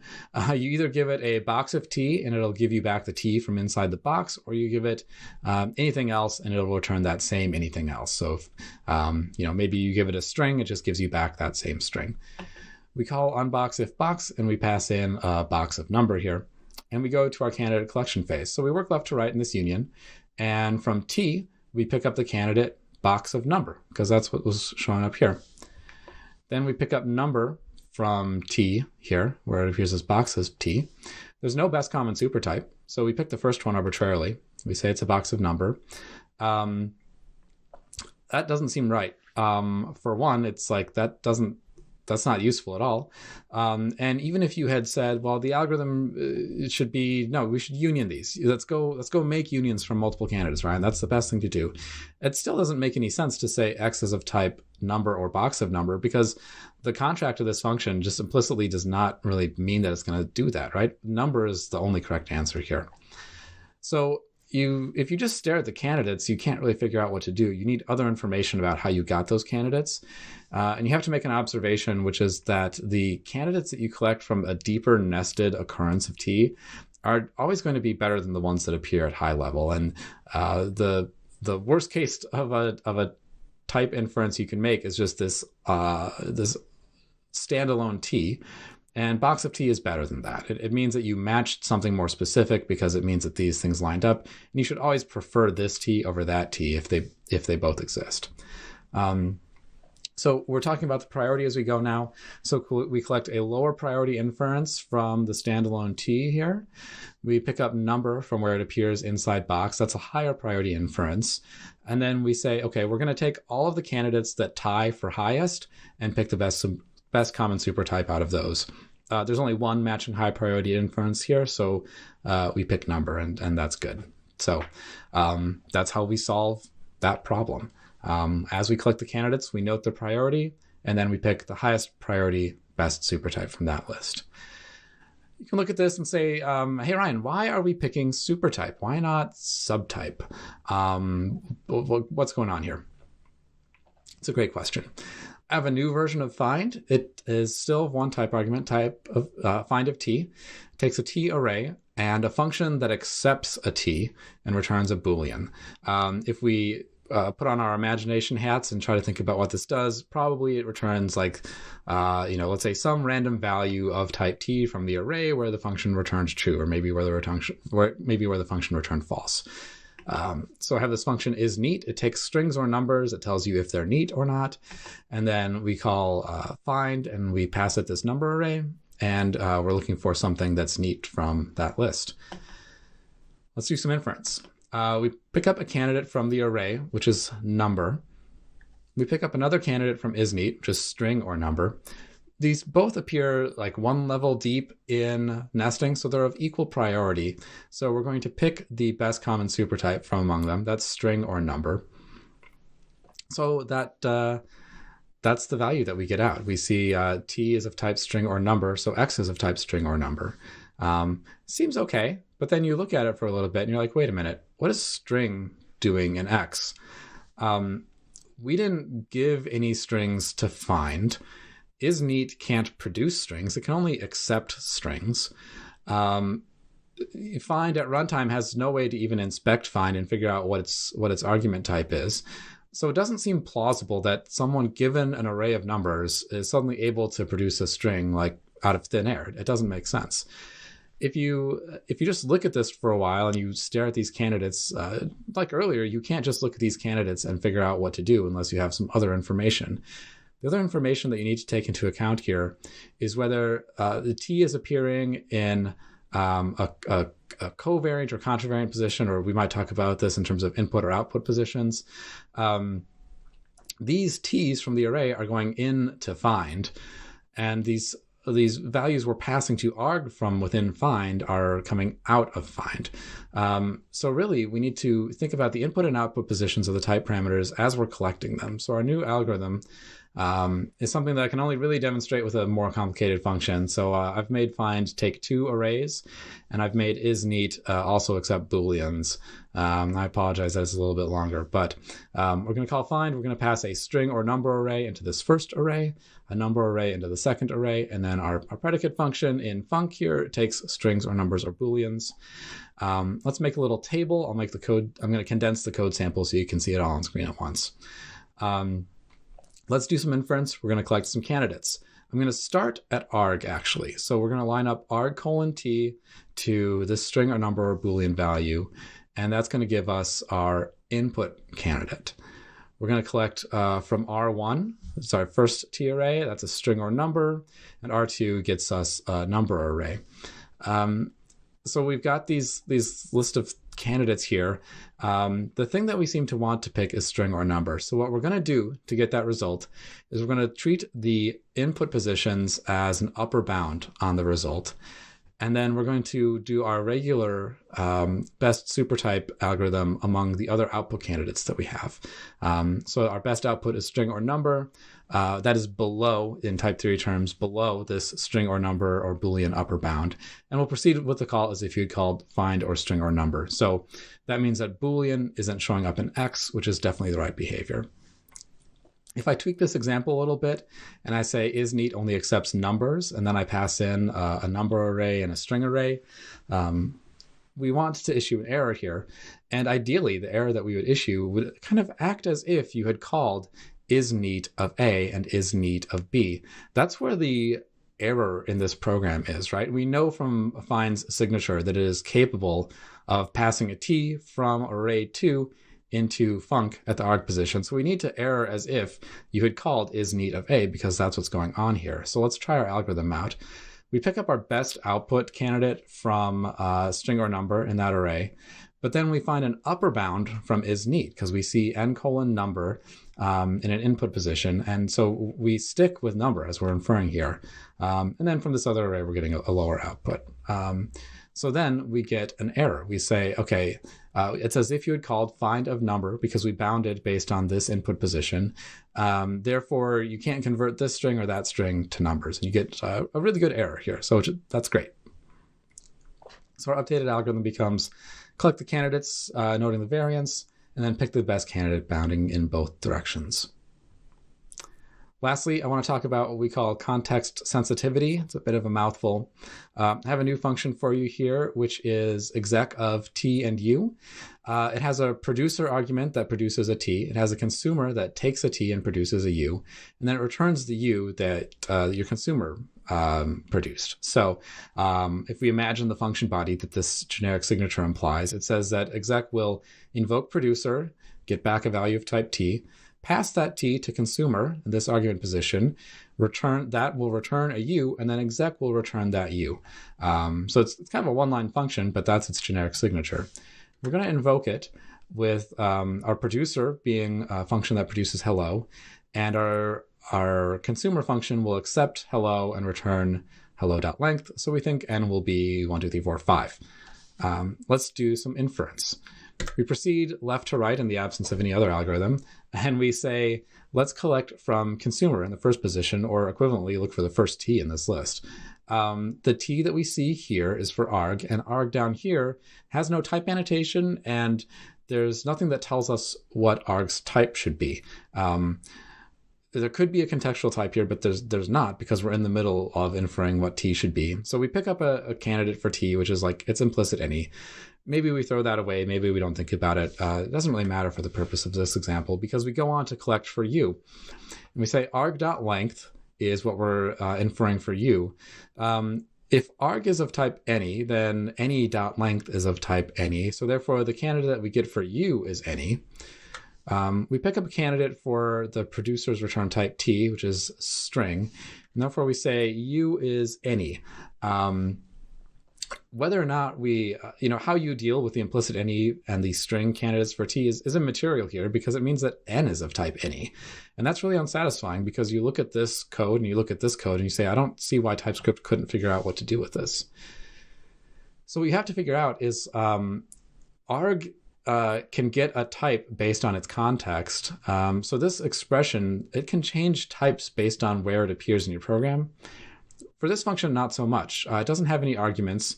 It just returns a string. So what we can do is process these arguments out of order by looking at whether or not they're sensitive to the context that they're in. So our new algorithm is going to be that we collect the candidates from the non-context sensitive expressions.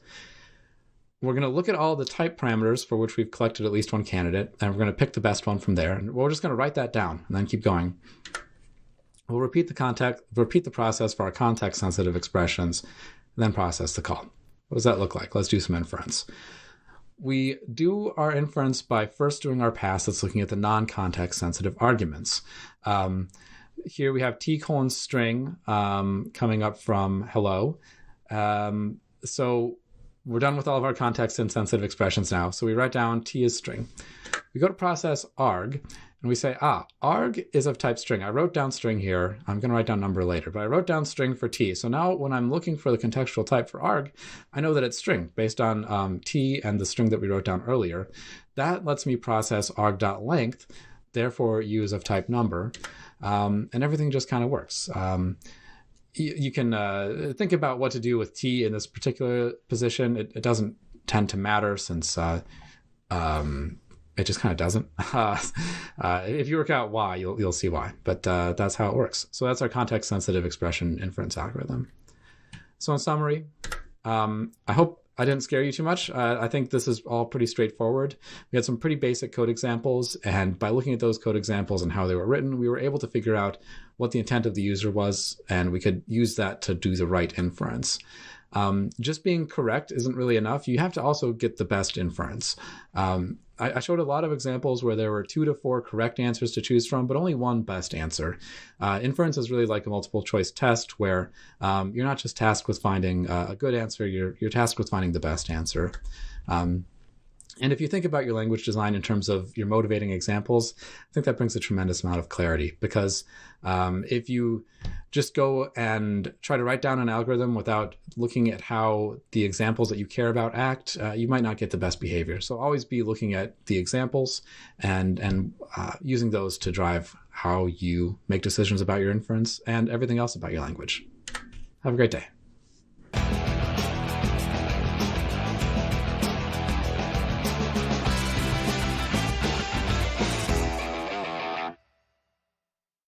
Thank you, Ryan. That was such an amazing talk. Do not forget to address all your questions to Ryan on the spatial chat and Discord.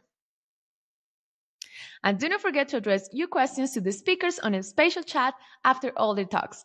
You can join the spatial chat directly from the timeline below the player. Click on the object with the speaker's name, who is having a Q&A now, and join them in the platform. Our next speaker is Alexandra. She's a software engineer based in Poland. She's working a full-stack developer with many different languages such as Elixir, Golang, Python, and TypeScript. She was previously a tech lead for the Hasura console, and now she's a lead maintainer of Blitz.js. Alexandra, the stage is yours. And dear audience, make some virtual noise for Alexandra. Yay!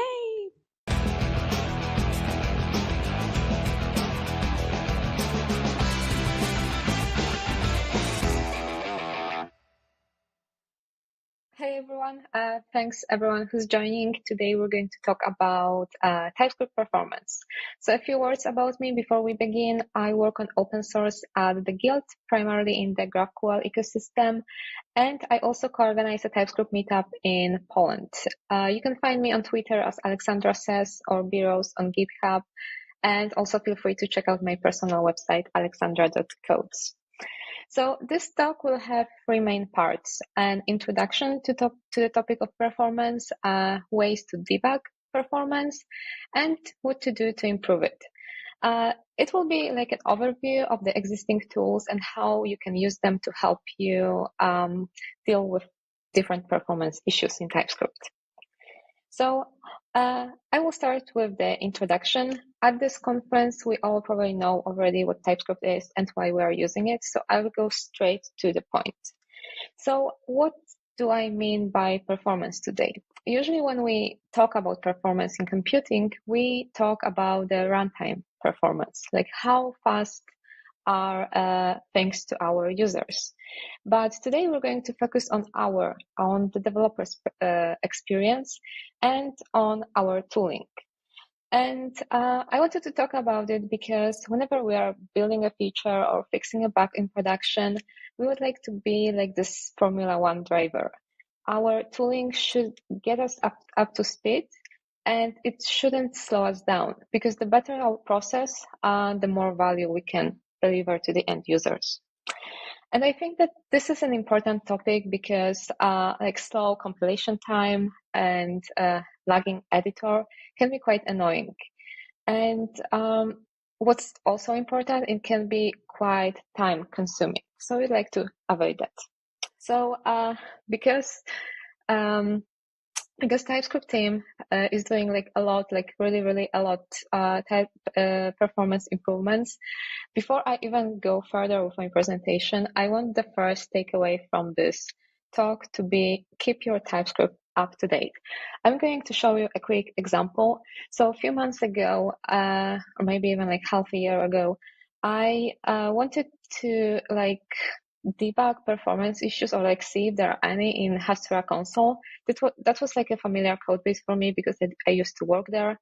So I was like, okay, let's check it out. It's a fairly big application, and I ran TypeScript compiler, and it was 35 seconds, almost 35 seconds. And I think we can all agree that this is a lot. And then like before doing any debugging and like looking into the types, I upgraded TypeScript. Back then it was the latest version was 4.9.5. And you can see that it's like 3 times faster. That's a really, really huge difference. And you can compare the check time. It went down from 31.5 seconds to less than 9. That was huge. So firstly, thank you TypeScript team for all the performance improvements.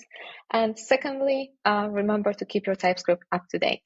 You can use tools like Dependabot or others like Renovate to make it even easier. But the thing is that it's not always enough. Like we can think logically that, if we have bigger code base, if we have more code, then TypeScript will work slower, like linearly, considering like the amount of code we have. But that's not always the case, and I want to show you one example. So what I have here is a simple page that renders. This is the whole code. It's React. It renders 4 buttons. I have like medium button, small button, some big button that is being created from the. This is not the file I wanted to show you. Oh, here's my big button. This is created using styled function from styled components. And I also have big button anchor. And I'm also using the styled function. And this is like the only difference that this is an anchor. So this code renders 4 buttons. And you can see here that the compilation time was almost 14 seconds. And I think we can all agree that that's not ideal. Like we have only 4 buttons. Like imagine if we had like 8 or something. So this is more or less what we are going to talk about today, like those kind of issues and how to spot them and maybe what to do to avoid them. Okay, but first, before going further, I wanted to go over like how compiler works. What are the steps in the TypeScript compiler? Because I think that this knowledge will help us better understand how it affects the performance, and maybe also like how it will allow us to pinpoint what step is responsible for our performance issues, and in the long term, it will make us better TypeScript programmers. So the first thing, the most important part is program. It's like an object that has all the compilation context.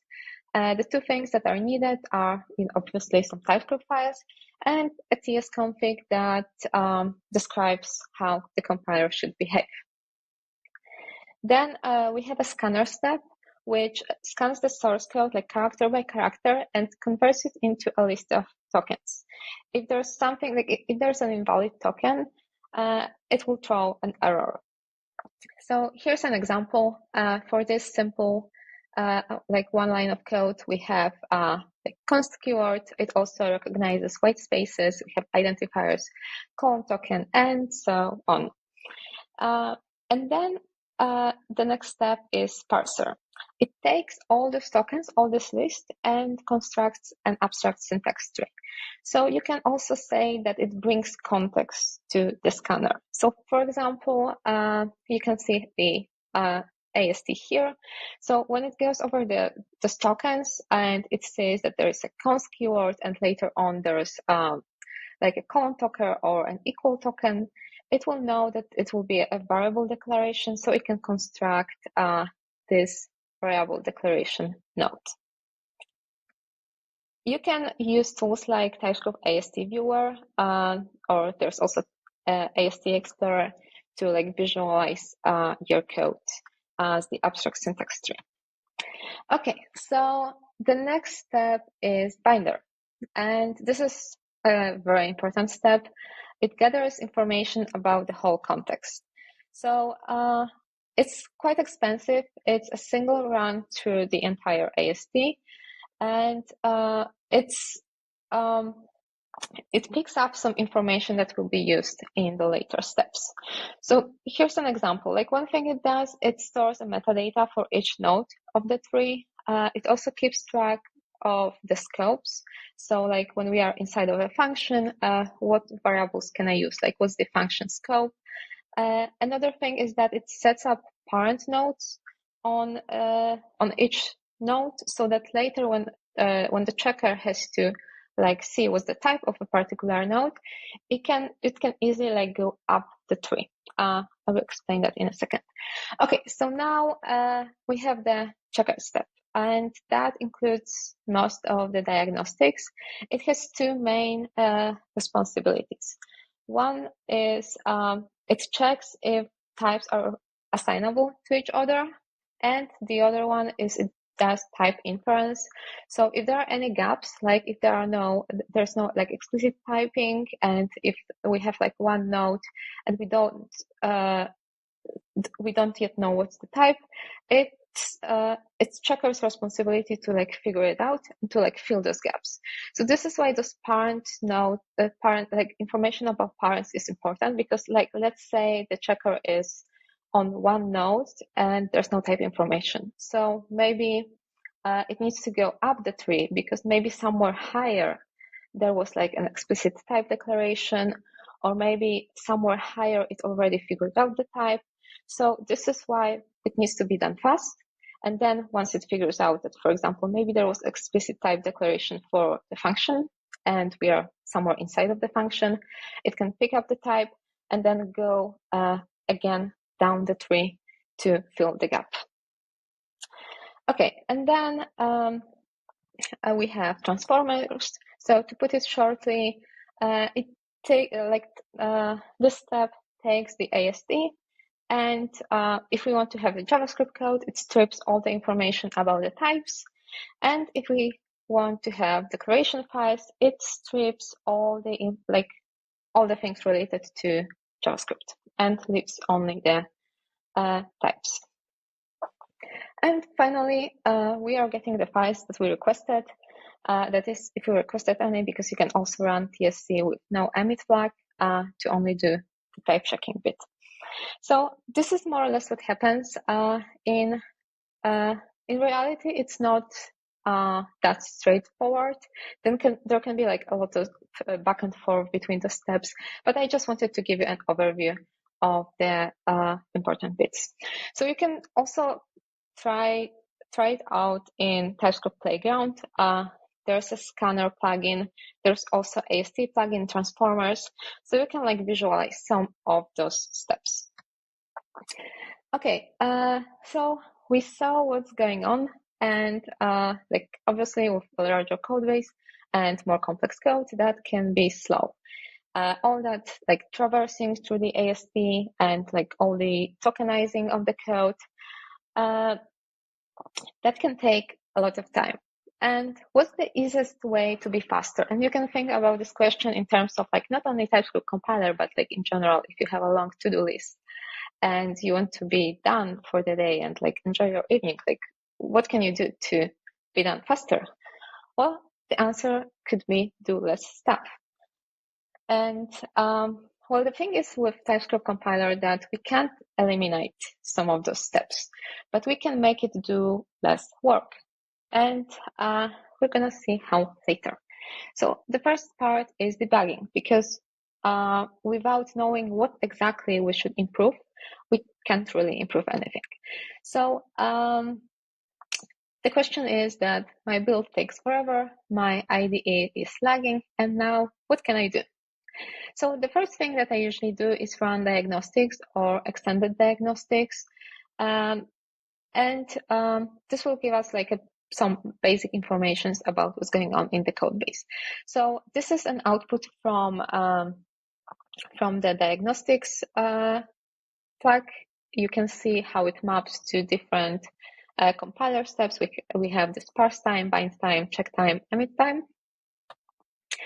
And if you want something that makes it easier, like something that automates it without you having to run it on your code base every now and then, I created this very minimalistic GitHub action is called TSC diagnostics diff action.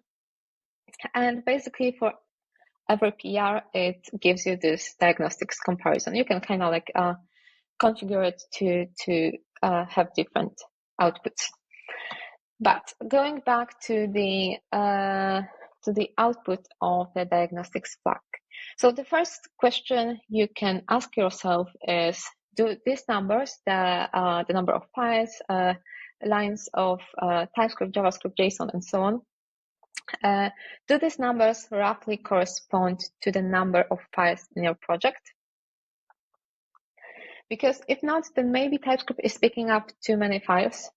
And maybe that means that your TypeScript configuration is not correct. So one thing that you can do is you can run a list files, like this TSC list files with list files flag, and see what exactly are all the files that TypeScript is picking up. While the output from this flag is not very user-friendly and not very easy to read, you can use this WebTreeMap CLI tool to visualize it. It will give you it will open this HTML in your browser with all your everything that is important visualized. So you can see what's taking, what files are significantly huge and so on. It will help you spot that maybe you are compiling something that you don't really want to. Okay, another thing is high program or write time. So that also can indicate that the configuration is not correct. And I wanted to show you another flag. There is show config. It's especially useful when you have you use extends in your config, and you extend one config after another. So sometimes it's quite difficult to know what's actually the final configuration, and that show config flag can help you with that, because this will print the actual configuration that TypeScript is using for your project. Okay, and now the most important part, and I think the most interesting part, high check time. So for that, I'm usually using generate trace flag, and I'm going to show you a quick demo. I have one project here. This is I just picked a random project from the GitHub Explorer page. Basically, I just wanted to play with different projects, and I run the generate trace command. So basically, to do this, you run this yarn tsc -- generate trace, and you also have to provide out directory. So I already did this before, not to spend time on that. I have it here. It generates trace JSON file and types JSON file. And now what can I do with this trace JSON? Because you can also probably see that it's not very user-friendly to read. I'm loading it in the browser. So I have it here. So you can open, if you're using Chrome, you can open about tracing, or you can go to you can open developer tools and go to performance tab and load it there. There is a button, you click it, and then you pick the trace file that you just generated, and you're gonna see something like this. So now when I open this file, I can see that maybe there's something going wrong. So I can, in this example, one thing I noticed is that around here, there seems to be a lot going on.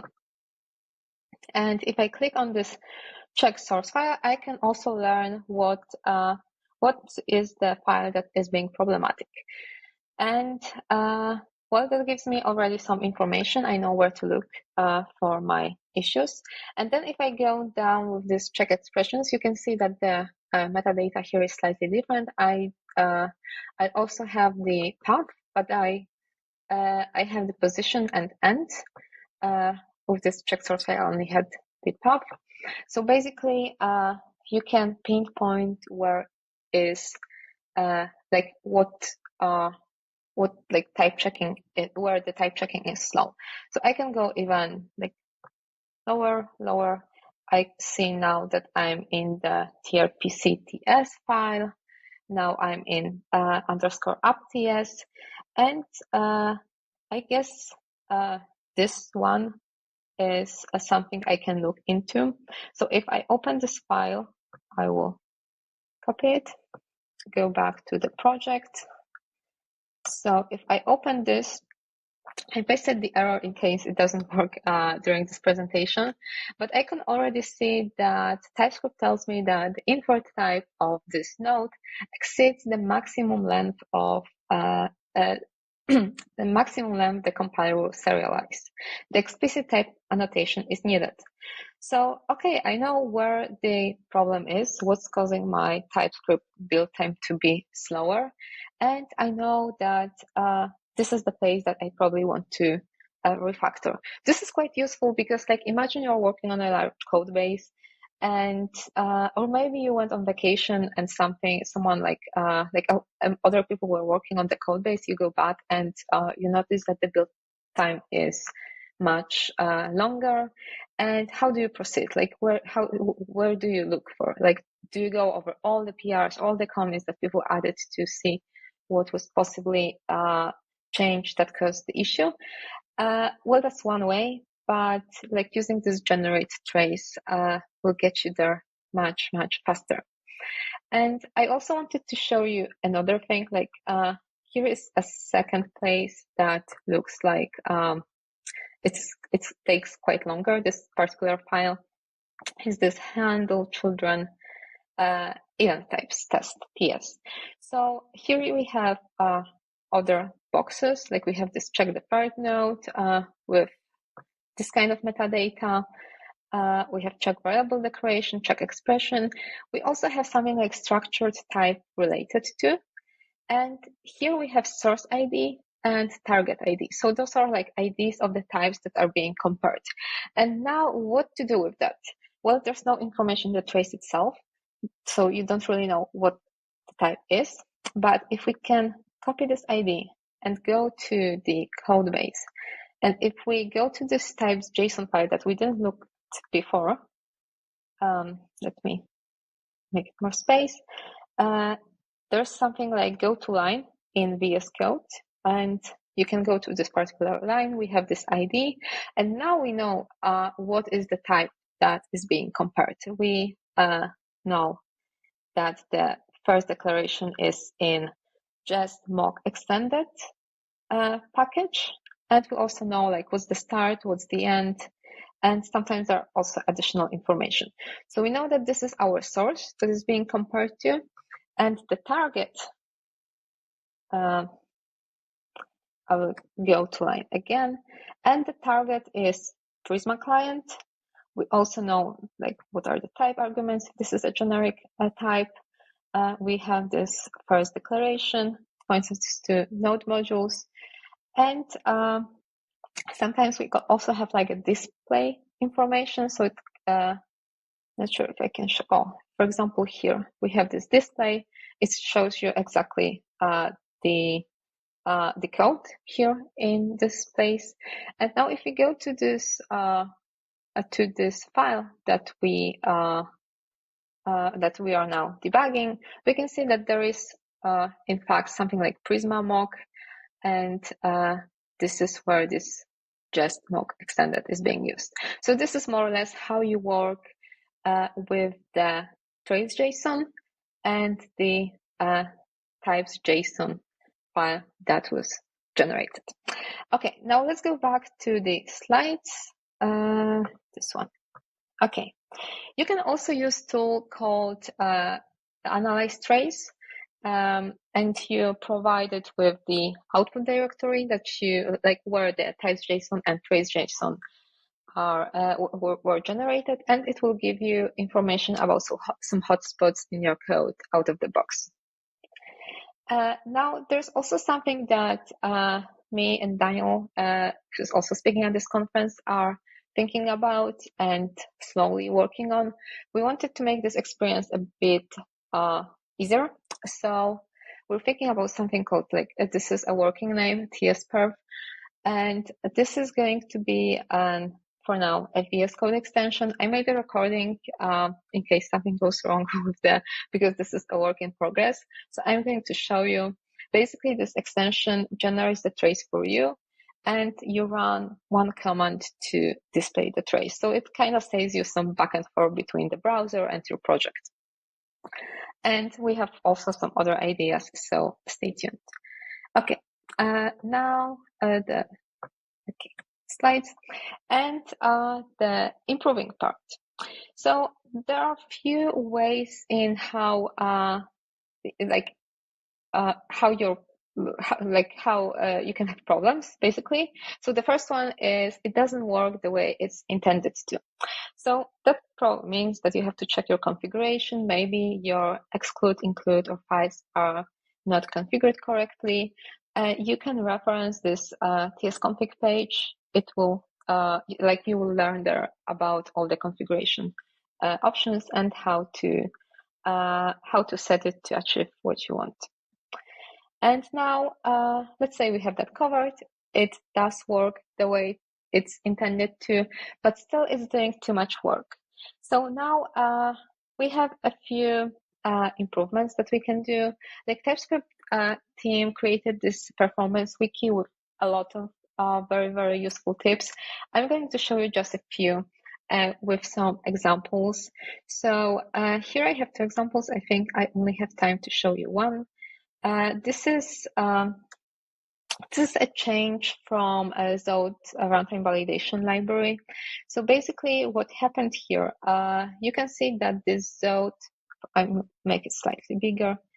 Okay, you can see that this Zode formatted error was quite complex. Like there was a lot going on. We have conditional types, and we can guess that TypeScript probably has a lot of work to do there.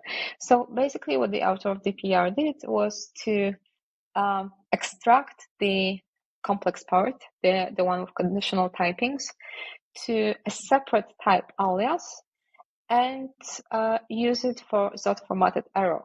And I think in this description, you can see how what was the improvement. So you can see that the check time went from 31 to 20 seconds. I would say that's a lot. And why that happened? It's because TypeScript can now cache this type alias, so it doesn't have to recalculate that every time this Zode formatted error is used. And that caused this improvement. Okay, so this is the first tip, like name complex types, extract them to separate type aliases. Another thing is to make your type simpler. I showed you this demo with styled components, right? So the reason why it's taking like that much time is because I'm using like a lot of complex higher level functions from styled components, this style, this memo. So this is actually from React and styled components, but this one is from styled components.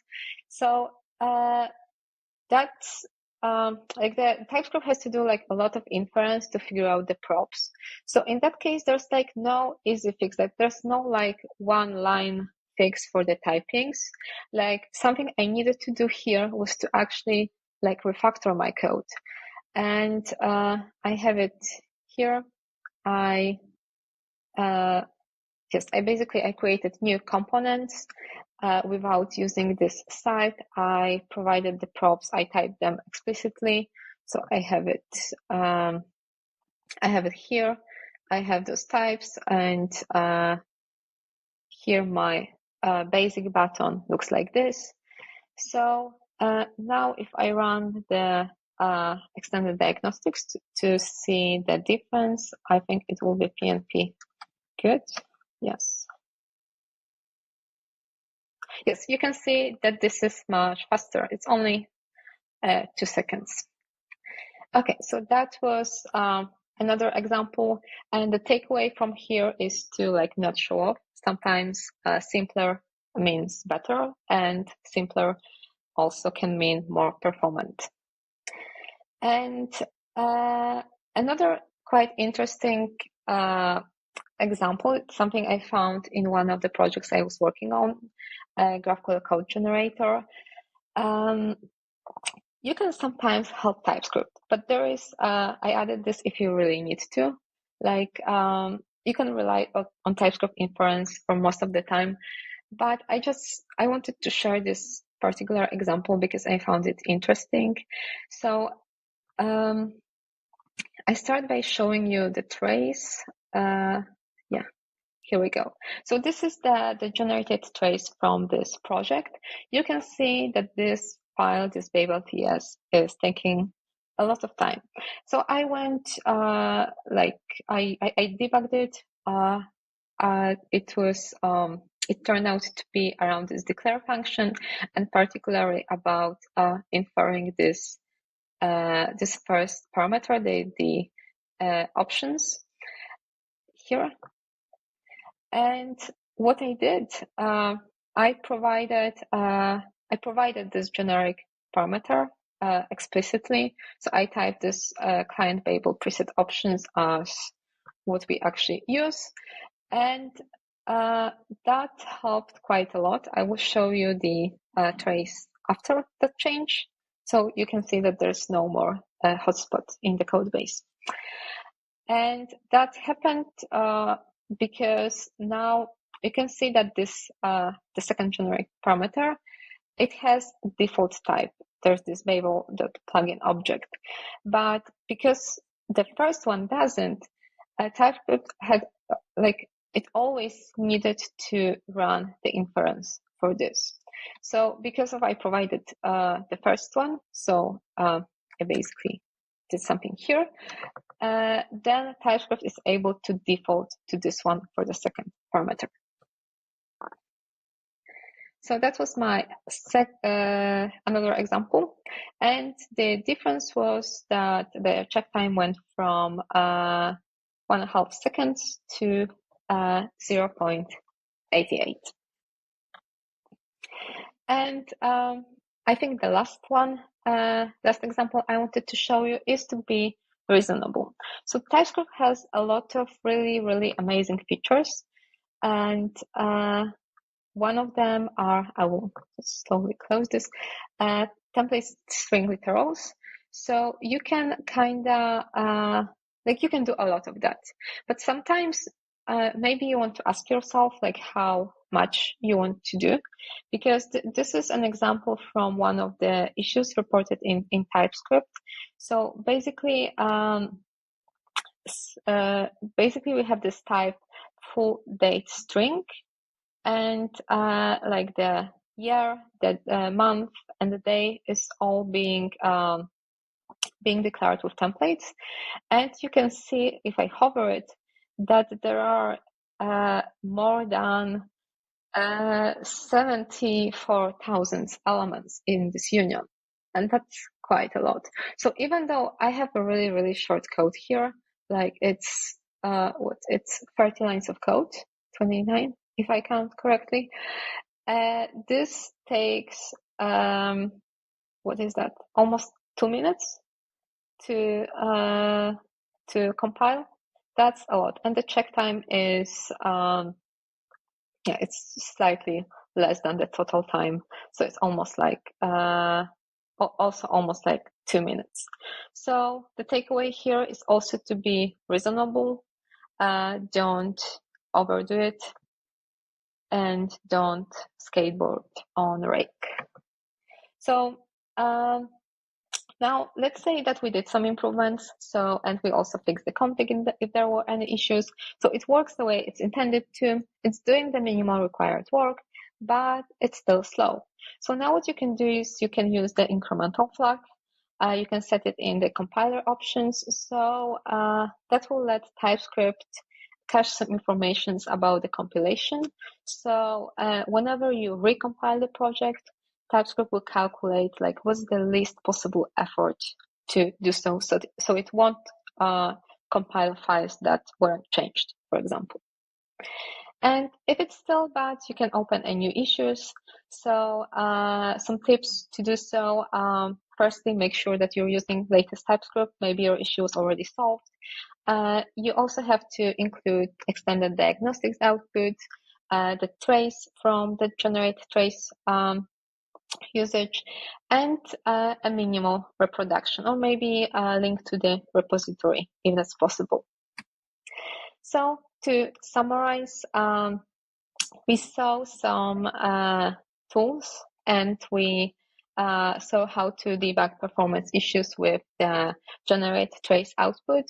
I hope that it will be useful to you, and I really hope that you won't have to deal with any performance issues. But if you do, here you have like the overview of the steps that you can take to improve the code base. Okay, so that's all from me. All of that you can find on my website. If you go to alexandra.codes and to my speaking page, and if you find the TypeScript Congress entry, you will find the notes from this presentation. Thank you all.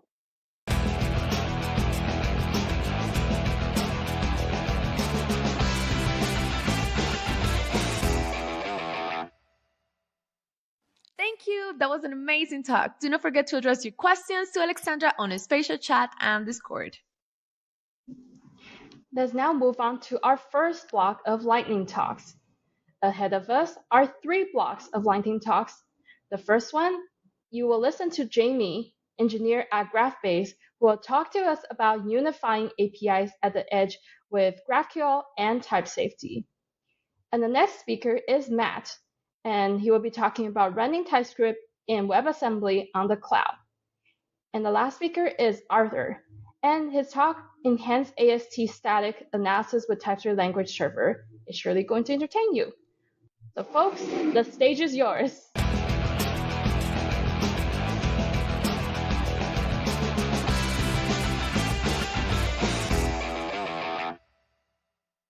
Hey everyone, I'm Jamie. I'm really excited to be here today at TS Congress, and I hope that you're all having a fantastic time so far. There are so many amazing speakers and talks lined up. I'm really excited to check those out and catch up, but obviously after this talk. We only have a few minutes together today really to go through some slides and a demo, so I think we should dive right into the topic. That is unifying data sources with GraphQL. Now, if you're building an API, it doesn't matter if that API is REST or if that's GraphQL, it's pretty hard. Yes, it's easy to install a dependency, create some type definitions with GraphQL, and then create some resolvers and then deploy it. It's easy to do that, but there are so many of other things to consider when building something scalable that you want to deploy to production at the edge, hopefully, for your users to use and consume. And this list that you see here is really only a small snapshot into some of the concerns that you have to kind of think about when building something scalable and maintainable in production. But I think the biggest problem today, it's a great benefit to have, but the biggest problem is that we have so many different data sources today that we all have to figure out how to use. All of the APIs and SDKs, well, they all differ as well. There's a different learning curve. There's different types of documentation. Some are more documented than others. Some take no time at all to get started, and some take days to figure out. And because we're using so many of these services now to deliver our end products, well, it can often just be really time consuming to do that.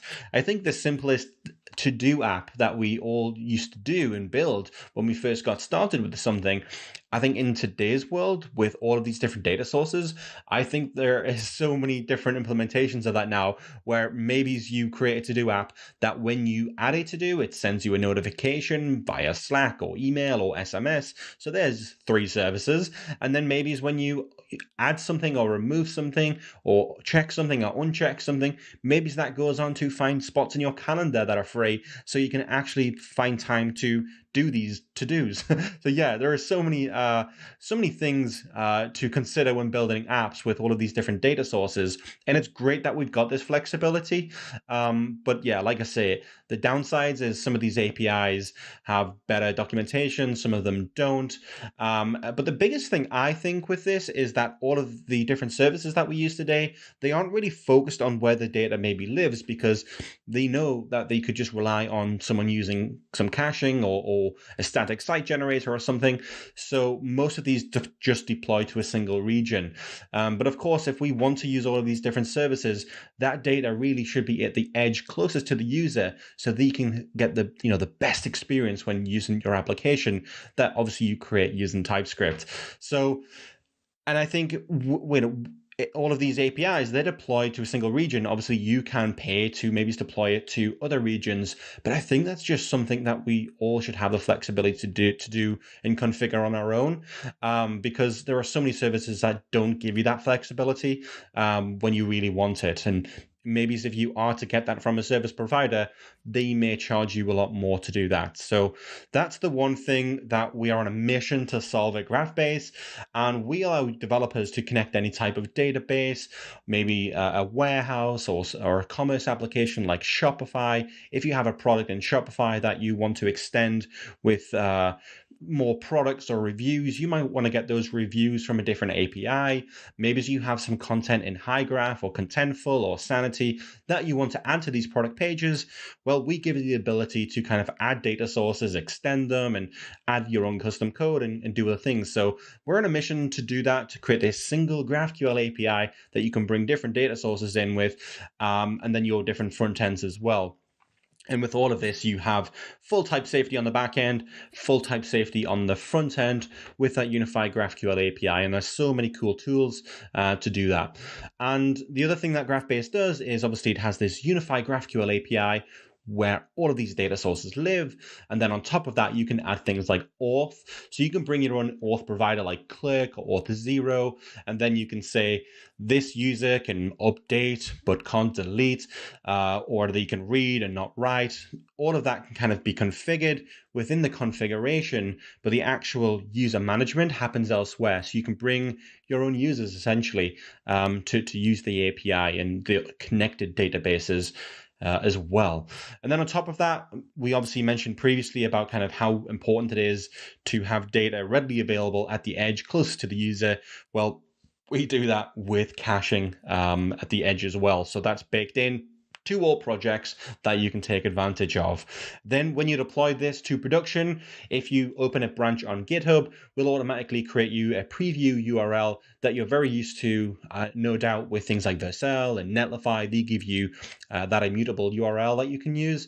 We do the same for GraphQL. We'll give you that new API endpoint, so you don't have to think about, figuring out how can I build that myself. That just comes for free out of the box. We also have other products like search and then analytics as well, so you can get full insights into what's going on with your project. And like I mentioned before, this works with anything that you're using today. Wherever you can make a fetch request, you can use GraphBase.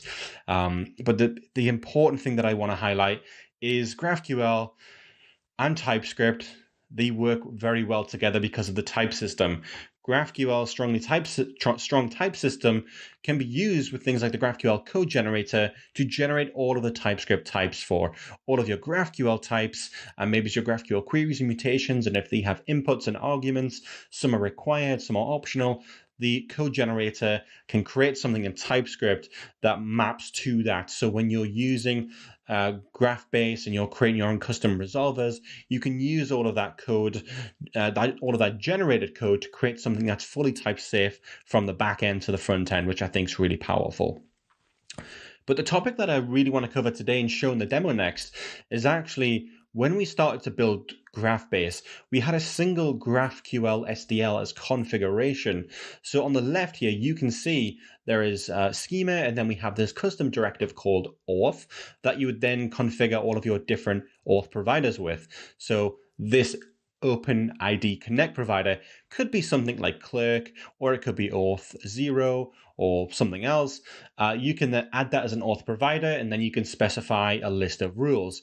We just have one rule here, which is allow private, but then that would add some rules to your backend to only allow authenticated requests.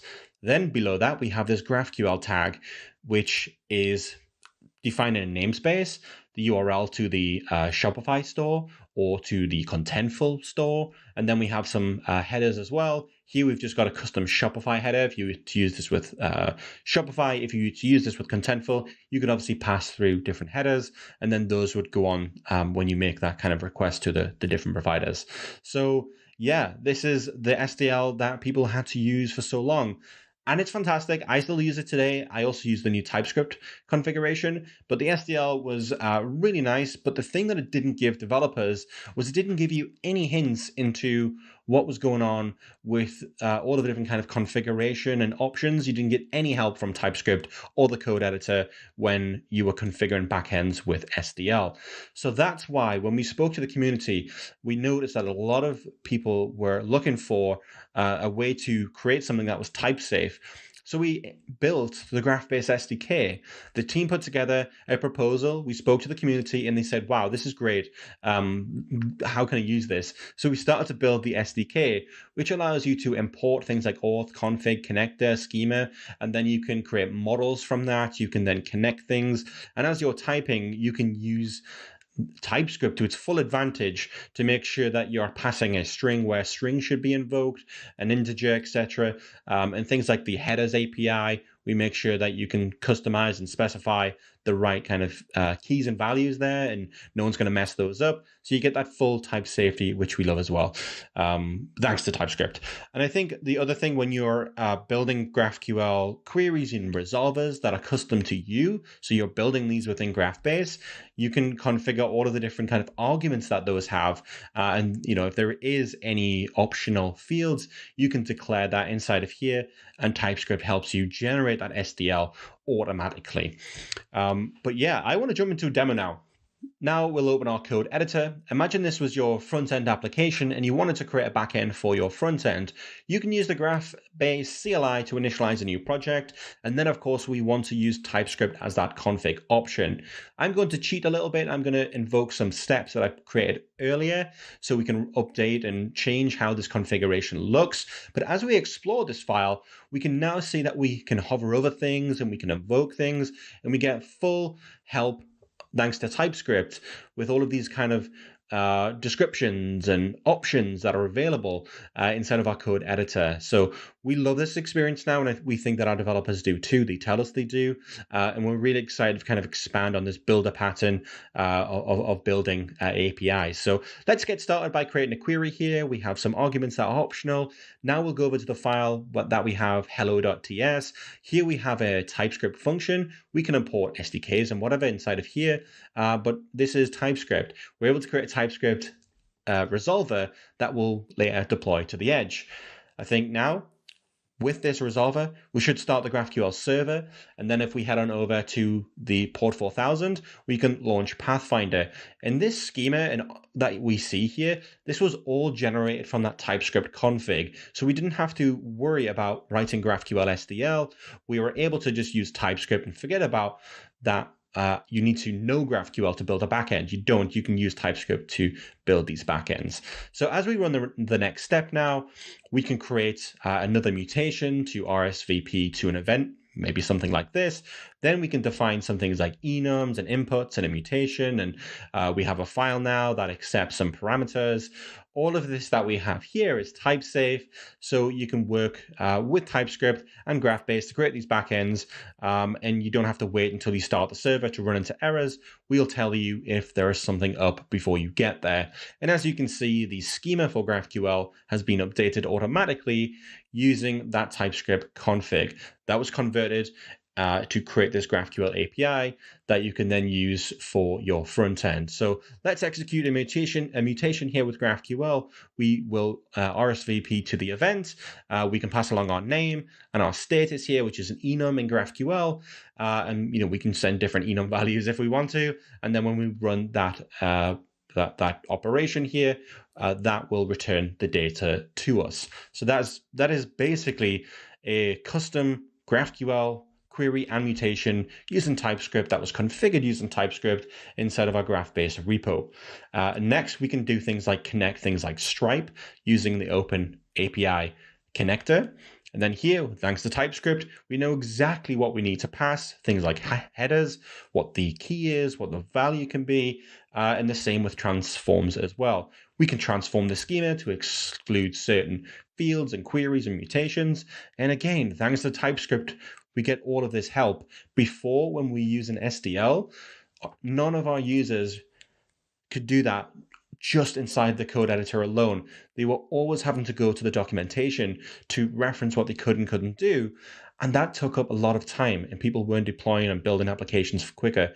But I think now with TypeScript, they are. It's fantastic. So with that open API connector added and with the server running, we get all of the Stripe API here in GraphQL thanks to the open API spec. We take that and transform that into GraphQL. And users of GraphBase that want to build these backends don't have to worry about learning GraphQL really from a server point. We'll abstract all of that complexity for you. And things like passing headers here, we can see we forward from the client to the underlying service. In this case, it's Stripe, and we update that. And when you make a request from the front end, we'll just pass that right along to Stripe, which is cool. And there's things like logging, so you can dive in and figure out exactly what's going on if things do go wrong instead of your resolver. Next, let's extend the Stripe API. Here we have a Stripe customer. The Stripe customer is the type in GraphQL for the Stripe customer, but users don't have a Gravatar field. So I think we should add one. Here's some custom code inside of our resolver that is fetching the email from that Stripe customer, and then it's creating that Gravatar URL, and then it's just going to return a string. So now with that running, if we go to Pathfinder and we close the headers tab, we should now be able to invoke that Gravatar field that didn't exist before. That doesn't exist with Stripe, but we've been able to extend the Stripe API with GraphBase using TypeScript. Now we can pass a different value in the arguments here, and we can get a different link to get a different image size. So that has been extending Stripe with GraphBase and with TypeScript. And all we really had to do was configure what that looked like using the SDK and then writing that code. And lastly, we'll look at caching, where you can configure different rules. So here we have the Stripe customer. We don't want to cache anything else but our Stripe customer, because generating that URL for the Gravatar image, well, that might take a little bit longer. We don't want to wait for it. So let's cache that URL response so we can configure at a kind of a type level, a field level, whatever you want. You can configure that with GraphBase. And then when you deploy that to the edge and you make a query, that will be cached. So inside of here, this is when the project's deployed with GraphBase. We can open that project inside of the dashboard. And here we can see we haven't passed that header along, so our API is protected. Now, if we pass along the authorization header for Stripe, this is our secret key with Stripe, we now run that operation, and that will be successful, and we get that Gravatar URL. But if we open the history here, we can see that we have a cache miss. Now, if we execute that again, we should get a cache hit. And we can see the difference in time here. The response time has gone down significantly thanks to that caching that's happening at the edge. So this has been one field extending one API, but imagine all of the different data sources that you use. Bringing that into a unified GraphQL API can considerably save time and cost for building applications. So hopefully this has been interesting. We think developers can build really cool backends with GraphBase, and they can still go on to use TypeScript to create custom code where they want to inside of those custom resolvers. But then to configure all of this, you don't need to learn GraphQL on a server side. You can just use that TypeScript configuration and the SDK to build the backend for you, which is pretty powerful. And that's why we love TypeScript. So if you're interested to learn more about this, you can go to graphbase.com. And if you've got any questions, please feel free to reach out to me on Twitter. I'm at Notrab. That's just Barton backwards if anyone's wondering. I'm happy to answer anything about GraphBase and in GraphQL over there. So thanks very much for having me today.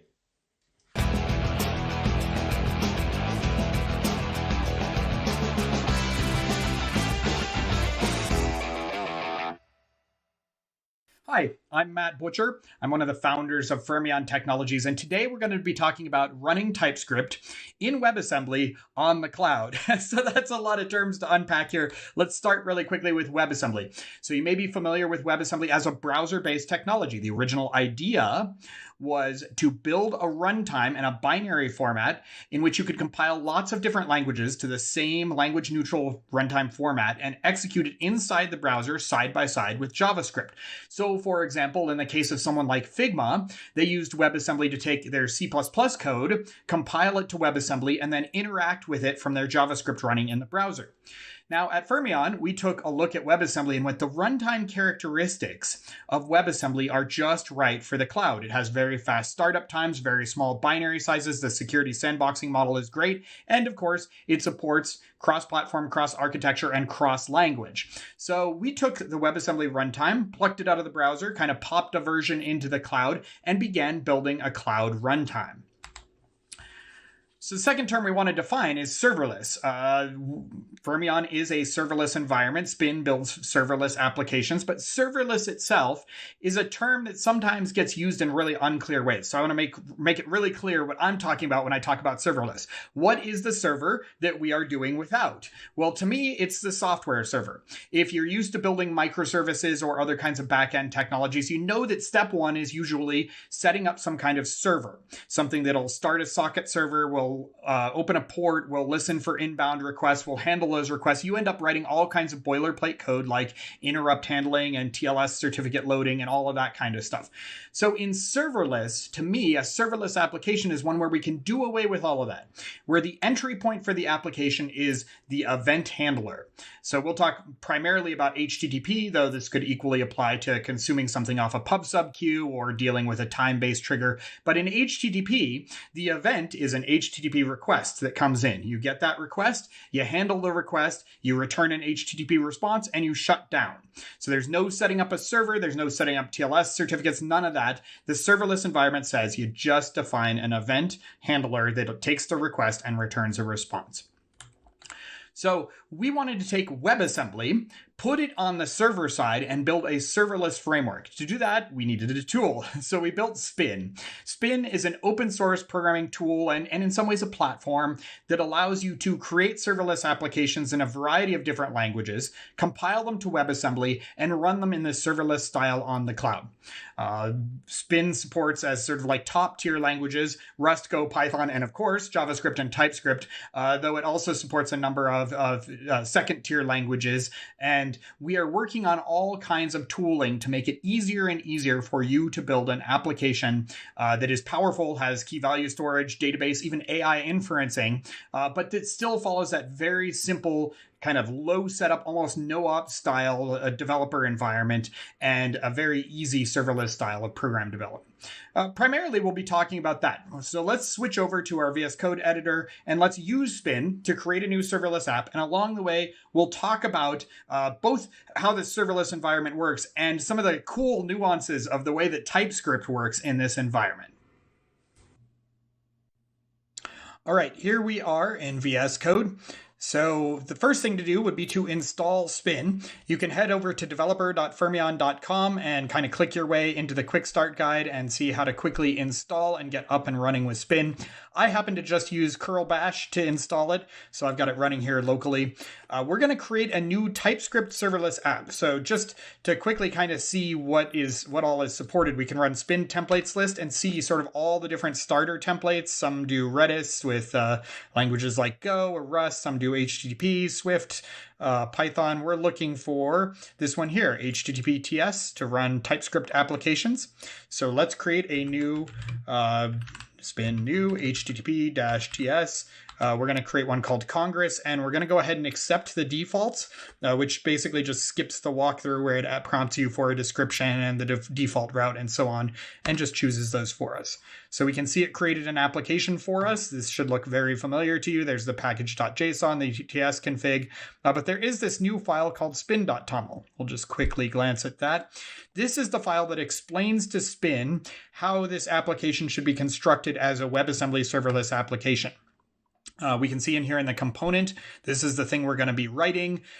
This is going to have a default route that'll listen on anything. It'll use npm to run its build, and the binary the wasm binary will be called target/congress.wasm. So we're not going to spend too much time in that file there. Instead, we're going to get straight to the code. So let's take a look at index.ts.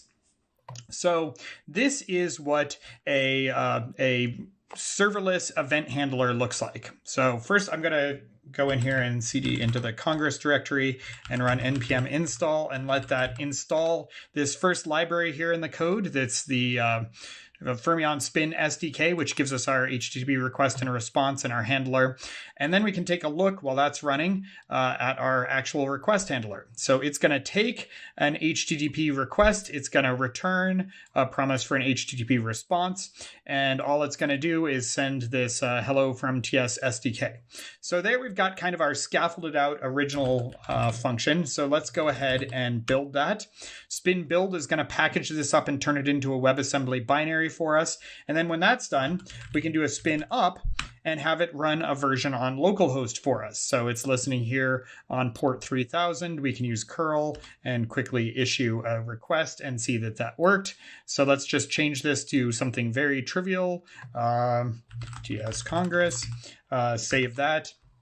And then once more, we'll do this build process. Let's see, Control C, and then spin build. And then once more, we'll do a spin up as soon as that is done. So again, we've used kind of 3 commands in our local loop: spin new to create an app, spin build to build a WebAssembly module out of it, and spin up to create a local testing endpoint. And we can see, there we go. Now, say we want to deploy this. We can actually just type spin deploy, and it'll go ahead, package this up again, and deploy it out to some endpoint somewhere. By default, it uses Fermyon Cloud, which is a hosted environment. You can also deploy spin applications to Kubernetes clusters, to Docker Desktop, to a Nomad cluster, and a variety of other places, all the way down to like a Raspberry Pi. But in this case, Fermyon Cloud will set us up a domain name and route us through to our new serverless handler. So there we've got it running on a public URL.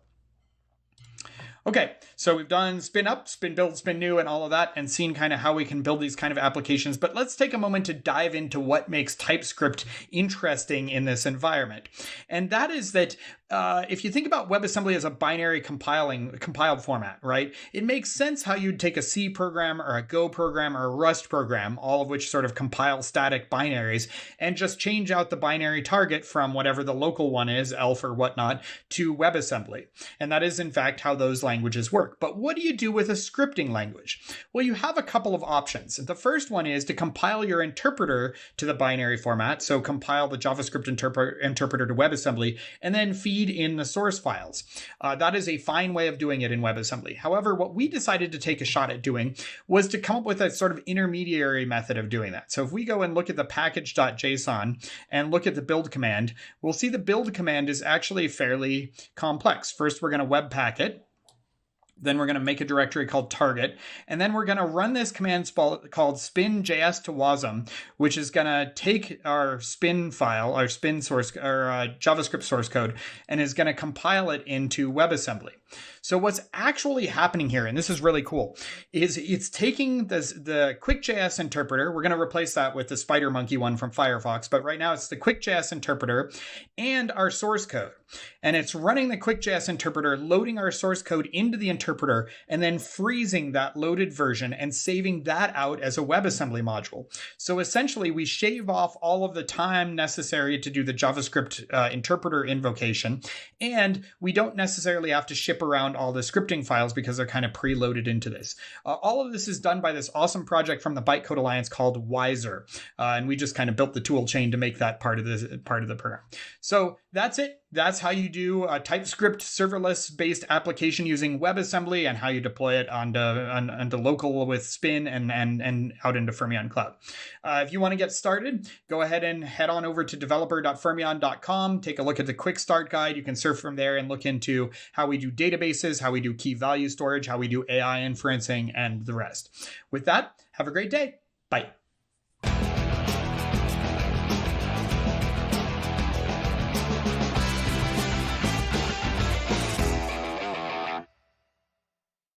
Hi everyone, I'm Arthur, tech lead at Apps Platform team at a London-based company called Zoa. Today I'd like to talk about enhancing static code analysis using TypeScript language server.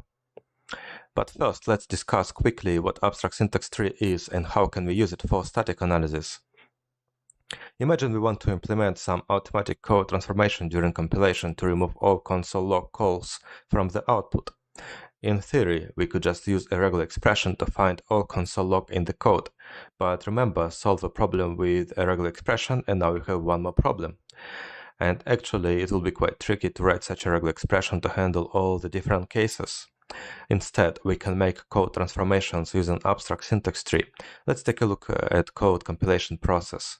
Compilation usually contains 4 stages: lexical analysis, syntax analysis, semantic analysis, and code generation. Today we will focus on semantic analysis with abstract syntax tree, and we'll implement our code transformation using AST, and most of the tools of our ecosystem are using AST for analysis and code changes. Let's take a look at our code again. We are going to use a tool called AST Explorer, and on the right side you can see how our code is represented by abstract syntax tree. The function call, which is console log in our case, is represented by call expression node in the tree, which contains other nodes like callee or arguments. This call expression is a part of the block statement body. Let's just remove it. Once we remove it, block statement wouldn't contain any other expressions in the body. So in the end, generating a code will get just an empty hello world function in this particular case. Going back to diagram, so what we did, we just transformed our abstract syntax tree, removing call expression node, and then we generated code from the new AST. Of course, we don't want to make these transformations manually, so let's implement a simple Babel plugin to remove all console log calls. In AST Explorer, you can select built-in Babel API to implement a Babel plugin, and you can see the 4 parts on the screen, like source code, AST, plugin implementation, and output code. Original source code contains 3 console log call expressions, which are represented by abstract syntax tree. You can see these 3 expression statements as part of the block statement body. Let's expand each of them, and you can find one of the call expressions with callee and argument nodes. Now moving to the plugin implementation. The implementation is quite straightforward. All we need to do is traverse over call expressions, check if callee is a member expression, and if that's a console log, remove the whole expression.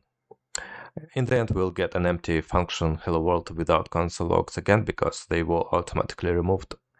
We can use AST and static code analysis to implement build time optimizations, minification, formatting, transpiling, like for example from the new language features to the older one to support all the browsers, for example, and many more. But how can TypeScript help with static analysis? Let's imagine now that we need to remove console log calls as before, but keep logs of arguments of number type. So, for example, we want to keep 1 to 3, or some constant if that's a number, but we want to remove hello world strings or now strings. With in-place values like 1 to 3, that's pretty straightforward because you can get this value just from the syntax. But it gets quite complicated with function calls or external variables like some constant here. We have to have some kind of type system in place or implement type inference ourselves, and TypeScript can provide such types. In this example, TypeScript can automatically infer the correct type based on the function signatures. And to make TypeScript not only check types with command line tool, but work with different code editors, TypeScript provides a language server, which is a separate process like a backend, and tools can connect to this server to get the information about types or use code refactoring tools provided by TypeScript. And the beauty of the language server is that it can be used not only for code editing or type checking. Following the language server protocol, we can interact with it programmatically and benefit from TypeScript knowledge about project and types at any level, including we can use it during our semantic analysis. tsmorph is an amazing library which wraps TypeScript compiler API and provides a simple interface to interact with. There is an example how we can configure tsmorph in your program. Now we can use it during abstract tree analysis. Let's see how we can integrate tsmorph into the actual plugin. So there is quite a lot of code here, but let's focus on the most important parts. So we want to have a getTypeAtPos function which accepts file name, code, start and end of the position we are interested in, and then we can create a virtual source file based on the file name and code and read the type for this provided position using tsmorph. The idea is the same as, for example, in IDE. If we need to see the type in our editor, we select an expression we are interested in, and editor shows types for the specific cursor position. In this case, instead of cursor, we just have programmable interface, but the idea is mostly the same. And now let's integrate tsmorph with our Babel plugin. We need to initialize the defined previously TypeScript class for TS processor. Then we can define a helper called getTSType with the file name, source code, and path to the node in abstract syntax tree as arguments. Each path in abstract syntax tree contains nodes with information where the node is positioned from start to end. This way we can check the type for the specific node. And in the end, we just need to return the type representation provided by tsmorph. Having these simple helpers defined, let's see how our original Babel plugin can be enhanced with TypeScript support. To remind, this was the original plugin implementation. Let's integrate it with TypeScript language server. First of all, again, let's initialize our TS processor instance and define getTSType helper. Next, we can get code and file name from the Babel plugin state. And at this state, we already did all the checks, like we checked that this is console log expression. So we just need to go over console log arguments and check that each argument, we need to get the type for each argument and check that if that argument type is number or not. If that's not a number, we can just remove this argument completely. And if it is a number, we can just leave it. So in the end, we just need to check that there are any arguments left or not. If there are any, then we can keep this expression because it means that there are number arguments for this console log call. If not, we can remove the whole expression by path.remove. So yeah, this example is quite unrealistic. I don't think there is a real use case for console log and types of console log parameters, but there is a bit more practical example I've been working on with compile time CSS and JS library. I've been working on a library called Tidy, and the idea is that it can provide a simple functional interface with CSS function which accepts properties like inline styles. But the idea is that instead of generating the styles in the runtime, we can compile them during the build time and extract them into the separate style sheet.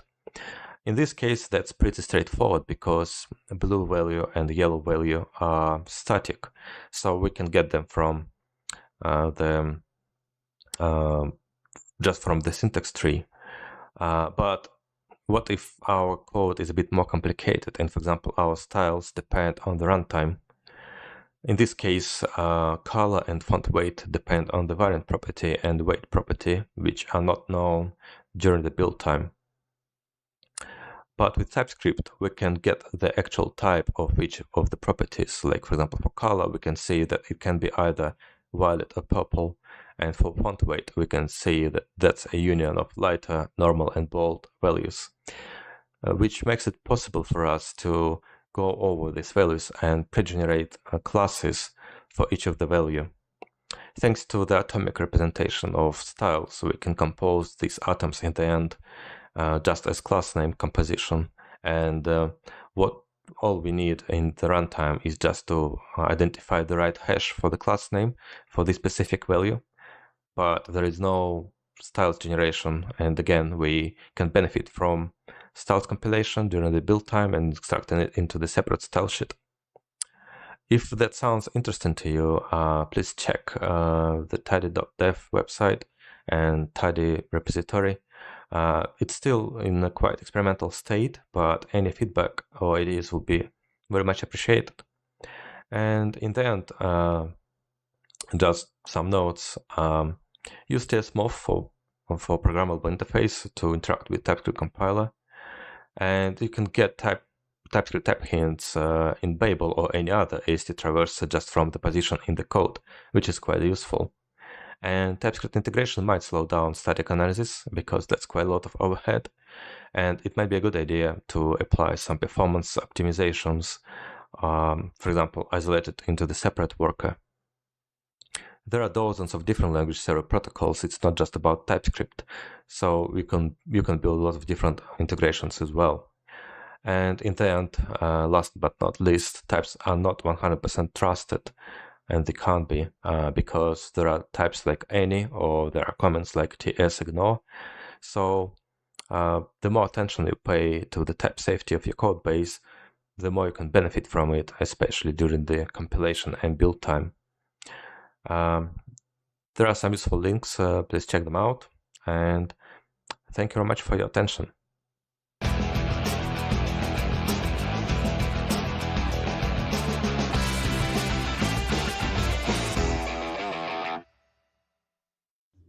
Thank you so much. Those were some amazing talks. You can similarly address your questions to Jamie, Matt, and Arthur on spatial.chat and Discord. Let's move on to our second block of lightning talks. Please welcome Liz Parody. Yes, our MC right here is also a speaker, and she'll talk to you about unlocking TypeScript's potential, exploring the power of ecosystem tooling. And we also have David to talk about replacing shell scripts with cross-platform TypeScript, and Tibert, who will talk about advanced linting rules with ESLint. Folks, the stage is now yours.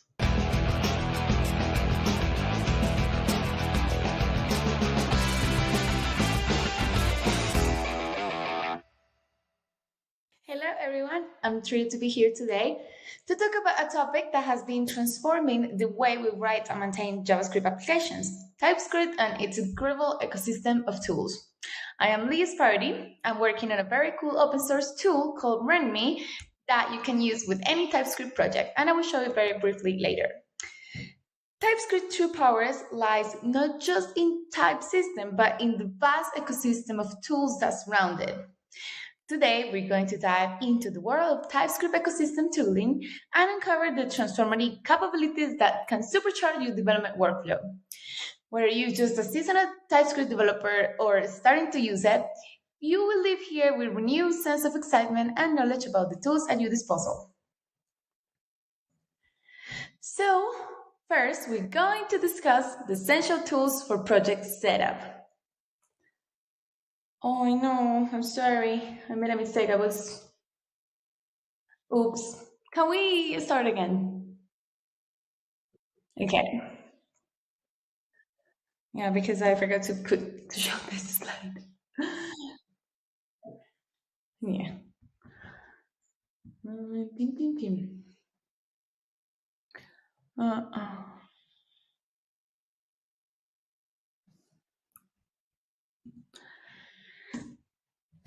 Hello everyone, I'm thrilled to be here today to talk about a topic that has been transforming the way we write and maintain JavaScript applications, TypeScript and its incredible ecosystem of tools. I'm Liz Parody, and I'm working on a very cool open source tool called RunMe that you can use with any TypeScript project. I will show it briefly later. So let's begin. TypeScript true powers lie not just in its type system, but in the vast ecosystem of tools that surrounds it. Today, we're going to dive into the world of TypeScript ecosystem tooling and uncover the transformative capabilities that can supercharge the development workflow. So first one, we're going to focus on the project setup. We will discuss the essential tools for this. Setting up a TypeScript project can be daunting, but do not fear. We will explore the tools and techniques that can make this process smooth and painless. Setting up a TypeScript project efficiently is the first step towards a successful development journey. Here are some essential tools and techniques to streamline your project setup. The first one is Package Manager. Use popular package manager like npm or yarn to manage and install package easily. npm init or yarn init can initialize your project and create a package.json file. The second is project scaffolding. Instead of starting from scratch, consider using project scaffolding tools or templates like Create React App, Vue CLI, or Angular CLI. These tools generate a project structure and configuration file tailored to your needs. The next one is tsconfig.json. The tsconfig.json file is critical for configuring your TypeScript project because it allows you to specify compiler option, target environments, model system, and more. A well-configured TS.json ensures TypeScript works harmoniously with your project. You can generate a basic tsconfig JSON using the tsc-init. And TypeScript starter kits. Explore TypeScript starter kits or boilerplates for specific project types, such as Node.js, React, or Express. These kits often come with predefined configurations, saving you a lot of time and ensuring you best practice. And text editor or IDE. The most recommended piece is Visual Studio Code. VS Code is a popular code editor that offers excellent TypeScript support, including 6-time highlighting, auto-completion, and debugging. One super cool tool that doesn't necessarily involve TypeScript, but it can be super useful, is RunMe, which lets you execute commands and scripts inside Markdown, even TypeScript snippets. Let me show you a very quick example here.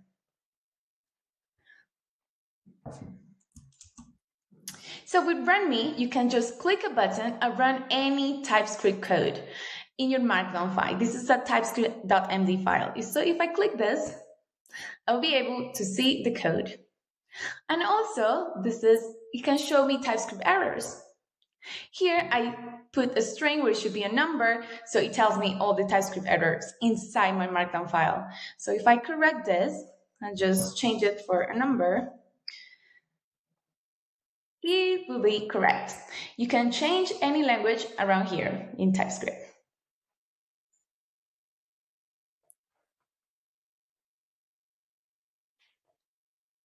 Okay, the second tool that we're going to cover is code analysis. Code analysis with TypeScript involves leveraging its strong type system to catch errors early and improve code quality. So the first one is type annotations. Type annotations to annotate your variables, function, parameters, and return types with TypeScript types. This practice provides clarity to your code and allows TypeScript to perform type checking. The next one is type inference. Because TypeScript can infer the types based on the context, make sure to use this feature to write cleaner code without explicit type annotation while still benefiting from type checking. The next one is code navigation. TypeScript-aware code editors like Visual Studio Code provide robust code navigation features. You can use features like go to definition and find a reference to quickly explore your code base. And finally, TSLint and ESLint. These linters help enforce coding standards and catch potential issues in your TypeScript code. Configure them to align with your project's specific coding guidelines. The next one is testing and deployment. Testing and deployment are critical phases in software development. TypeScript can simplify this process by, first one, testing frameworks. You can choose the testing frameworks just like Jest, Mocha, or Jasmine that supports TypeScript. TypeScript provides type safety for your tests, reducing the likelihood of runtime error. CI/CD integrations, of course. Integrate your TypeScript project with continuous integrations and continuous development pipeline. Tools like Jenkins, Travis CI, or GitHub Actions can automate testing and deployment. The next one is Docker. Docker containers provide a consistent environment for your application across different stages of development. Containerizing your TypeScript application ensures reliability and scalability. The next one is code quality. Maintaining high code quality is crucial for long-term project success. Now let's see. The first one we're going to see is intelligent code editors. Use editors like VS Code, which we mentioned before, which offers intelligent features such as auto-completion, refactoring suggestions, and real-time error highlighting, making your code experience more efficient. Code formatters like Prettier can automatically format your code according to defined style guidelines, ensuring consistent code formatting across the project. And linters that we talked before about TSLint or ESLint, these tools help enforce code quality rules and best practices. The next one is code-based maintainability, to ensure that your code base remains maintainable as it grows. So, there's 3 recommendations. First one is type checkers. TypeScript built-in type checker helps catch type-related issues before they reach production, reducing the chances of runtime errors. Also, static analyzers, tools like TSLint, SonarQube, or ESLint with TypeScript support can analyze your code for potential issues, security vulnerabilities, and code smells. Refactoring tools. Leverage refactoring tools provide your code editor to efficiently make changes to your code base while maintaining consistency and reducing errors. And TypeScript libraries and frameworks.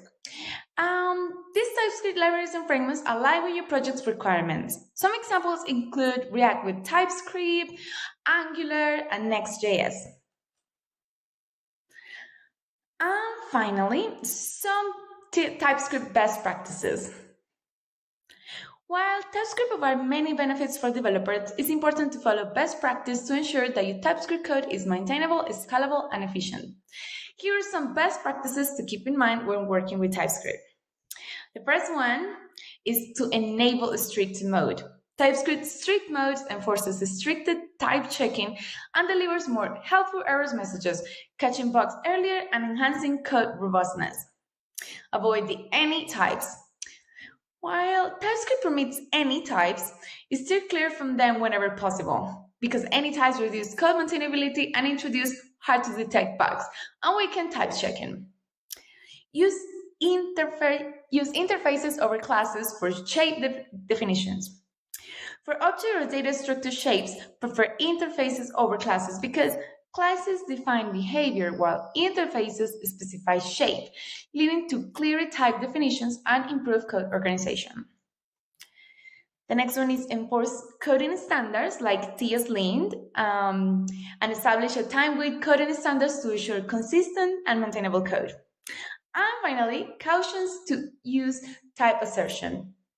Employ type assertions sparkling and only when necessary, because excessive use undermines TypeScript benefits, permitting unchecked types conversion.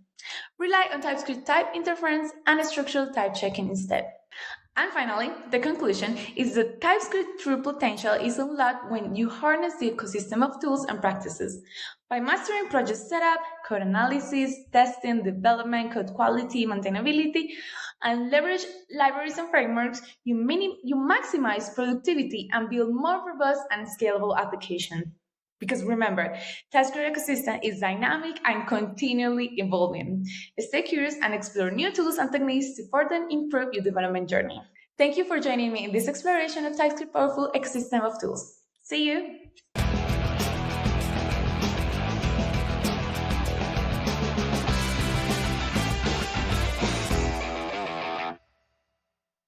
Hi everyone, I'm David Sherritt, a developer at Dino, and today I'm going to talk about why you should replace your shell scripts with cross-platform TypeScript.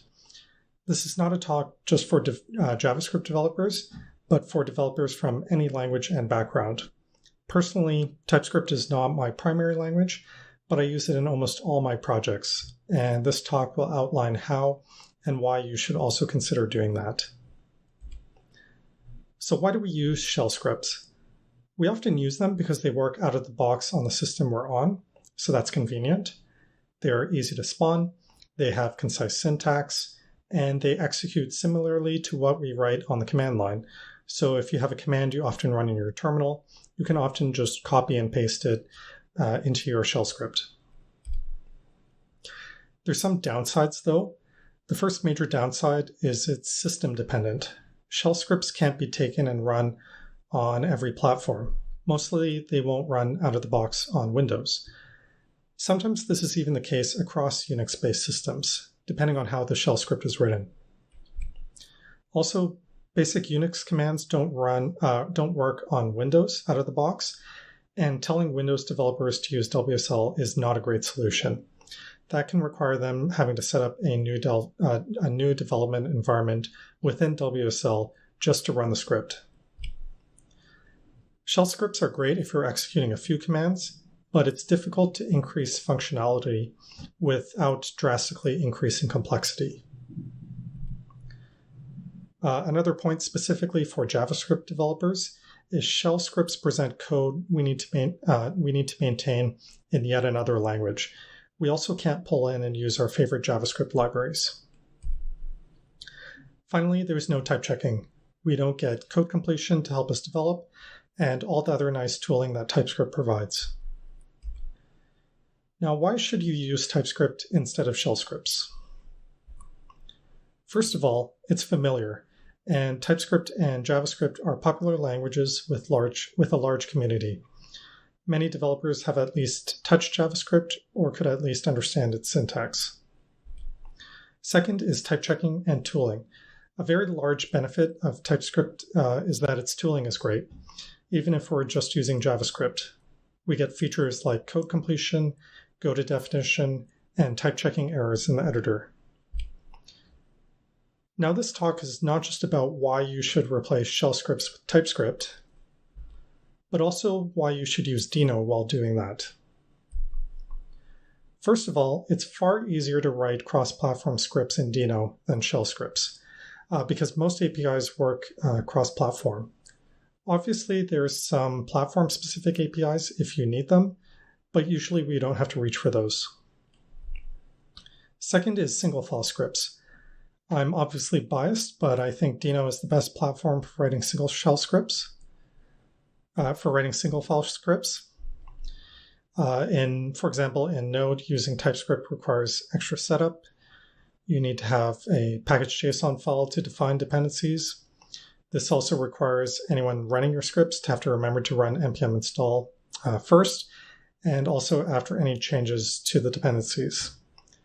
That process then creates a node modules folder in the directory tree, so right there you have 2 extra file system entries. So it's not a single file script. Whereas in Dino, TypeScript is supported out of the box, so you can execute TypeScript code directly. It's optional to use a config file to define your dependencies, and it's also optional to have a node modules folder for vendoring npm dependencies. It's important to note that you can still use that model if you want, but it's opt-in. Third, dependencies are auto-installed based on the code, so no separate npm install setup command is necessary. Finally, Dino's is sandboxed by default. Node recently got an experimental permission system, but it's opt-in rather than opt-out. Another great thing about Dino for single-file scripting is it's possible to define the dependencies in the script file itself. For example, you can pull in packages from npm or use HTTPS imports to easily host scripts on a web server and reference those directly. One bad part about this is it's verbose to launch sub-processes using the low-level process APIs available in both Node and Dino. But that's not a big deal because we can pull in a dependency that helps make it more like shell scripts. There's a library I wrote called Dax. Dax is a cross-platform shell written in JavaScript that has common cross-platform Unix commands built right in. It also has other useful APIs to help out with scripting. Here's some examples of running commands. The shell syntax it supports is common syntax found in shell scripts. For anything more complex like loops, you probably just want to use JavaScript for that instead. Again, to emphasize, all the code shown here works on Windows. Launching commands is slightly more verbose than shell scripts for simple cases, but in my opinion, the advantages of being able to write these scripts mostly in JavaScript outweighs the slight extra verbosity when launching commands. Also, it could be argued that this is less verbose in complex cases. For example, as shown on the last line of this code. accessing properties on the JSON output of a command is quite easy. Finally, DAX has logging APIs, a path API. For example, here we create a path_ref object from the source for the source directory, get if it's a directory, then call makedir on it to create the directory. Then we get a reference to a text file within that directory, write some text to it, or we could even read from that text file. Or we could write some object as JSON to a file, or read from it deserializing to a JSON value. There's also APIs for doing prompts, making selections, and showing progress. Finally, there's a request API built in that's similar to the fetch API, but less error-prone, and with some additional helpers on it. Anyway, there's a lot more to this, and I'd recommend checking out the documentation for more details. Thanks for listening to my talk.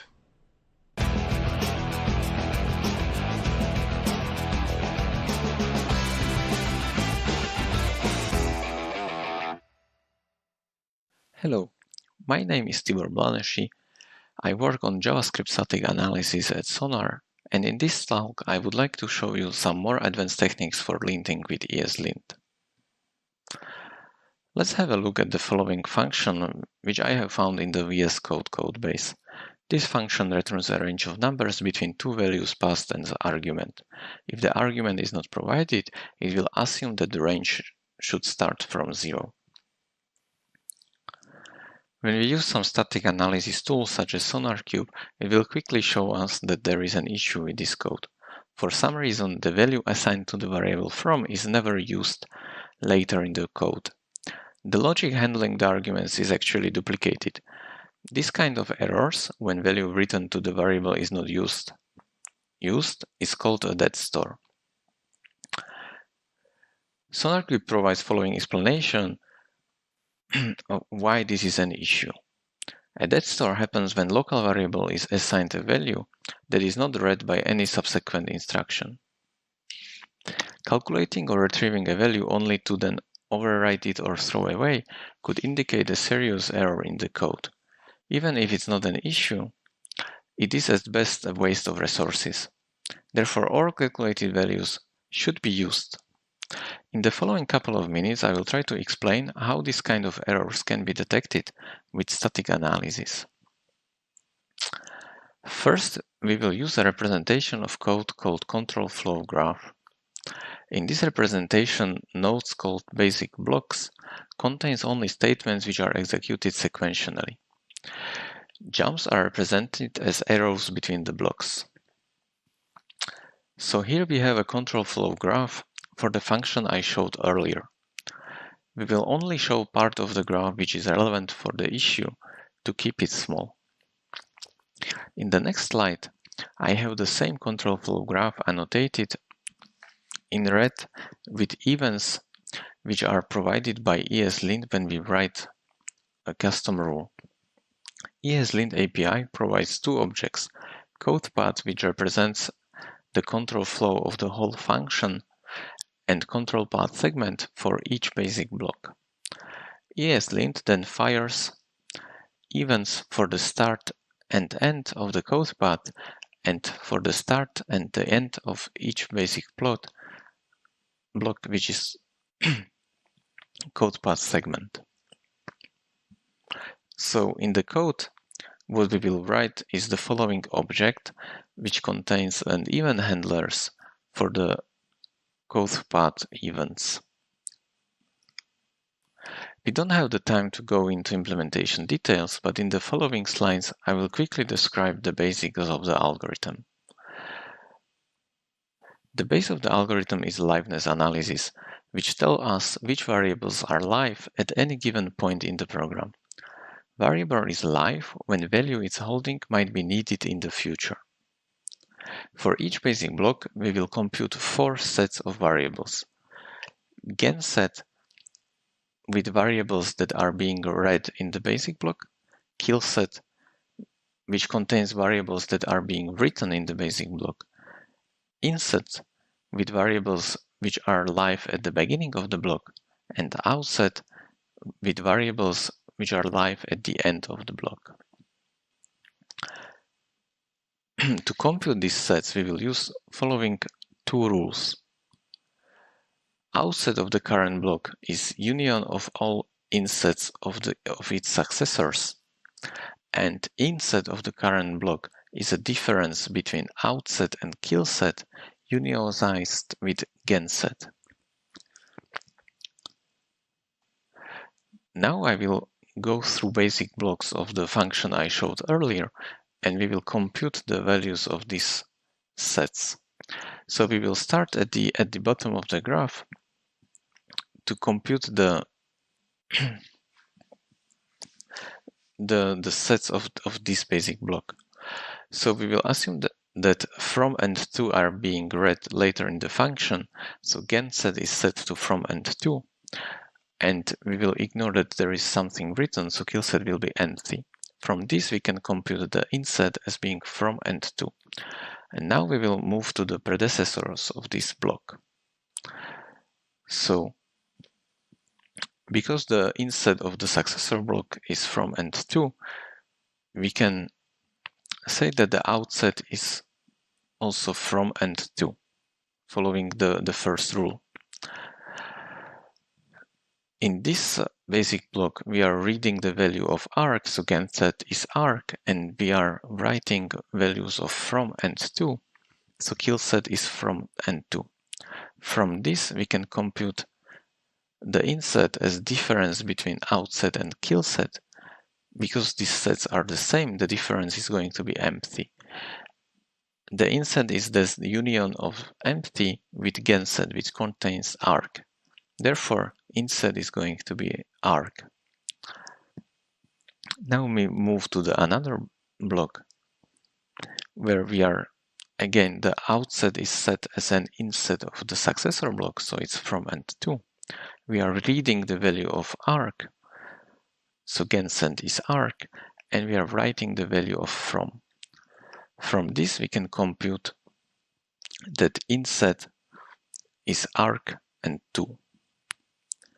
Now when we move to the predecessor of these two blocks, we can set the outset to be union of the inset of the successor blocks, so it is an arc and 2. We are reading the value of 2, so genset is 2, and we are not writing any variable, so killset is empty. From this we can compute the inset as a difference between out and kill, which is arc and 2, and union with 2, which doesn't change anything. From here we move to the predecessor of this block. So we know that outset is arc and 2. We are reading the value of arc, so genset is arc. We are writing the value of from, so killset contains from, and from this we can compute the inset to be arc and 2. In the next block, the situation is almost identical. The outset is arc and 2. We are writing the value of from, so killset is from. We are not reading any variable, so genset is empty. From this we compute the inset to be arc and 2.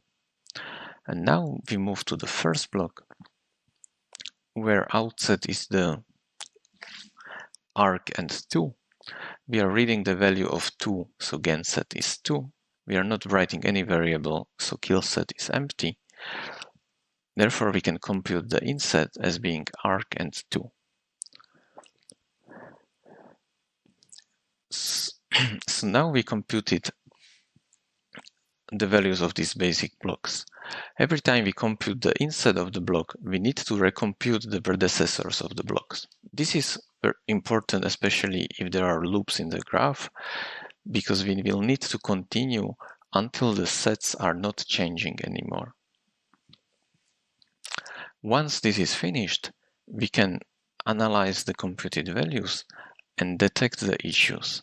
We will raise an issue for every variable which is part of the kill set, which means it is being written to, but it is not part of the outset of the block, which means that the value is never needed in the subsequent blocks. So in this case, in our function, from is written in the beginning, but it is not read by any subsequent block because it is being written to again. That's why we will raise an issue on this write to from. So if you want, you can have a look at the complete implementation of this algorithm in our JavaScript analyzer, which is an open source project on GitHub. And the algorithm is in the rule 1854. And this analyzer is used in SonarQube, SonarCloud, or SonarLint. I hope you found this talk interesting, and thank you for your attention. Bye.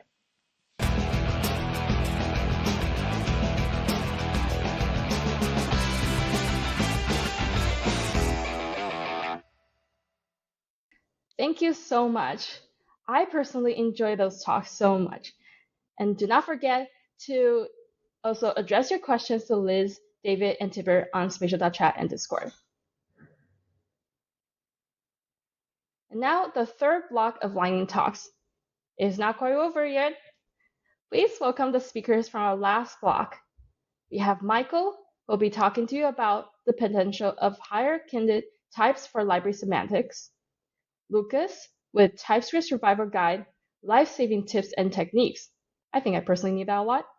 And lastly, Akash will be talking about unleashing object proxies, building type-safe wrappers for anything. Let's take it away.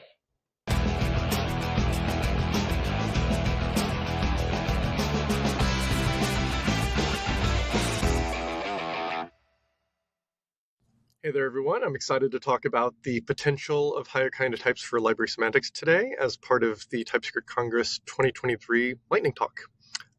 First, a little bit about myself. My name is Michael Poteet. I'm an engineering manager at Volley, where we are creating the future of voice-enabled entertainment.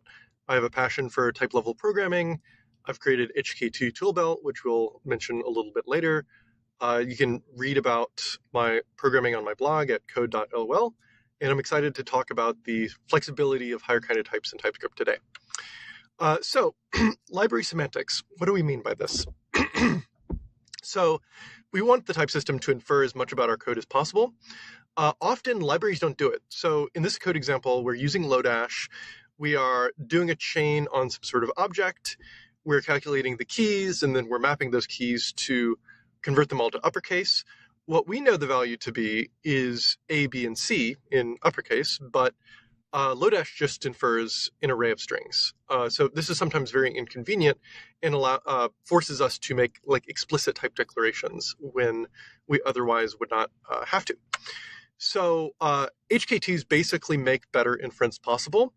We can use HKTs to represent type-level operations, and we can compose types together using functional semantics. We can do this so well that end users never have to write any sort of custom types themselves. So what are higher kind of types? Basically, a kind is a type associated with a type constructor.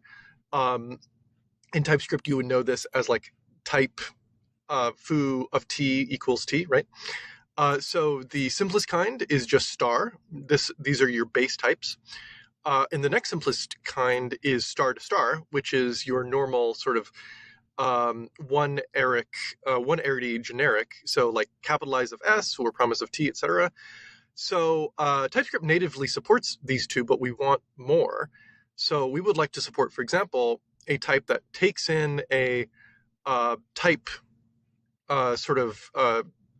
generic itself and a value which represents an array, and we want to loop over that array applying this type operation to each element.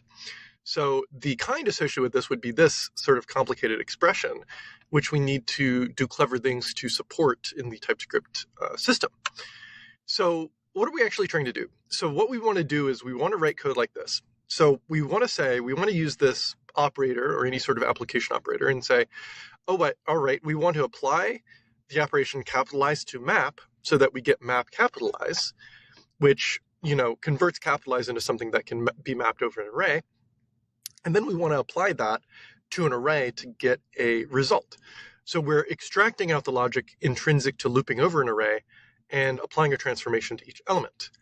This is surprisingly possible in TypeScript. So here's the minimum definition needed to create this rich set of higher kind of types. Basically, what's going on here is that we are exploiting the fact that on interfaces, the types of functions can be a function of attributes on the object.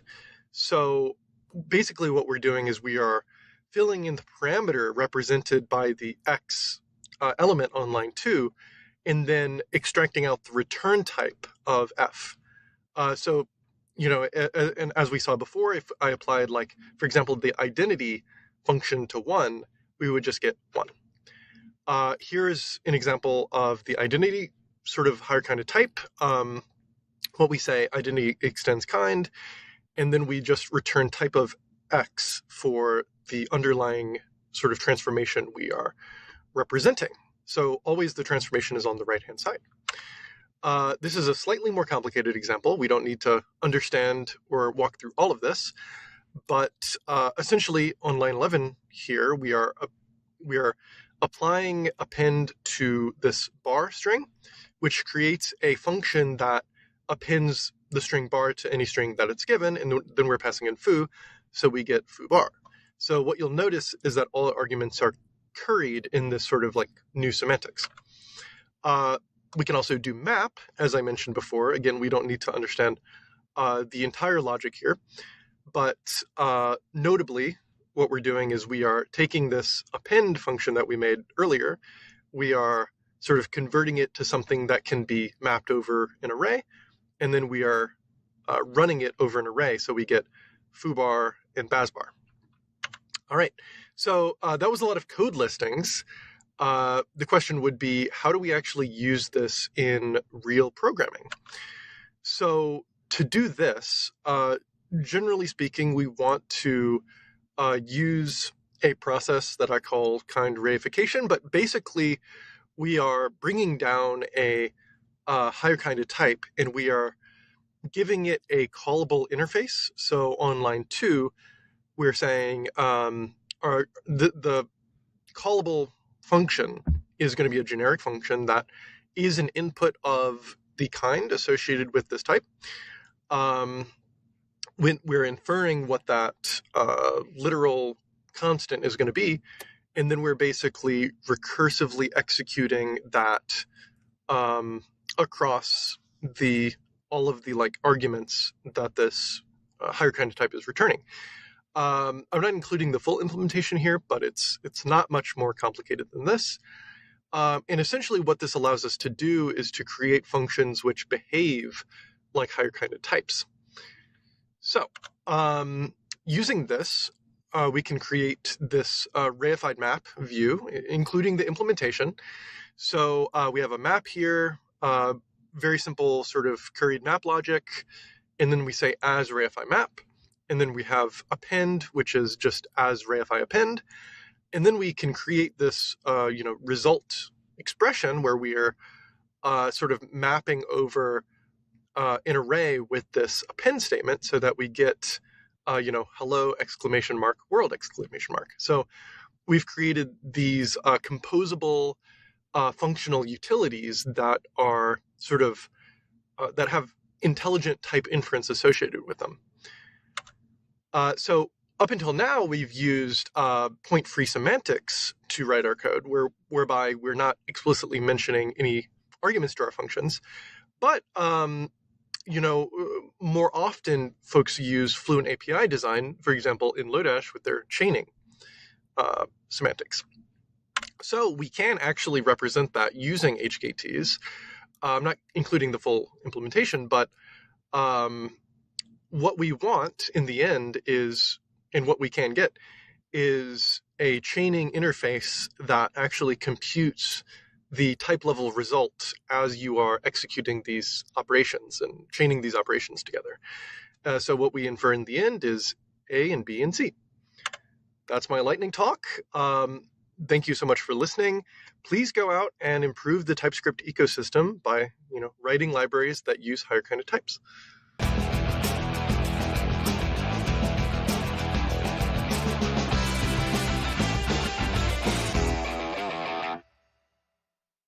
Hello, I'm Lucas. I'm software engineer here at Klarna in Sweden. I'm originally from Brazil and I've been coding for the past 11 years and sharing what I learned. So if you like this talk and have any feedback, please reach out to me in my socials. Just put the name of the network in lsantos.dev and you get there, or just lsantos.dev will also do the trick. But cutting to the chase, I will be presenting the best tips and tricks that I learned with TypeScript in these past years with you, and all of this in 10 minutes or less. So let's go.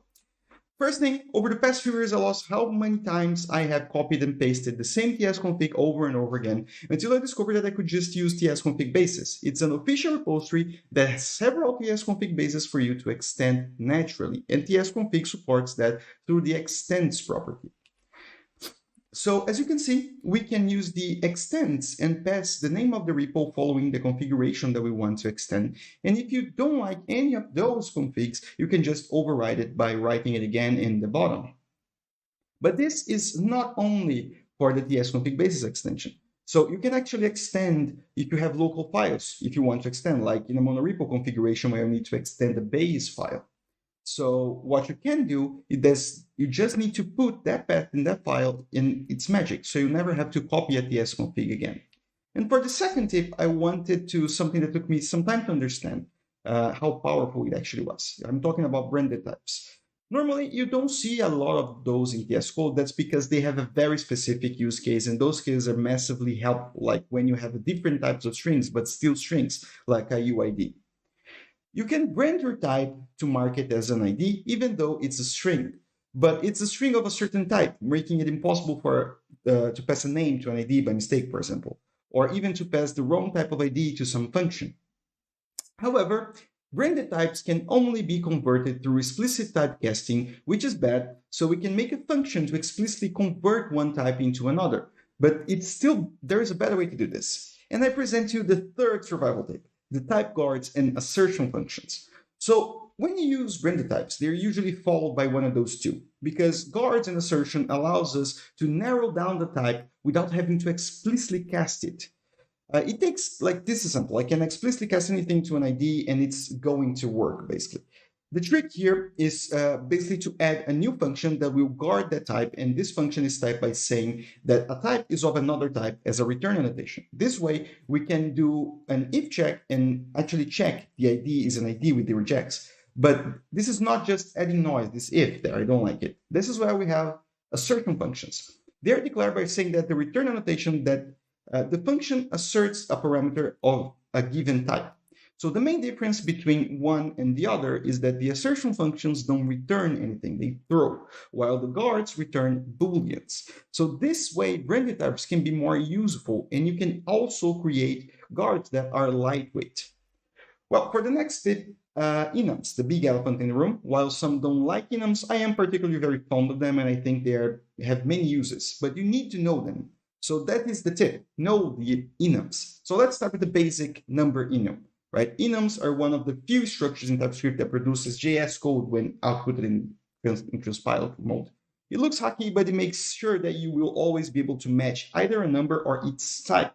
The problem is that you can use both, and it kind of defeats the purpose of enumerating things, right? So what we can do is that we can use string enums, which are easier to read, but we cannot directly assign the value it contains to the variable that has its type. So you need to convert, for example, a user input into an enum value if you need to assign both. In my opinion, it's worth it because you standardize the code. However, enum types can also be a very good substitute for this. And the final one is a const enum. It does not produce any output because it will replace its calls with its values in the transpiled JS. It's like magic. So in this example, all the enum values will be replaced with their enums in the final code. It won't produce any output, but also doesn't standardize the things. So there is still magic numbers popping up from nowhere. Also, const enums don't exist in runtime, so you cannot access their keys or values the same way you can do with others. So they're expanded into their underlying values, and that's it. There's no coming back from them. For the next Revel tip, a new one, something that's pretty brand new. In TS 5.2, there's a new keyword, which is also coming to JS soon, that allows you to explicitly control resource disposal and memory cycle. It's the using keyword. It all starts with the symbol dispose or the async dispose that you put in an object class or anything that accepts a method like that. This method will do the work of disposing the resource. And then you just need to declare a variable with async using or just using, depending on your object, it's a sync object or not. And this is a very good life-saving tip because you can abstract a lot of the complexity from object lifecycle away from the usage of that object. For one of our final tips, I want to bring you the world of unknown and how it can actually save a lot of lives. In Klarna, we have a lot of places where we deal with legacy systems, especially those that were ported to TypeScript, and all the places where people didn't know what to type, there isn't any there, and that's very bad. Bad because we are literally disabling TypeScript for those types, and we are not incurring anything. There is no types. Well, we all know how bad any is in general, but there is a solution. And this solution is unknown. We start implementing unknown, and the catch is that everything can be assigned to unknown, but unknown cannot be assigned to anything. So this way we protect the data where it's actually used. And a good example of this would be the typing of a JSON parse function to return unknown instead of any. So you can see that in the old object, we can even use keys that are not there. And this would definitely break in runtime. Besides, unknown is a very good way to migrate from JavaScript to TypeScript because as soon as you create one, you already know the whole path that resource has taken and who is using it due to the error it's going to create. And lastly, I wanted to introduce the case conversion utility type using uppercase, capitalize, or lowercase. The context for this is that in Klarna, we have a lot of other services using snake case and some other services that use camel case. Because of that, we needed to convert API calls and returns to the specific casing. And this led to the creation of these duplicated interfaces, where one was the snake case and the other one was the camel case. So you don't need to do this. Obviously, there is like an overcomplicated way of making it generic, like I did here. But in this example, what I'm creating is a type that takes a string, split it from snake case using a recursive type, and make it to camel case. And then we can use a mapping type to map all the keys from an object to camel case. And now we don't need to duplicate our interfaces anymore. And that was it, basically. 10 tips in 10 minutes. So thanks a lot for being here and for listening to this. And if you do have any questions, please join me in my socials and in the websites down here. So see you soon.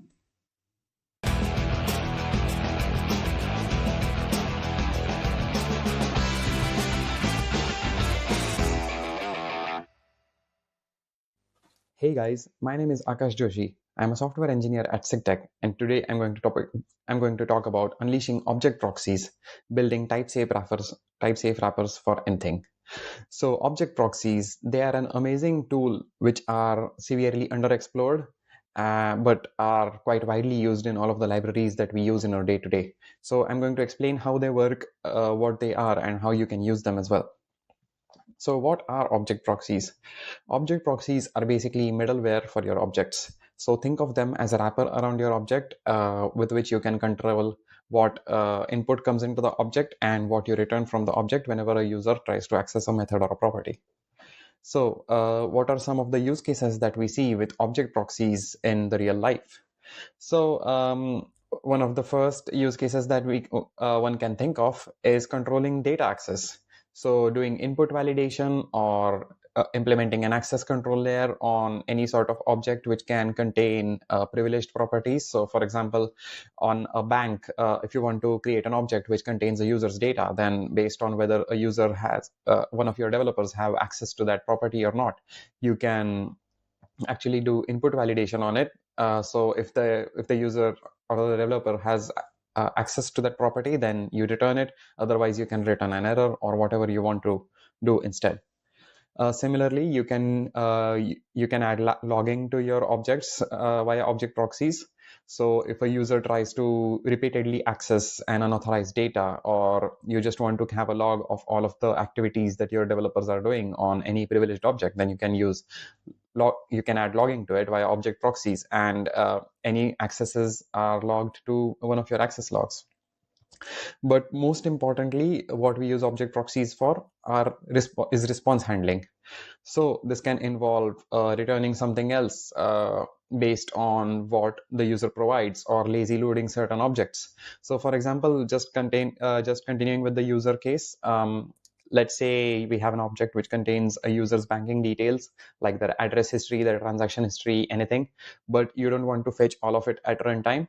So whenever someone tries to access their address history, then we make a network call to the address API, get all of that data, and then return it via the output. So on the developer side, it just looks like you've made a property call, like a dot call to an object. So that would be user.address. But in the backend, it will actually make an API call, and you can also implement caching and other things on top of it to actually make your object calls faster. In the wild, object proxies are used by Prisma. So have you ever thought about how Prisma knows what all of your tables are and how it is able to access all of them at runtime, even though it actually isn't present in their code base? What they do is they generate the types for all of your tables, and then they apply them to an object proxy. So whenever you are accessing your property by using the dot method, so like prisma.analytics, prisma.user, prisma.posts, what it actually does is it makes a network call via object proxies to the actual database, and then fetches those results and then returns them to your client. So of course, it isn't all hard coded into the Prisma's code base, but they generate it at runtime via TypeScript, and then object proxies take care of the rest. Similarly, for TRPC, TRPC works on a similar concept where they allow you to make object calls, make method calls from your front end to your back end quite transparently. They use object proxies as well. They expose a router object on the back end and expose its types, and then use those types on the front end. So the actual proxying happens on the front end, where any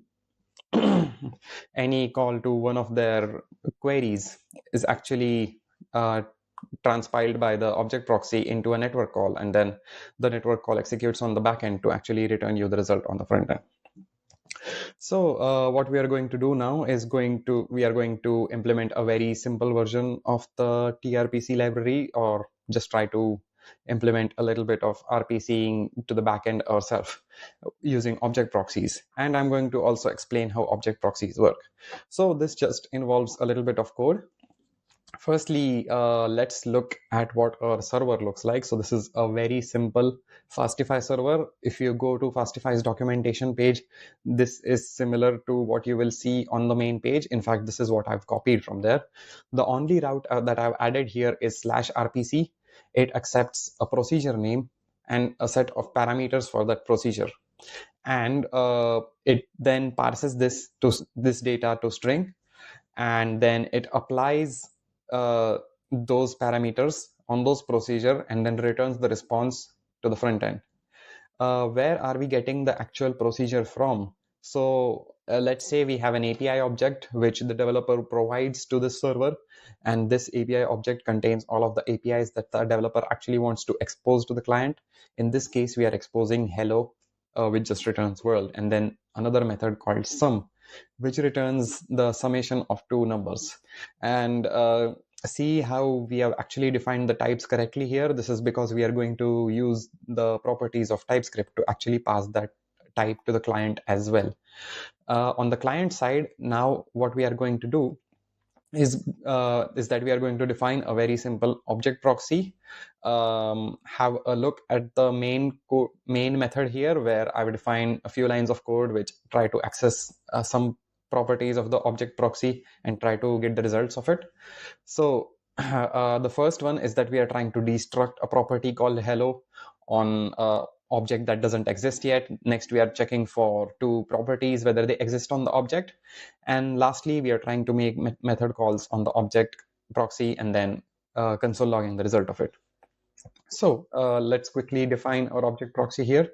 The syntax for defining object proxies is to use new proxy to define them. The first parameter it takes is the target object that you want to build it upon. So the standard way would be to use a wrapper over an existing object. In this case, we are just going to use the properties of the wrapper, so we don't use any existing object. So I pass in an empty object. Next, we actually look at all of the properties that a proxy accepts. So they are primarily get, has and apply. These are the properties that you will be mostly looking at while building object proxies. The get property is the dot method. So when you are destructing hello, or you are doing client proxy dot sum or client proxy dot anything else, then the get method is called, and you can return whatever you want from it. Has method is sort of like has own property, which actually checks for whether a property exists in an object proxy or not. And in this case, we are just returning true. So these two methods which check whether these two parameters exist in the object property should actually return true, even though they don't really exist there. And then lastly, we have apply. I don't think we have enough time to go into the depths of it, but it is a trap for any method calls that you make on your object proxy. In this case, get should be enough. We'll go into the depths of it as we actually define it. So let me, so we have, right now we have a type error here which says property hello does not exist on type empty object. That is because it's actually returning a type of empty object, as that is the default object that we passed here. But since we are going to create traps on this object proxy, we have to now fake what it actually looks like.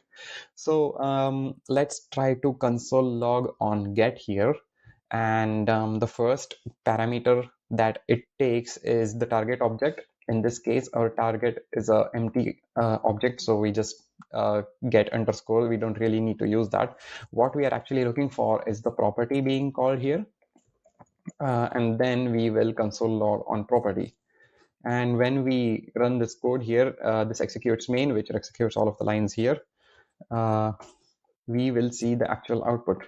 So the error that we are getting here is hello is not a function, which is expected because it is calling the hello method here. We are going to define the code for that. But what we are more interested in is the first 3 lines here. We are getting property hello when we are trying to console log. When we are trying to access the client proxy property here, and then we are getting true and true for the in property. We are getting true there because we have just defined true here. If we change this to false and then we save it, this should run again. So that should then print false. That just prints whatever we want it to. And then this is actually printing the actual property that we are trying to access, which is hello in this case. And let's try to solve this error next. Hello is not a function. So this is because we are trying to make a function method call on the properties being returned here. So to resolve this quickly, this should just console log args instead. And if we, now it returns correctly, and it just prints the args being passed here, the property, and similar for sum, it's printing what method we were calling, which is sum, and then the parameters being passed in here, which is 3 and 123. Now we are going to quickly try to make an API call to our backend and return the data based on this. What our backend looks like is it accepts a procedure name parameter and a params parameter, and based on the procedure name and params, it makes the API call. So for hello and params being an empty array, it returns world. For procedure name being sum and the parameters as 1 and 2, it returns 3, and hypothetically for other params, it should return the right result as well. So let's quickly do that. In this case, what we do is we just make a fetch call here. So fetch to the backend, http local host 3000. We need to pass in the parameters correctly as well. So I'll just make a note of that, add async in here. So our procedure name, we need URL search params. So search params is equal to new URL search params, and then add in a procedure name, which should be the property, and then I believe the args here, params, sorry. So pass in the params as json.stringify args. I think this needs to be a toString. And that resolves that. And then we just add this in here into the API call. And then while returning the data, we need to do response.json, of course. That should return our result. So now when we are running the method again, it should return the result, but I believe I am not logging here. So let me have a quick look at what went wrong. So yeah, as we can see here now, when we are trying to access these properties via the method calls, this is actually calling the API on the backend.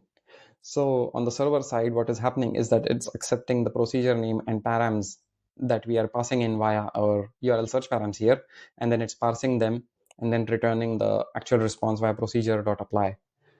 Now, in this case, that's pretty much it in terms of our object proxy, but we are actually missing the actual part still, which is actually defining the correct type. So I can actually import the type of API from the backend and then try to apply it to our client proxy here. So, so let's try to do that. If I do as type of API here, then it should hypothetically apply the correct type to my client proxy here. And then if I try to do something like client proxy dot, then it should also return the correct types here. But what we are missing is that it doesn't return a promise. In our case, the client proxy actually returns a promise whenever you're making a method call, because it is actually making a fetch request. So we define a simple type here called promisify, which extends a record, and then based on the keys for that record, it just applies a promise to its return, to the return types of all of the existing methods. Now, in this way, if we wrap our method in this generic that we have just defined, then what we get instead when we are trying to do client proxy dot is that all of the results actually return a promise instead, and so we get the correct type on this, and so we don't confuse our users anymore. So that is it for our object proxy. And what are the takeaways? The takeaways here for building your own object proxies are embrace, experiment, and explore. Firstly, embrace object proxies. Try to find out where you can find object proxies in the real world.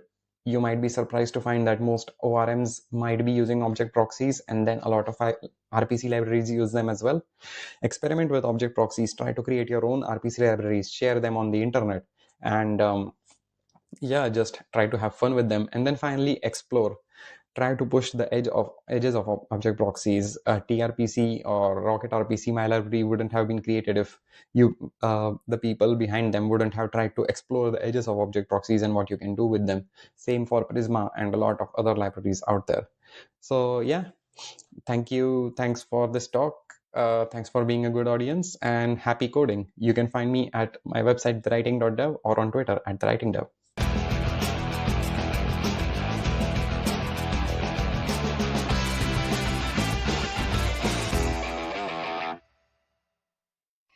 Thank you so much. That was such informative talks by our amazing speakers here. Do not forget to address your questions to Michael, Lucas, and Akash on spatial.chat and Discord. Wow, what a day, full of many learnings and amazing speakers, great talks. We would like to thank all of our speakers for sharing their experiences and knowledges with us. And also, thank you to our lovely audience for being with us, for watching and participating in our discussions and speakers QA rooms. Once again, thank you to our sponsors for your great support. We wouldn't be able to do this conference without them. Again, we highly value your feedback. It helps us keep making the event better and better every single year. We have a form available to you at typescriptcongress.com/feedback. And when the talks are over, we're going to have a remote party with draw battle. Let's have fun together on spatial.chat. The after party is going to start after the closing ceremony in the interface track. Thank you all for being with us today. See you all at the after party. Bye. Thank you all. See you.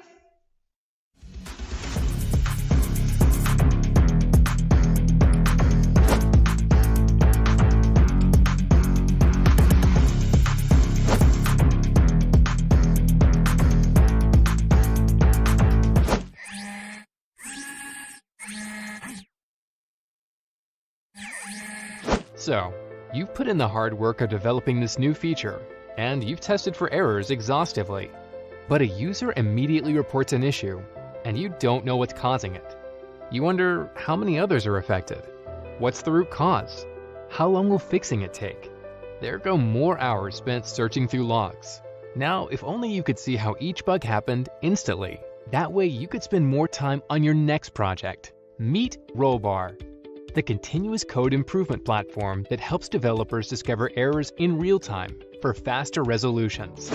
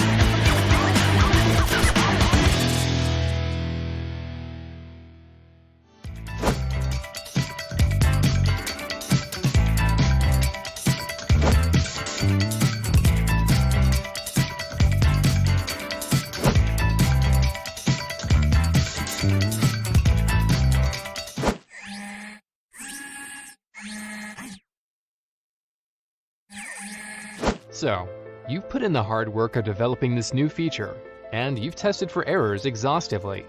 But a user immediately reports an issue, and you don't know what's causing it. You wonder how many others are affected. What's the root cause? How long will fixing it take? There go more hours spent searching through logs. Now, if only you could see how each bug happened instantly. That way you could spend more time on your next project. Meet Rollbar, the continuous code improvement platform that helps developers discover errors in real time for faster resolutions.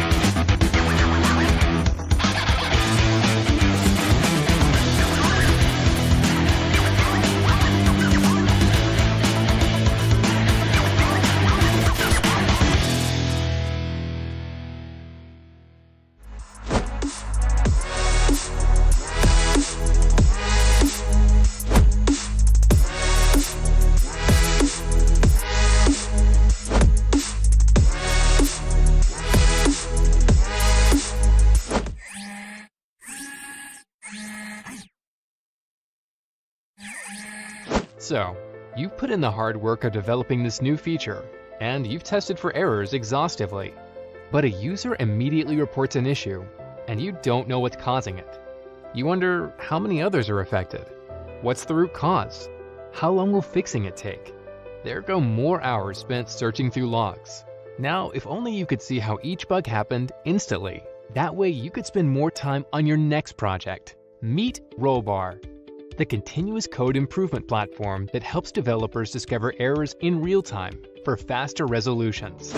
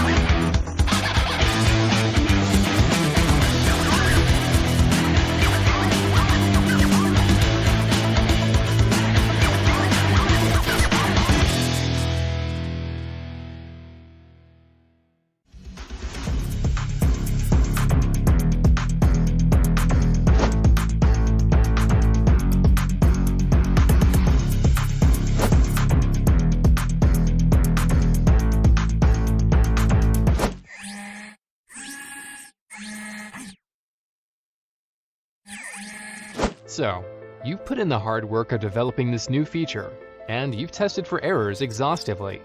But a user immediately reports an issue, and you don't know what's causing it.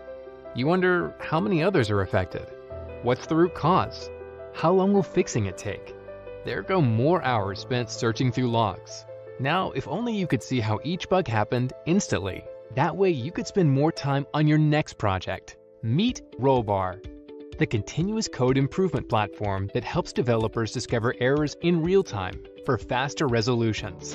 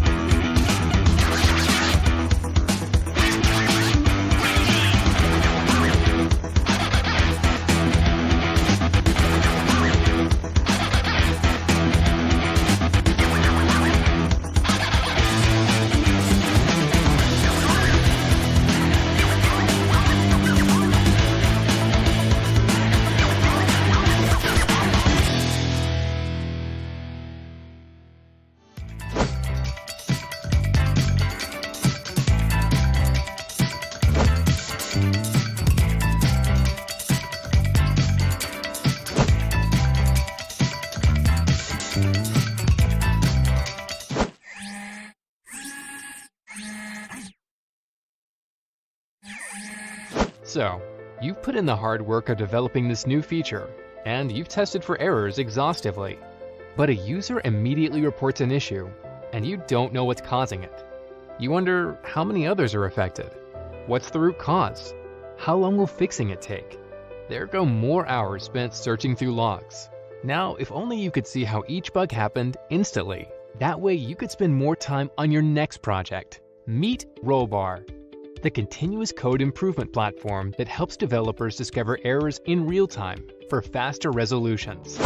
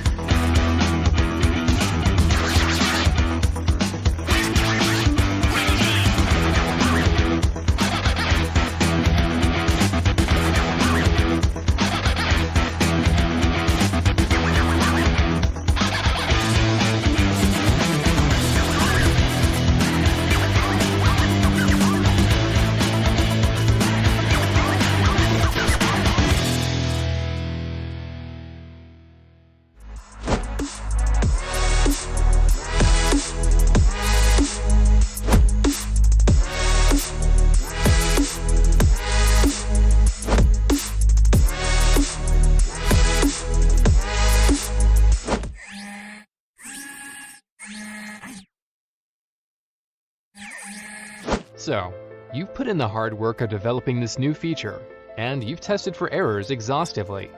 But a user immediately reports an issue, and you don't know what's causing it. You wonder how many others are affected. What's the root cause? How long will fixing it take? There go more hours spent searching through logs. Now, if only you could see how each bug happened instantly. That way you could spend more time on your next project. Meet Rollbar, the continuous code improvement platform that helps developers discover errors in real time for faster resolutions.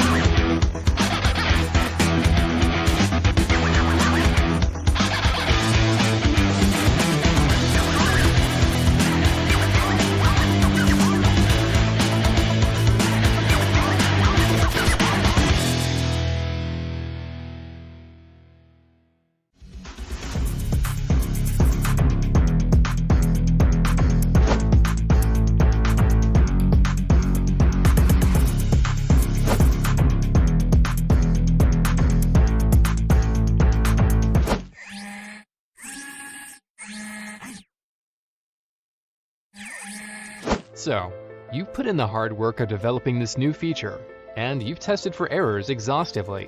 But a user immediately reports an issue, and you don't know what's causing it. You wonder how many others are affected. What's the root cause? How long will fixing it take? There go more hours spent searching through logs. Now, if only you could see how each bug happened instantly. That way you could spend more time on your next project. Meet Rollbar, the continuous code improvement platform that helps developers discover errors in real time for faster resolutions.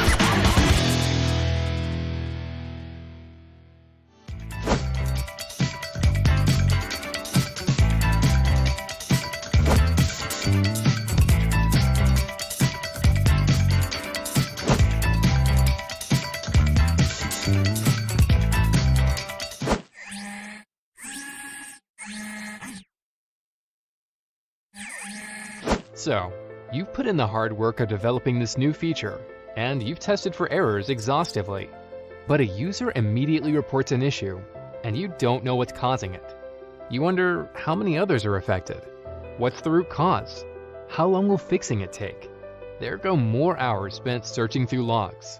Now, if only you could see how each bug happened instantly. That way you could spend more time on your next project. Meet Rollbar, the continuous code improvement platform that helps developers discover errors in real time for faster resolutions.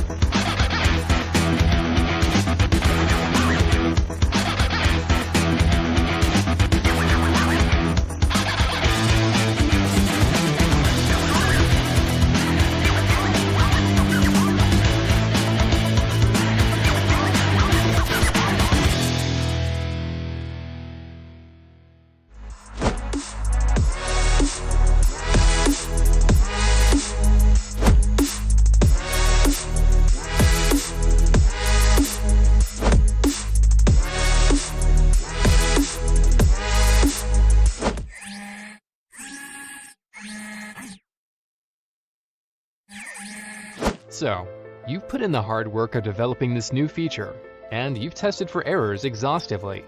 But a user immediately reports an issue, and you don't know what's causing it. You wonder how many others are affected. What's the root cause? How long will fixing it take? There go more hours spent searching through logs. Now, if only you could see how each bug happened instantly. That way you could spend more time on your next project. Meet Rollbar, the continuous code improvement platform that helps developers discover errors in real time for faster resolutions.